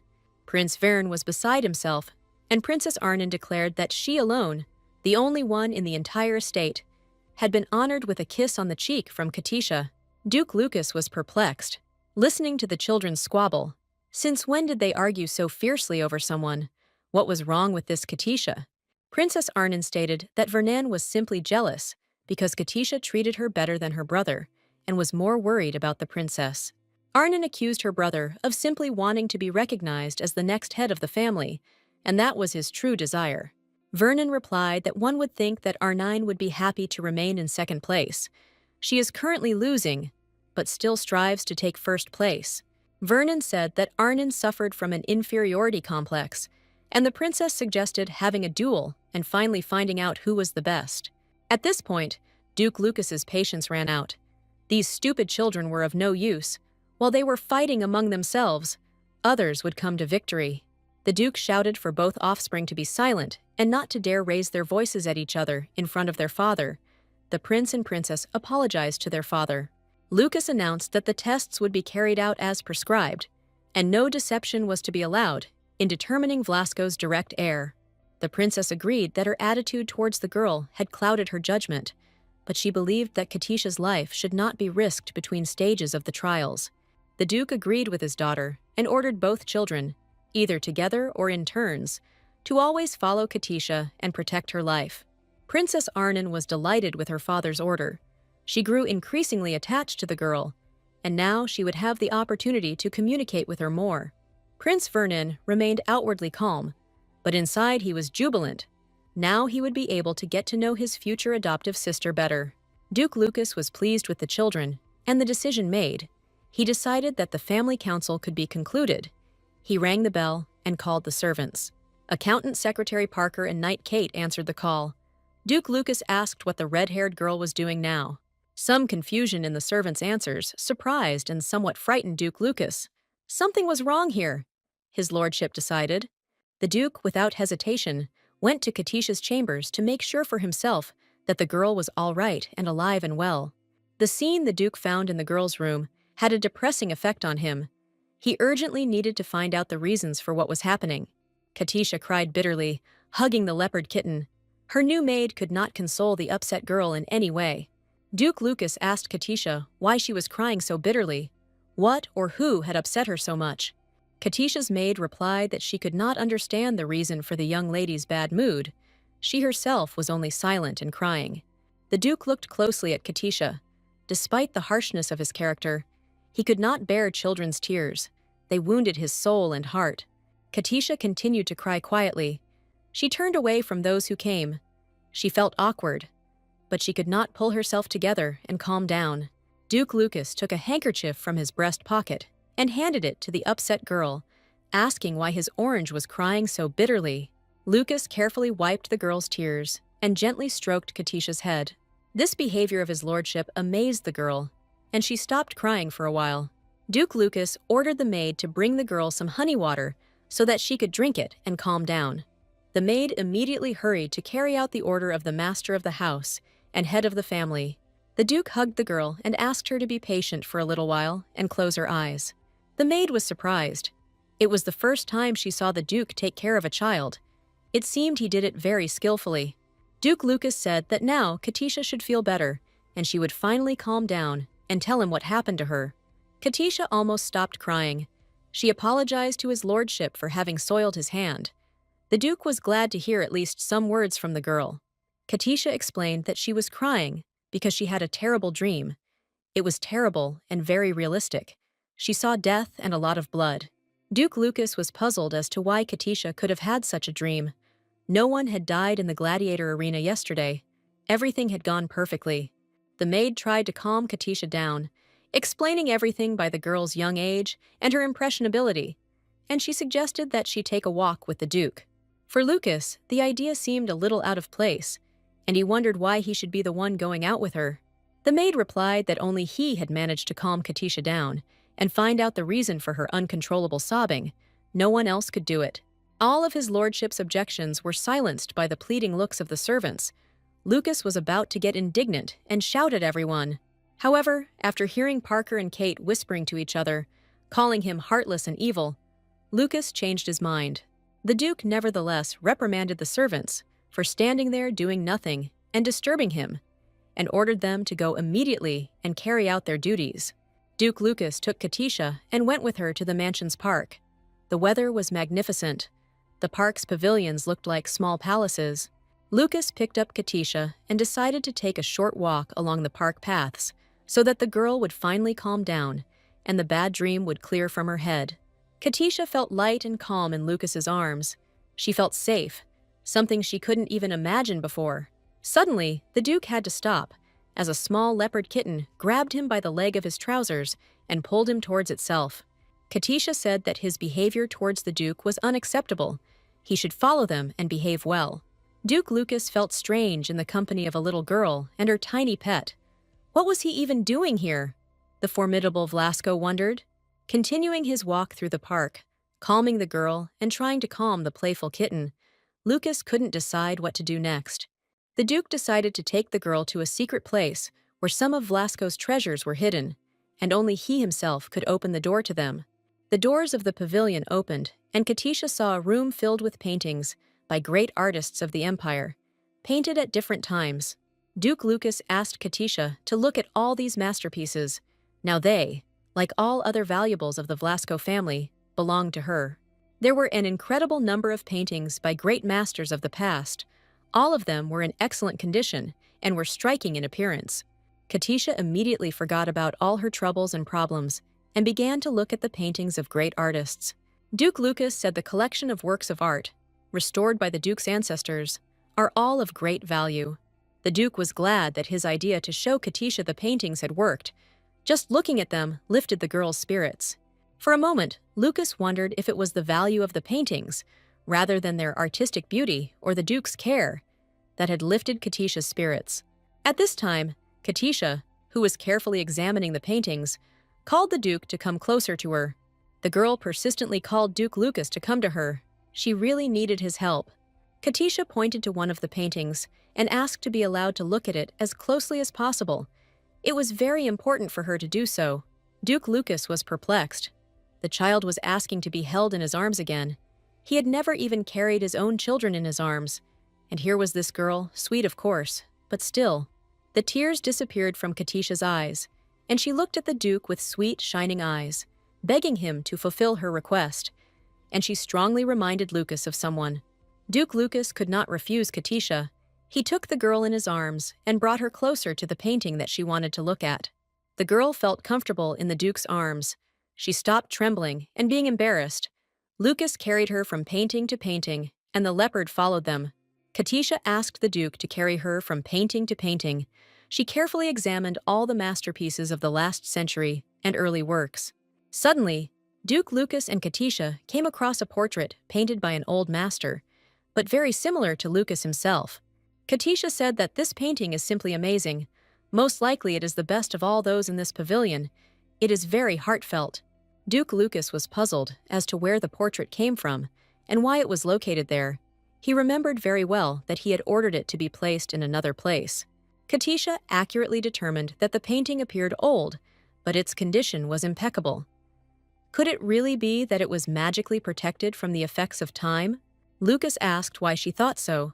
Katisha replied that she was sure that the portrait simply could not have been preserved in such perfect condition. Duke Lucas said that he had the impression that it was he who was depicted in the portrait. Strange, of course, but so similar.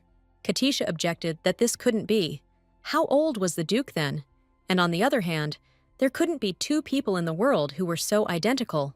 Katisha asked how old the Duke was. He answered that he was 37. Katisha remembered. She decided that it was not the Duke himself, but his relative. Lucas told the girl that there were even more paintings in the exhibition hall of the main estate, and she could visit that hall later and look at them. Katisha asked if those paintings were hers too. The Duke confirmed her guess and asked her not to talk about what she had seen there, since the treasures could be stolen if their existence was discovered.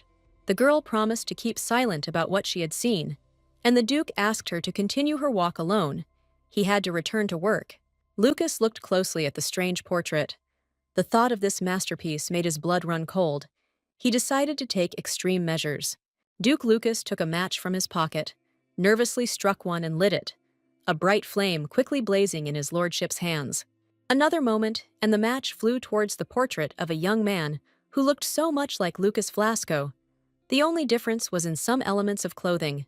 The portrait quickly burst into flames and very soon ceased to exist. The windows in Katisha's room were huge, so huge that you could see the sky through them, and they seemed especially big to the leopard kitten. Katisha's eyes, on the contrary, seemed very small to the little leopard. It was interesting how they could become so small in just one day. Katisha explained that she was just a little swollen from crying all morning. The kitten was worried about the girl, whether her eyesight had worsened because of this. The girl enjoyed the half-breed's care. In the form of a kitten, he was very cute and funny, but very clingy and noisy. Akel the kitten wanted to know what had upset his new friend so much, but Katisha didn't want to tell the half-breed what she had read in the new chapter. The girl promised to tell her about everything a little later, when she had put her thoughts in order and understood exactly how to do it. The thing was that the author decided to kill her in this chapter. The plot took a very unexpected turn, so that all of Katisha's friends became her enemies. As a result, the character of Katisha Ainsley disappeared from the pages of the novel.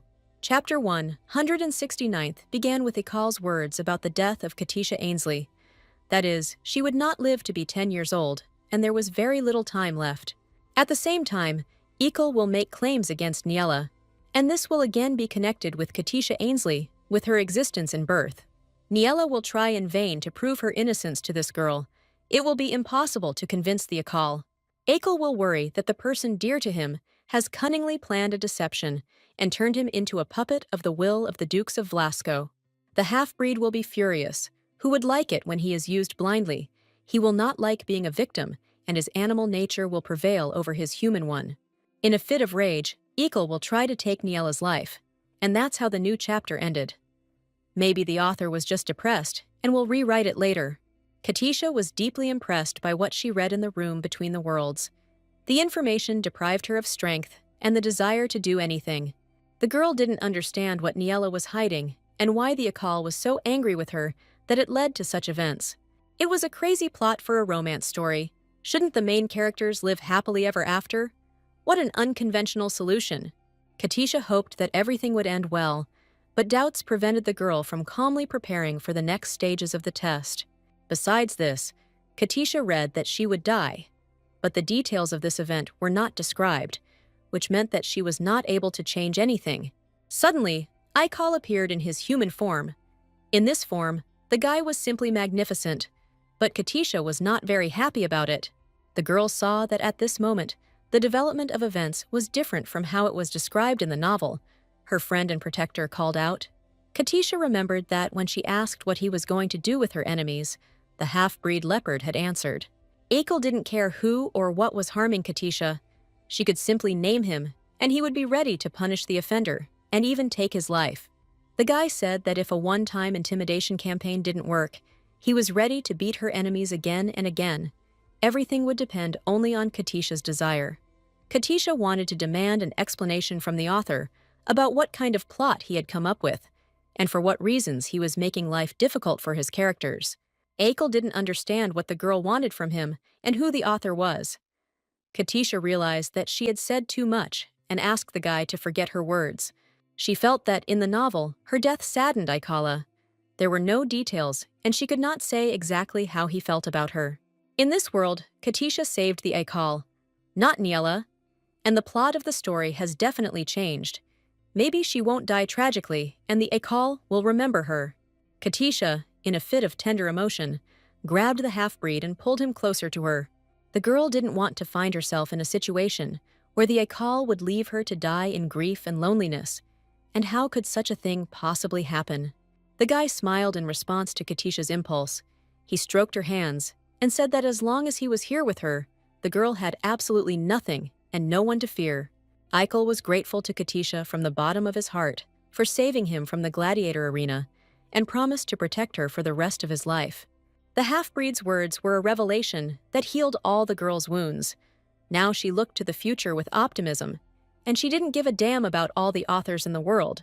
10 days had passed since the very day Katisha became acquainted with the contents of the next chapter. She had calmed down and was leading a normal life. Most of all, she enjoyed playing ball with her new friend and protector, the half-breed Ikal, when he was in his kitten form. Akal obeyed, but was not delighted with this fun. He liked being a human more than a little kitten, and especially he was not in the mood today. Akal didn't like it when people tried to hug, cuddle, or pet him. Katisha was an exception, but he couldn't stand being touched by other people. The half-breed just wanted to be in peace and quiet while his restless mistress slept, tired from an active day. There was a knock on the door. A maid came in. The girl wanted to clean the room, and she began to stroke the half-breed until he ran away. Katisha agreed with Ikal and promised to talk to the servants and household members so that they would not touch her little animal, but his job was to play with her. Akal didn't cause any trouble, but he clearly didn't like the fact that everyone thought he was small and cute and was constantly being petted and cuddled. However, it was clear that Ikal mostly liked living in Duke Vlasco's mansion, and this made Katisha happy. Katisha's thoughts were interrupted by the unexpected appearance of the accountant secretary Parker, who was shouting loudly, trying to find the girl in the vast park. Katisha quickly responded to the call and explained that she was playing ball with Ikal, so she didn't immediately hear Parker calling her. Parker announced that news had just arrived about the date for the second phase of the trial, the heiress to the Vlasco Duke's fortune. Katisha knew that the second and third stages of the trial had been decided upon at the meeting, but she didn't yet know what she would have to do. Parker hesitated as to how to correctly and clearly explain to the little girl what dangers awaited her in the very near future. Akal the kitten ran up to his owner and asked what Parker had told her, why they had stopped playing, and why she had become serious and thoughtful again. Katisha, who was well acquainted with the content of the novel, was indeed very scared. If the second stage were where she had guessed, then this would not be good. The atmosphere in the mansion's living room was tense, with Duke Lucas, Katisha, and the memorable Mr. Chen, the girl's staunch opponent, all taking part in the conversation. Duke Lucas reminded Mr. Chen that Katisha would only be 10 years old this week. Gayetsog was clearly concerned about the difficulty of the upcoming tests and ensuring their favorable outcome. Chen stated that age is just a number, but Vernan and Arnine could easily have completed the second stage task even at a younger age. Mr. Chen was categorical. If Katisha really had the right to inherit Herzen's property, she had to complete the task within 3 days. Mr. Chen believed that there was no point in delaying any longer, and that the girl should be sent to Sabana as soon as possible, where the second stage of the trial would take place.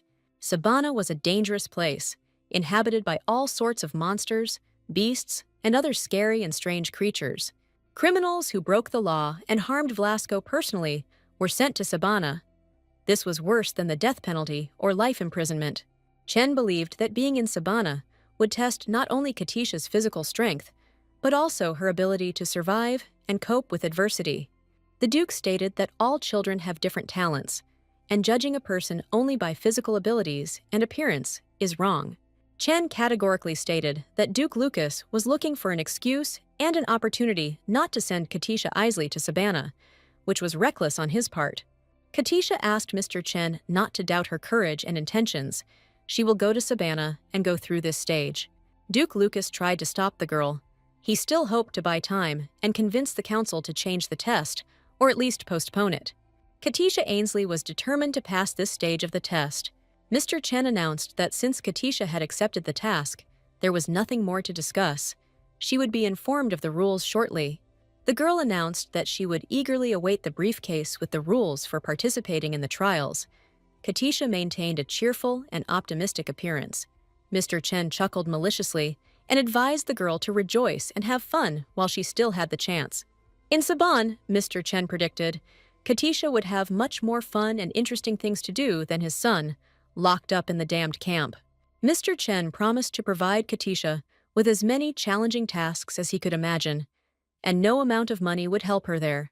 Katisha, still cheerful and optimistic, replied that she thanked Chen for his advice and would make every effort to complete the family council's tasks. Dissatisfied with the fact that he failed to see the confusion and fear in Katisha's eyes, Mr. Chen left, slamming the door loudly. It wasn't easy for Katisha to keep up appearances in front of that scoundrel, and it would be even harder in Sabana. But she was going to get through the stage no matter what. Immediately after the conversation in the living room, the girl hurried to her room. She had a serious conversation with the half-breed ahead of her. The girl believed that she needed to thoroughly prepare for the upcoming test, study the information, and stock up on artifacts. Akel was categorical. She didn't need to prepare for anything. She could just take him with her, and then she wouldn't be in any danger. The half-breed was almost offended. Did Katisha really not believe in his superpowers and that he was capable of protecting her? The girl answered that she believed in Aikala more than in anyone else in this world. Moreover, she only believed in him, and she only had him. Akel was glad to hear such words from Katisha. He looked a bit stupid. Could he really have fallen in love with her? That would have been unexpected. The boy was grateful to the girl and very happy. For the first time in his life, Aikal heard that someone believed in him. However, despite the trust, Katisha could not take the half-breed with her. She was now going into the interworld for artifacts. Katisha asked the Akal to wait for her at the Duke's mansion. She would return very soon. She would be gone for only 3 days. But the half-breed asked to take him with her.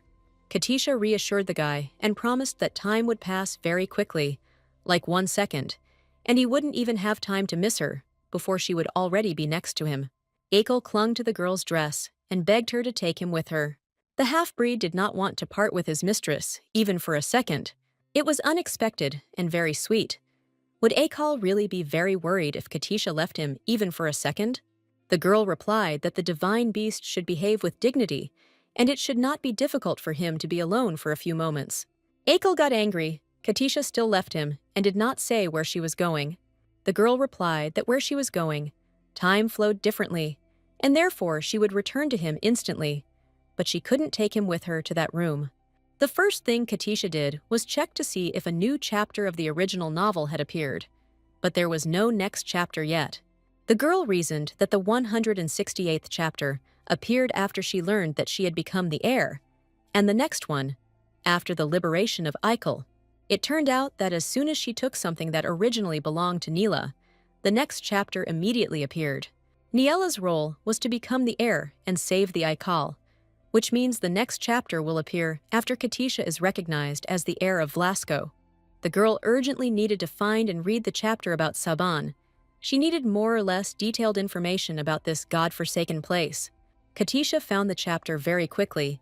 It described Niela's passage through the second stage of being recognized as the heir. Unlike the previous ones, the events with the test completely coincided, which meant that in Sabana, Katisha would be attacked, just as described in the original. The girl just needs to refresh her memory of the events of the original and be on guard at all times. She will develop a plan and will counterattack, and not just defend. Having explored everything possible and come up with a plan of action, Katisha returned to her room in the mansion of the Dukes of Vlasco. Princess Arnon was horrified. Something had to be done.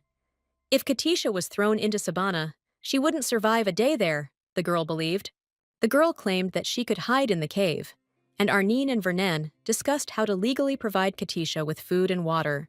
Katisha argued that she would take her friend with her. Arnon was going to give the girl a stone to connect with her family, although it only worked in certain places. Prince Vernon sent Katisha away to prepare for the trip. He was going to discuss special conditions with the council. The special conditions included lifting restrictions on magical weapons, tools, and artifacts. It was necessary to decide what exactly Katisha should take with her. Katisha had no intention of leaving. She stubbornly tried to distract the Duke from his dark thoughts and draw his attention to herself. Lucas asked the girl what was the matter and what important thing she wanted to tell him. Katisha announced that she completely agreed with him, but she had to take part in it. And besides, they needed a special contract. Duke Lucas asked what his future adopted child had in mind and what she was willing to offer. Katisha announced that she wanted to add one condition and knew exactly what to add. She had thought it all through and decided. Exactly 3 days later, on a bright sunny morning, Duke Lucas summoned Katisha Ainsley and handed her the final version of the agreement. The Duke explained that new rules had been added to the agreement and that Katisha should read them carefully. The girl took the document and read it carefully. It stated that she was given 7 days to survive in Saban. She was supposed to arrive at her destination in 7 days, making at least 2 stops along the route during this time. It was good that in emergency cases, Katisha could turn to the exam supervisors for help, of which there were a dozen. Katisha nervously read the points of the agreement and looked for the advantage she was asking for. For her, it was the most important. After reviewing the text, Katisha was delighted that all the conditions she had set were accepted by the family council. Importantly, there were no restrictions on actions that would help one survive in Saban, and that the exam could be terminated at any time by the head of the family. In addition, the candidate had the right to appoint an additional curator, in addition to the 12 already on the list approved by the family. The latest amendment pleased Katisha the most. She would be able to appoint the most trusted person from her circle as her curator. Katisha was sure that Duke Lucas had made a lot of effort to include all these points in the agreement. She was not sure that they would be allowed. The girl asked Duke Lucas if he was worried about her, or if he didn't care how her trials ended. Lucas chuckled. Couldn't you tell he was worried? One day, a red-haired creature entered his house, and now his life is full of anxiety all the time. Katisha was happy. The Duke was worried about her. Now her task was not to cause him even more worries and to cope with the task. Katisha's next stop was Princess Arnie's forge, where the girl was invited by the owner herself, who was going to give her something for the journey. Arnin's first gift was a danger detector and instructions to never test the device's operation. She must run away as soon as it went off. The second artifact for the road is an elixir that can hide a person's scent. Katisha must drink it every 3 hours so that the creatures don't smell her. Princess Arnon realized she had missed something and remembered that she had not given Katisha the appropriate weapon for the journey. Arnon brought the girl gloves, the fingertips of which were covered with a poison dangerous to the creatures of Sabana. It was enough to hit her once and run away. The last thing Princess Arnon gave Katisha was a spear, which she made lighter and improved, especially for the girl. Katisha discovered that Arnon had added a third circle spell to the spear, and carving magical formulas onto weapons is very difficult. Princess Arnon was undoubtedly a genius, but in the original novel, she didn't succeed until she was old enough. Apparently, she managed to improve her skills while studying the legendary sword of the Knesset, which was given to Princess Katisha quite recently. But how could she manage it? Arnon replied that she had improved her professionalism thanks to Katisha, but unfortunately, she was missing one important component and therefore had to stop on the third round. Katisha was very pleased that her sister cared and worried about her. The girl told the princess that when she opened her workshop, she was obliged to include her name in the list of other sellers. Katisha had initially planned to take 20% of the profits, but now she might agree to 10, and they would make a lot of money from this. Arnon was in shock. Katisha should think about how to survive in Saban, and not about business and profits. The girl should focus on the test. The princess asked her not to be harmed, and they would split the profits in half. But it must be remembered that with each wound, Katisha's percentage of profits would decrease. Katisha smiled and replied that in that case, she would have to return safe and sound so as not to lose future profits. Katisha thanked her sister. In fact, she had come to her to ask to become a curator, but after so many perks, she couldn't do it. Now she hurried to Prince Vernin. He was the only one she could ask to become the 13th curator for the test. Katisha found Prince Vernin on the sports ground, and before she could greet him, the prince attacked her with a reprimand.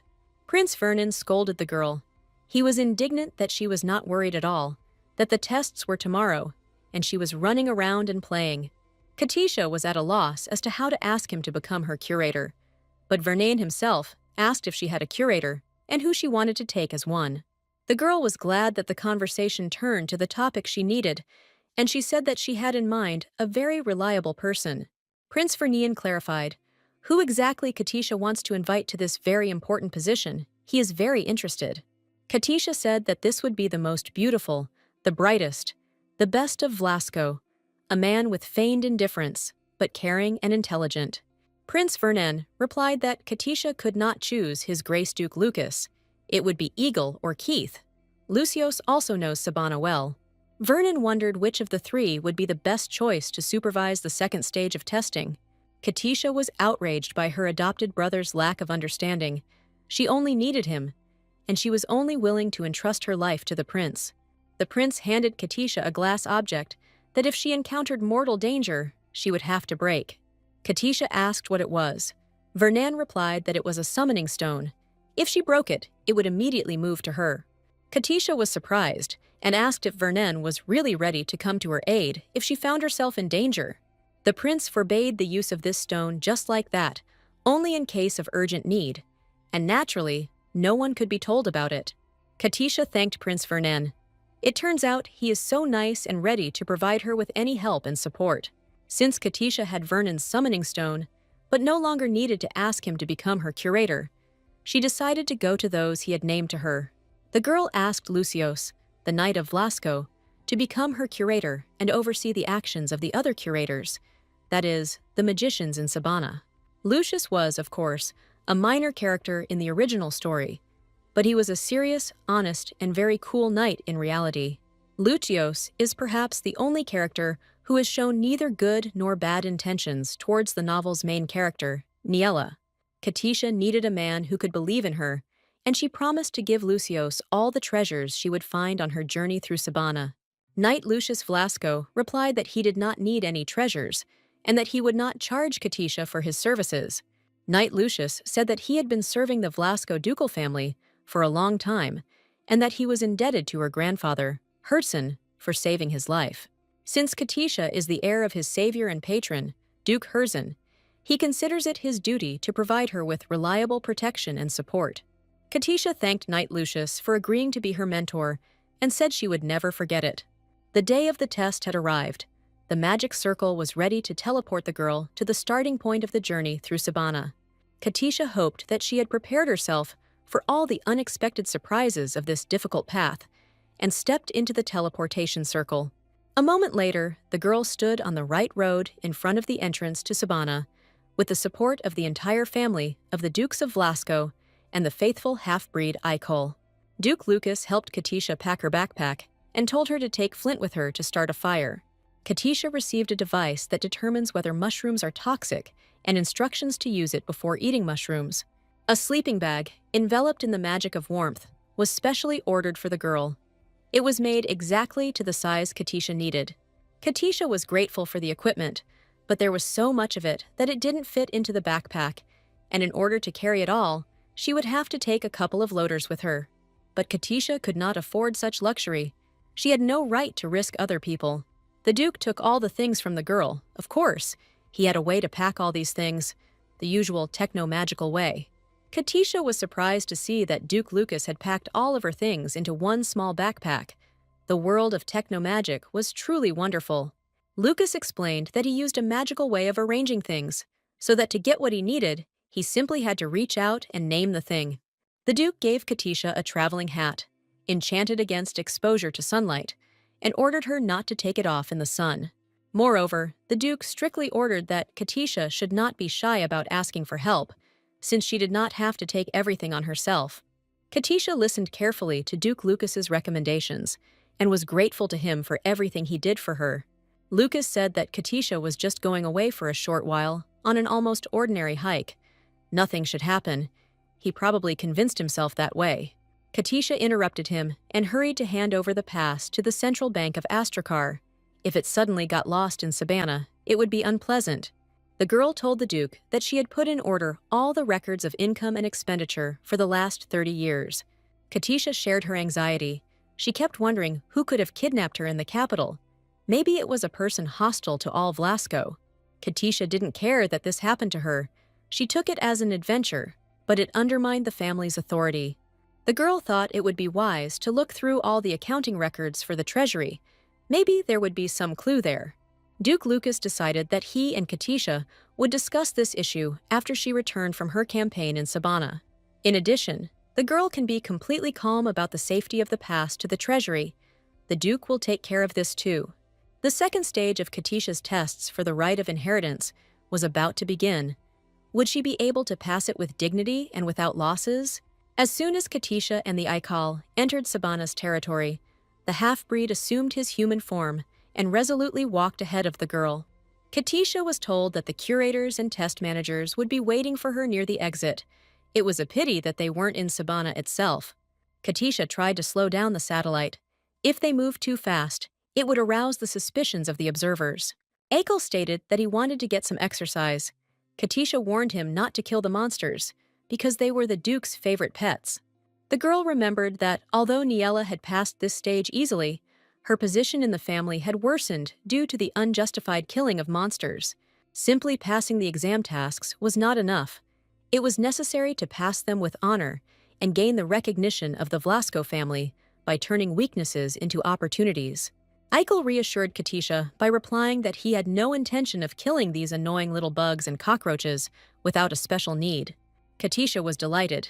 In that case, they would calmly pass through the entire territory of Sabana and make new friends along the way.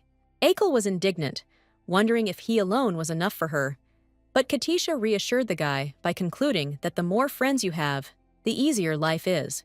Katisha asked the Aikal that if he saw a mutant, he should tell her before rushing to attack and trying to kill him. Katisha and Aikal walked for some time through the calm and even very beautiful territory of the border with Sabana. It was quiet and warm. Quite naturally, they found themselves near the main entrance to the Forbidden Territories. One more step and they were there. Hello to Sabana.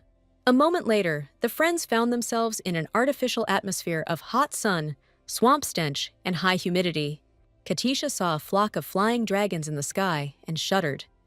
Sabana greeted her in a very original way.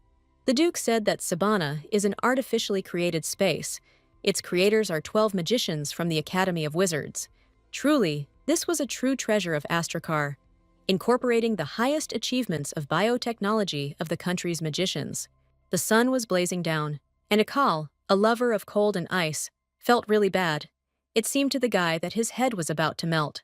Aikal could not stand it any longer, and said that he could not stand it any longer, and suggested that they get out of there as quickly as possible. Katisha objected that they had to hold out for 7 days. Katisha explained that they would soon reach the cave, rest in it, and then it would become easier. The half-breed was not going to wait. He demanded to go to the cave immediately. Akel had no intention of melting in the sun and turning into a pancake. He picked up Katisha in his arms and quickly ran towards the coveted cave. The half-breed developed an unusually high speed. He almost flew above the ground with Katisha in his arms. So fast and high were his jumps. Katisha asked the guy not to rush. They had to check in at the first main camp near the thickets to the west. The girl felt unwell. She felt dizzy from the height of the jumps, and she felt sick from the speed of the Eikel's movement. The journey was terrible. On the way, they came across something with 3 long necks and accommodating heads. Katisha asked what it could be. The girl felt an uncontrollable fear, feeling the streams of dark magic from this monster, although they passed quite high above it. Most likely, this was not an ordinary monster, but an artificially bred mutant, capable of swallowing a whole bull without wincing. In the original novel, Neela faced 3 different categories of enemies: mutants, assassins, and handlers who refused to help her. Mutants were the name given to damaged monsters who had lost their minds and retained only killer instincts. Neela came across a mutant snake. The same snakes were now swarming on the ground. There were 24 huge snakes. The girl grabbed the Akel's neck so tightly that he had nothing to breathe with, and he decided to land. Katisha screamed at him not to do this. Fang-toothed creatures were waiting for them down there, wanting to make 3 dishes out of the travelers at once. The girl considered them disgusting and asked the Akel to go back and take a different route. But the half-breed did not want to waste time and did not listen to Katisha's lamentations. The girl only had to close her eyes tightly and trust her friend. When Katisha dared to open one eye, she saw that the largest and most dangerous specimen was lying frozen on the ground and not moving. Akel moved swiftly across the territory of Sabana, with the precious cargo in his hands, jumping over the heads and backs of terrible creatures. Not much time had passed, and the half-breed was already approaching the point of the first obligatory stop, which was surprising for Katisha. Akel was happy with his achievement, and Katisha could not believe that such a thing was possible. This half-breed really did possess superpowers. Akel looked at the blue-green Katisha and worried if his friend was okay. It seemed he had miscalculated the speed overload a little. Katisha felt nauseous. Her head was spinning, and stars were jumping in her eyes. She had only felt this disgusting after a roller coaster. A little later, the girl came to her senses and took a map of the area out of her backpack. The girl studied her for a long time, comparing the distance on the map with the one they had just covered. Katisha was in shock.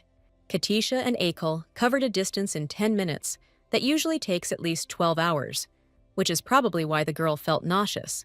Looking back and seeing the road they were walking on, Katisha was even more surprised. There was no road there at all. The girl remembered the freezing power with which the Akel fleetingly struck down overly annoying monsters, and she felt calm. With such a companion, she had nothing to worry about, and she would really succeed. The divine beast and master of the sacred sword amazed her with his abilities. Akel turned to the girl and said that, as he had promised, she had nothing to worry about on this trip.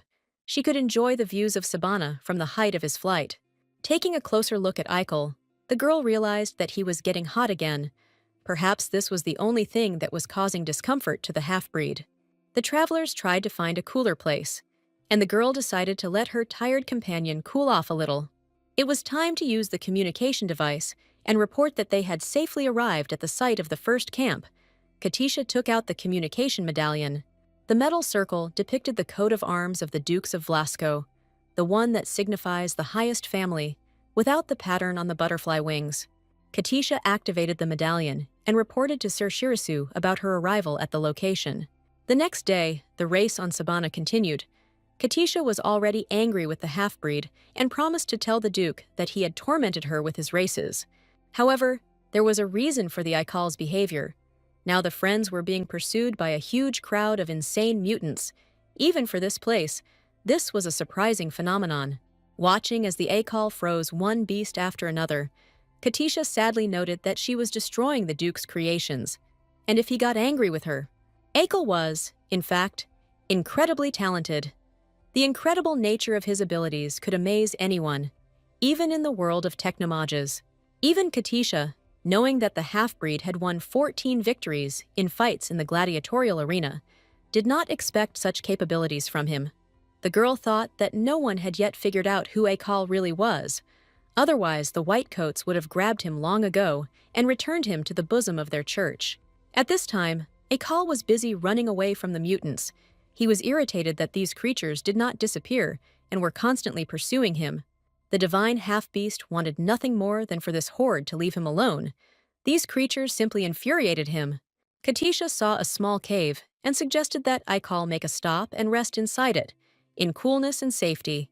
Akal was, of course, a very strong creature, but he also needed rest, so the boy quickly agreed to the girl's proposal. The cave offered a beautiful view of the evening landscapes of Sabana, and it was dry and cool, just what tired travelers needed. Katisha suggested tying Ikala's hair into a bun so that he wouldn't get so hot during his incredible jumps around Sabana. Very soon, Katisha came up with the idea of cutting off Ikala's hair completely, giving it a neat haircut, so that the hair wouldn't bother him at all. The half-breed was indignant and flatly refused to cut his hair. He looked much better with it, and it was part of his image. Katisha continued to insist that if Ikalu's hair were trimmed at least a little, it would be much better and more comfortable. The half-breed politely convinced the girl that he would not cut his hair. He felt more comfortable with long hair. Katisha was convinced that after the haircut, the Akal would cope better with the heat, but the stubborn half-breed did not want to give in to her. The result of the friends' argument was a hairstyle of long and short hair, tied at the top of the head with a thin ribbon, which slightly upset Akal. Katisha really liked this half-breed's hairstyle. She gave him 10 points out of 10 possible for his appearance. Akal asked if the girl really thought his hairstyle was beautiful and wasn't just making fun of him.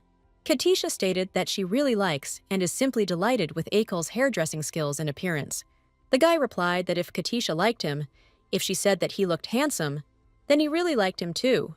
The girl admired her companion. His smile was beautiful, and his facial features were perfect. In no world had Katisha met a more beautiful person. Akal noticed the girl's thoughtful and admiring look and asked what she was thinking about, but Katisha did not answer him.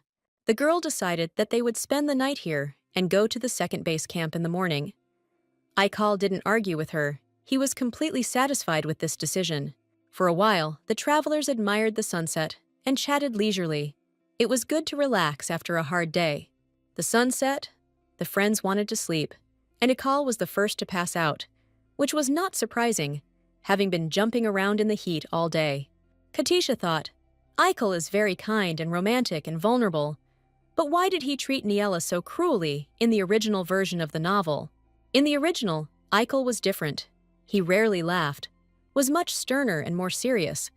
But what if in the future he becomes just as cold and indifferent? Thought Katisha. The girl hoped that in her version, there was no future in which she, like Niella, would suffer and beg the Akal not to do something. Late at night, when Katisha was fast asleep, Akal woke up and quietly got up. The sun had long since set, and it was time for Akal to implement his plan and ensure Katisha's safe passage through the land of monsters. The guy stood up carefully, trying not to make noise and not wake the girl. Not a single stone flew out from under his feet. Akal left the cave and fearlessly set out on his journey. However, the Akal did not go far. Nearby, he emerged over a ledge above the abyss and let out a loud call. From all sides, creatures and animals of various origins and natures poured towards the rock, all of them shouting one word. King, I need to see the king. In fact, Akal was the heir to the king of all the animals that inhabited the continent. He was not crowned, but the king's legacy continued through him. All animals obeyed Akal, unless they were mutants who had lost their minds and turned into demonic creatures. A black caiman named Crude asked the king of the caiman who the girl was, and why the king cared so much about her. At this time, Katisha was sleeping soundly in the cave, and did not even suspect what was happening right next to her. Akal smiled tenderly, remembering Katisha. She was the only person in his life who treated him with warmth and tenderness. Listen, beasts and reptiles, and do not say that you have not heard, he declared loudly. This girl is the most powerful in the world. She is the mistress of the Akal, the king of the beasts, the wonder of the land and underground animals, the sea and land reptiles, could not be expressed in words. Who could be the master of their all-powerful king? A black caiman named Crude asked if this girl was a god, if she had the strength to conquer the king of beasts himself. Ekel replied that Katisha was human, but that was precisely why none of his subjects should touch even a hair on her head. If Katisha suffered due to the fault of even one of the inhabitants of Sabana, the Ekel promised to freeze the culprit and all his relatives up to the 8th generation. Ekel sent an imprint of Katisha's aura to the animals surrounding him. The king tried to make the imprint absolutely identical and recognizable. The divine half-beast ordered all animals to feel this aura, remember it well, and pass it on to their relatives and friends. Everyone must remember that no one should ever touch a person with this aura with evil intentions, and everyone must be loyal to her, as loyal to the king himself. The animals replied that they remembered everything perfectly well, and that if they touched a person with this aura, they would die a terrible death at the hands of the king. There was a murmuring among the animals that this man's swinging was like swinging on sand, hot from the sun, just as dangerous and unpleasant. It was said that for the first time in many centuries, a man had appeared who was protected by the king of beasts himself, a divine half-breed beast. Ekel finished his speech, looked at his subjects, and ordered them to tell him where there were so many mutants in this place, and how long ago they appeared. The animals reported that strange processes began in the lake about 2 weeks ago, and since then, the number of mutants has increased significantly. Ekel noted that 2 weeks is too short a period of time for the number of mutants to increase naturally. The half-breed decided that this process could not have happened without human intervention. Only a drunk person could have done this. Most likely, the lake and the surrounding area were sprayed with special substances filled with demonic energy and driving animals crazy. Ekel decided that this was most likely the work of people hostile to Katisha. These were very cruel people if they treated nature so mercilessly. The half-breed returned to the cave and decided to get the magic sphere from Katisha's things. She definitely had to take it with her. The guy found what he was looking for. In order to help Katisha complete her task without revealing herself, he had to do something. Ekel summoned the Black Cayman and ordered him to take the glass sphere and throw it where the mutants came from so that the people in the mansion could see everything. Cayman agreed to carry out his king's order without question. It was the 3rd day of the journey when Katisha and Ikala encountered a swamp on their way, so they had to travel on an improvised floating craft. The girl was indignant that the Akal did not wake her up to communicate with the animals, but the guy was impressed that despite all the noise, Katisha did not wake up and missed everything. The girl was offended that the Akal was criticizing her ability to sleep soundly, but the half-breed ordered her to hold her bag tighter and be attentive, and she would be offended later. The girl decided that if it was a matter of special substances, then additional evidence of their connection with mutants was needed. Perhaps the time had come to use artifacts. Suddenly, the surface of the swamp began to stir and circle, and a strange-smelling blue fog began to rise from it. The boat rocked, threatening to throw off the travelers and leave them in this very place of the huge swamp, with no chance of rescue. Katisha peered into the water and saw another mutant. Looking closer, she realized that there were an incredible number of such creatures underwater. Katisha somehow miraculously stayed on the boat, managing not to lose her backpack, although she had to thank Ekal's dexterity for that too. The girl couldn't understand how it was possible to use malgochemistry so carelessly. Even though it was a man-made world, it still needed to be protected. Ekel said that sometimes it is very difficult to understand people. Katisha asked how he knows that this is the work of a person. What evidence does he have? Ekel replied that it was elementary. All mutants had red stripes all over their bodies, and these scars did not appear naturally. Katisha was delighted. This was excellent and absolutely irrefutable proof of the fact of human intervention. Ekel concluded that for the safety of the lake's ecosystem and uninfected animals, all mutants must be urgently frozen to prevent the spread of infection. The king of animals had already formed an ice sphere on his hand and was about to implement his plan with a few throws. Katisha stopped him, ordered him not to touch the mutants, and to return to the form of a small leopard kitten. The girl decided that now was the time for her to use the teleportation stone that Prince Vernon had given her for the journey, because she needed a witness. Prince Vernon will see everything with his own eyes and will be able to prove to the other family members that a special trap has been set here for Katisha. In the Duke's mansion, no one had slept for 3 days already. The prince, princess, and Duke were watching the image sphere. And finally, it lit up. Everyone was surprised. They expected news from the main camp no sooner than in 5 or 6 days. Could Katisha really have reached it so quickly? The image of many monsters in the depths of the lake amazed and frightened all members of Duke Vlasco's family. They wondered what it meant. Duke Lucas was the first to guess that they were looking at a poisoned lake. But this could not be true. He cared about the animals and the environment. How could such a catastrophe have happened if he personally monitored the quality of food for Sabana's animals and the ecological state of the environment in these areas? There was only one conclusion. Someone had deliberately poisoned the lake and created an army of mutants, simultaneously causing an ecological disaster in the area. Duke Lucas ordered Vernon, or Arnon, to immediately go to Sabana, to their red-haired sister, and conduct an investigation into the origin of the mutants. By the authority of the head of the Vlasco family, Duke Lucas immediately gave the order to stop the second stage of Katisha's test and remove the test subject from the route. Prince Vernon felt himself being summoned by the teleportation stone and announced that he was going to Katisha in Sabana and would return soon. Vernon found Katisha in a dire situation, left without control. The Akal turned into a kitten. The boat went at the mercy of the waves and was about to sink. The girl called for help and at the same time shouted for the prince to take evidence onto the image sphere. Vernon was both indignant and surprised. Couldn't Katisha have asked for help earlier? Why did she hesitate and break the stone so late? The prince managed to snatch Katisha from the sinking boat along with the leopard kitten and backpack and asked what nonsense she was talking about. Since the prince's hands were busy, Vernon ordered Katisha to take the image sphere and film everything that was happening. Only Vernon doubted whether the girl would be able to make everything clearly visible and not miss any details. Katisha announced that she was ready for filming. Although the hanging position was not the most comfortable for this, the girl filmed excellent material. Prince Vernon peered into the restless waters of the lake. Something incredible was happening there. Monsters were raging and devouring each other. Vernon turned away from observing the situation in the lake and asked Katisha if everything went well and that she had managed to film what was happening.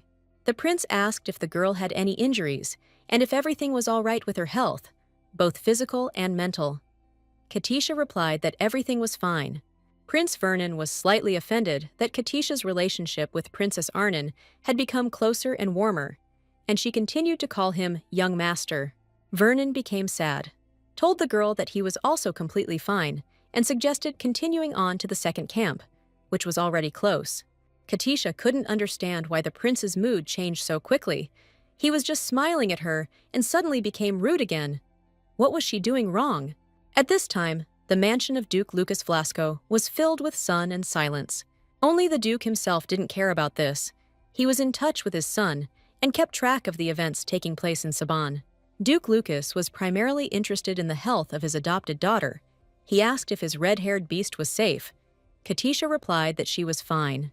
In turn, the girl asked if the Duke had found anything in the reports.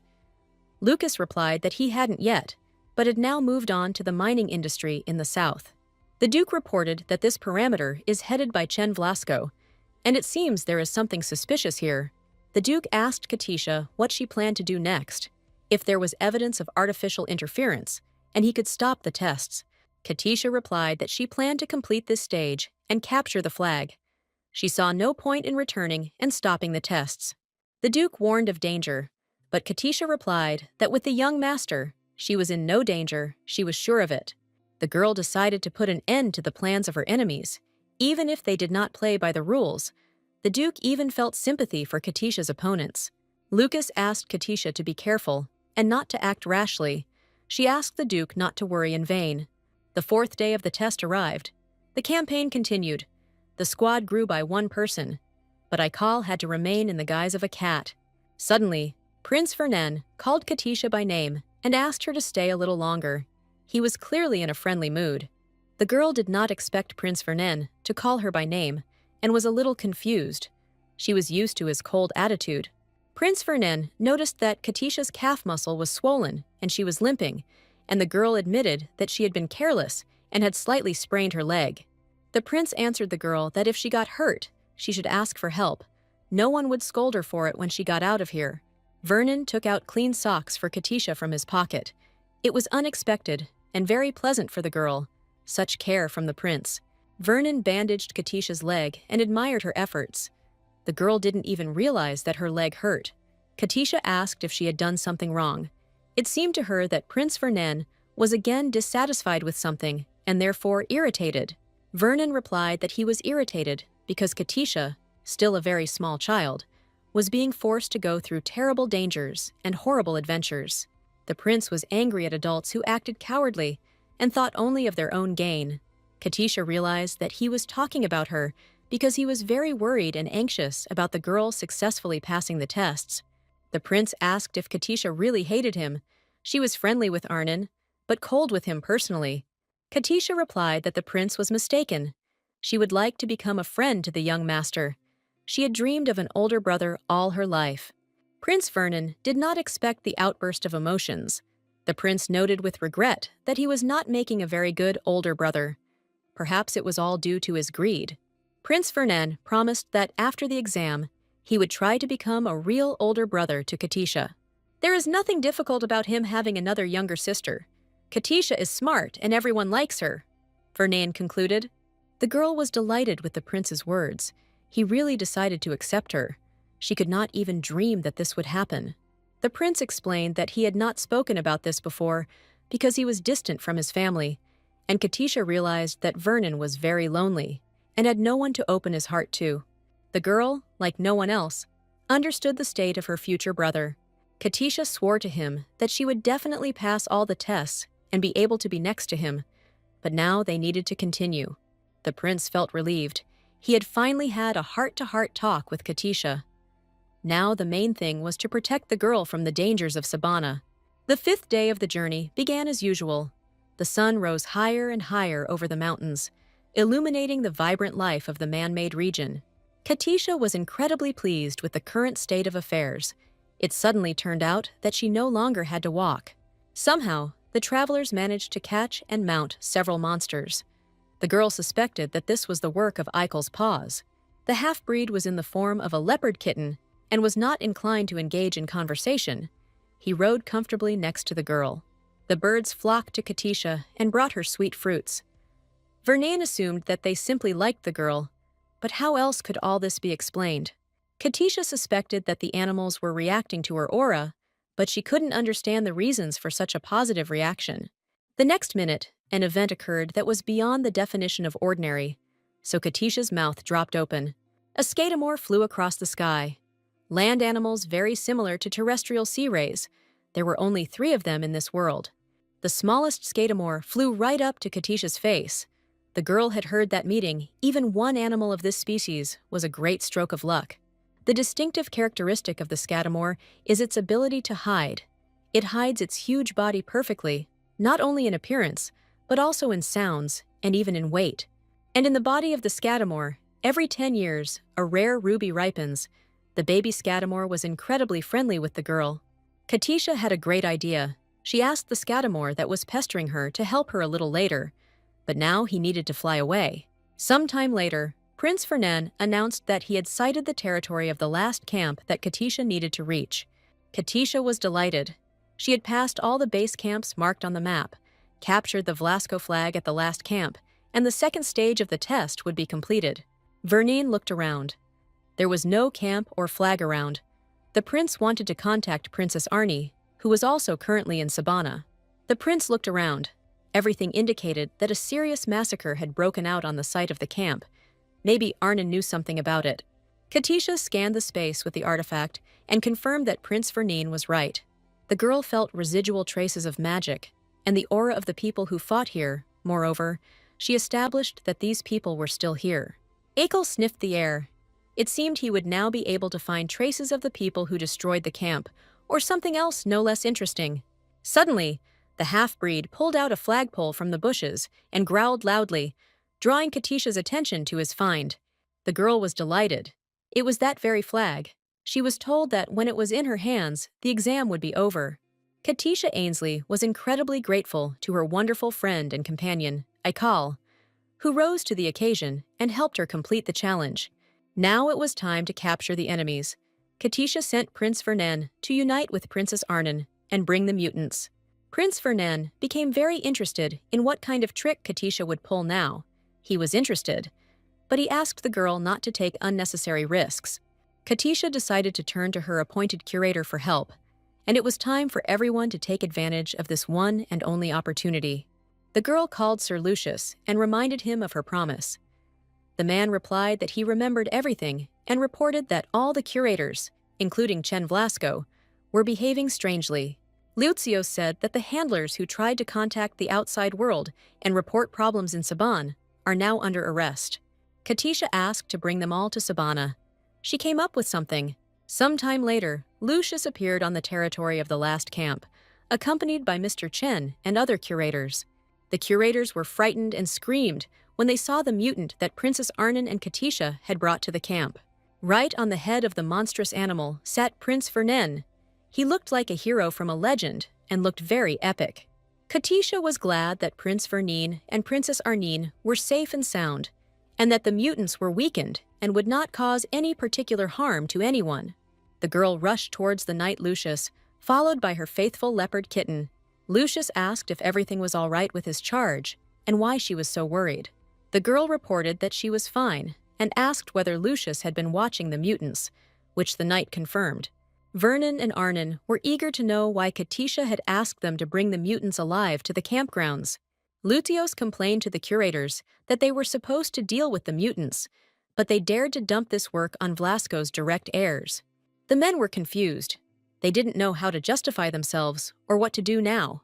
Katisha quietly took out the sphere and prepared to film what was happening. They would be surprised at the family council when she released this video. At this time, strange sounds were heard, and another group of monstrous beasts appeared on the horizon. The acting aristocratic curators were speechless with fear and horror. They certainly didn't expect this.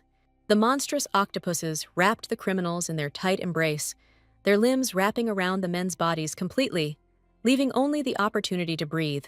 Katisha was a little scared and asked why Knight Lucius let them go when they were so confident just a minute ago. Princess Arnon and Prince Fernand suggested that the monstrous octopuses sensed the smell of some substance and were heading towards it. The prince and princess both guessed that these were the very substances that had been used to lure a huge number of monsters into the lake. Katisha was completely sure of this. She had expected exactly this outcome of her investigation. These curators conspired against Katisha and tried to sabotage the test, disregarding any costs. They sprayed substances that attracted monsters, but did not take into account that particles of these compounds remained on their bodies and clothes. These compounds can only be detected by the animals they affect. If they don't attack but sniff, then they have been detected. Katisha continued to film everything with the help of the sphere, and at the same time guessed that the criminal curator's tracks were the creator of these decoys. At this time, two charmingly huge octopuses were approaching Mr. Chen. He did not like the company of these little ones at all. One of the octopuses, with some kind of animal joy, expanded and jumped straight onto Mr. Chen's head, and he found himself in sticky and stinking captivity. Katisha wondered if it was Mr. Chen who created these mutants, and that's why they were happy to see him like their own mother. Chen shouted that Katisha was talking nonsense. He could not have been involved in the creation of these terrible monsters. But Katisha saw that the octopuses were treating Chen like they were their mother, and he was shouting that no one would believe Katisha, and that she couldn't prove in any way that he had set the trap. Prince Vernon drew his sword and pointed it at Chen, asking if he had released the mutant-attracting substances into Lake Sabana, thereby betraying his family. Katisha frowned. It was unpleasant for her to listen to Chen, floundering in the clutches of his creations, screaming hysterically that he was innocent. It was clear that the odorous substances were created by magicians, but Chen himself threw them into the lake, at which time he got covered in them and now became very attractive to monsters. There could not have been better evidence of Mr. Chen's guilt in orchestrating the setup of the second stage of the trial for Katisha. The job was done. It was time for the girl to return, and she decided to go to the teleporter alone. The fatigue of the last few days was beginning to take its toll. Knight Lucius asked Katisha for permission to accompany her to her destination. Katisha was very happy about this. She really needed to lean on someone's strong shoulder right now. The girl didn't even expect that the sight of the Dukes of Vlasco's mansion would evoke so many joyful feelings in her. It was as if she were returning to her home. In Katisha's office, her future adoptive father, Duke Vlasco, was waiting for her. Lucas was incredibly happy that the girl had successfully passed the test and returned healthy. Katisha ran into the KT, waving the flag trophy she had just won. The girl didn't bother to change her clothes. She was in a hurry to testify to the fact of her victory. Katisha demanded that Duke Lucas tell her whether he considered that she had passed the second stage of the test successfully, and demanded that she put the seal on it. Lucas Vlasco himself couldn't explain why he felt so happy and light because of the appearance of this girl and the opportunity to finish the paperwork. The Duke grabbed Katisha in his arms and hugged her tightly. He had been incredibly worried about this child for the past few days.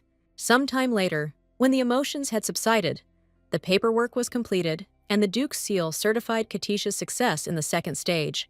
The Duke continued to praise Katisha. He was proud of his adopted daughter and was grateful to her father for raising her.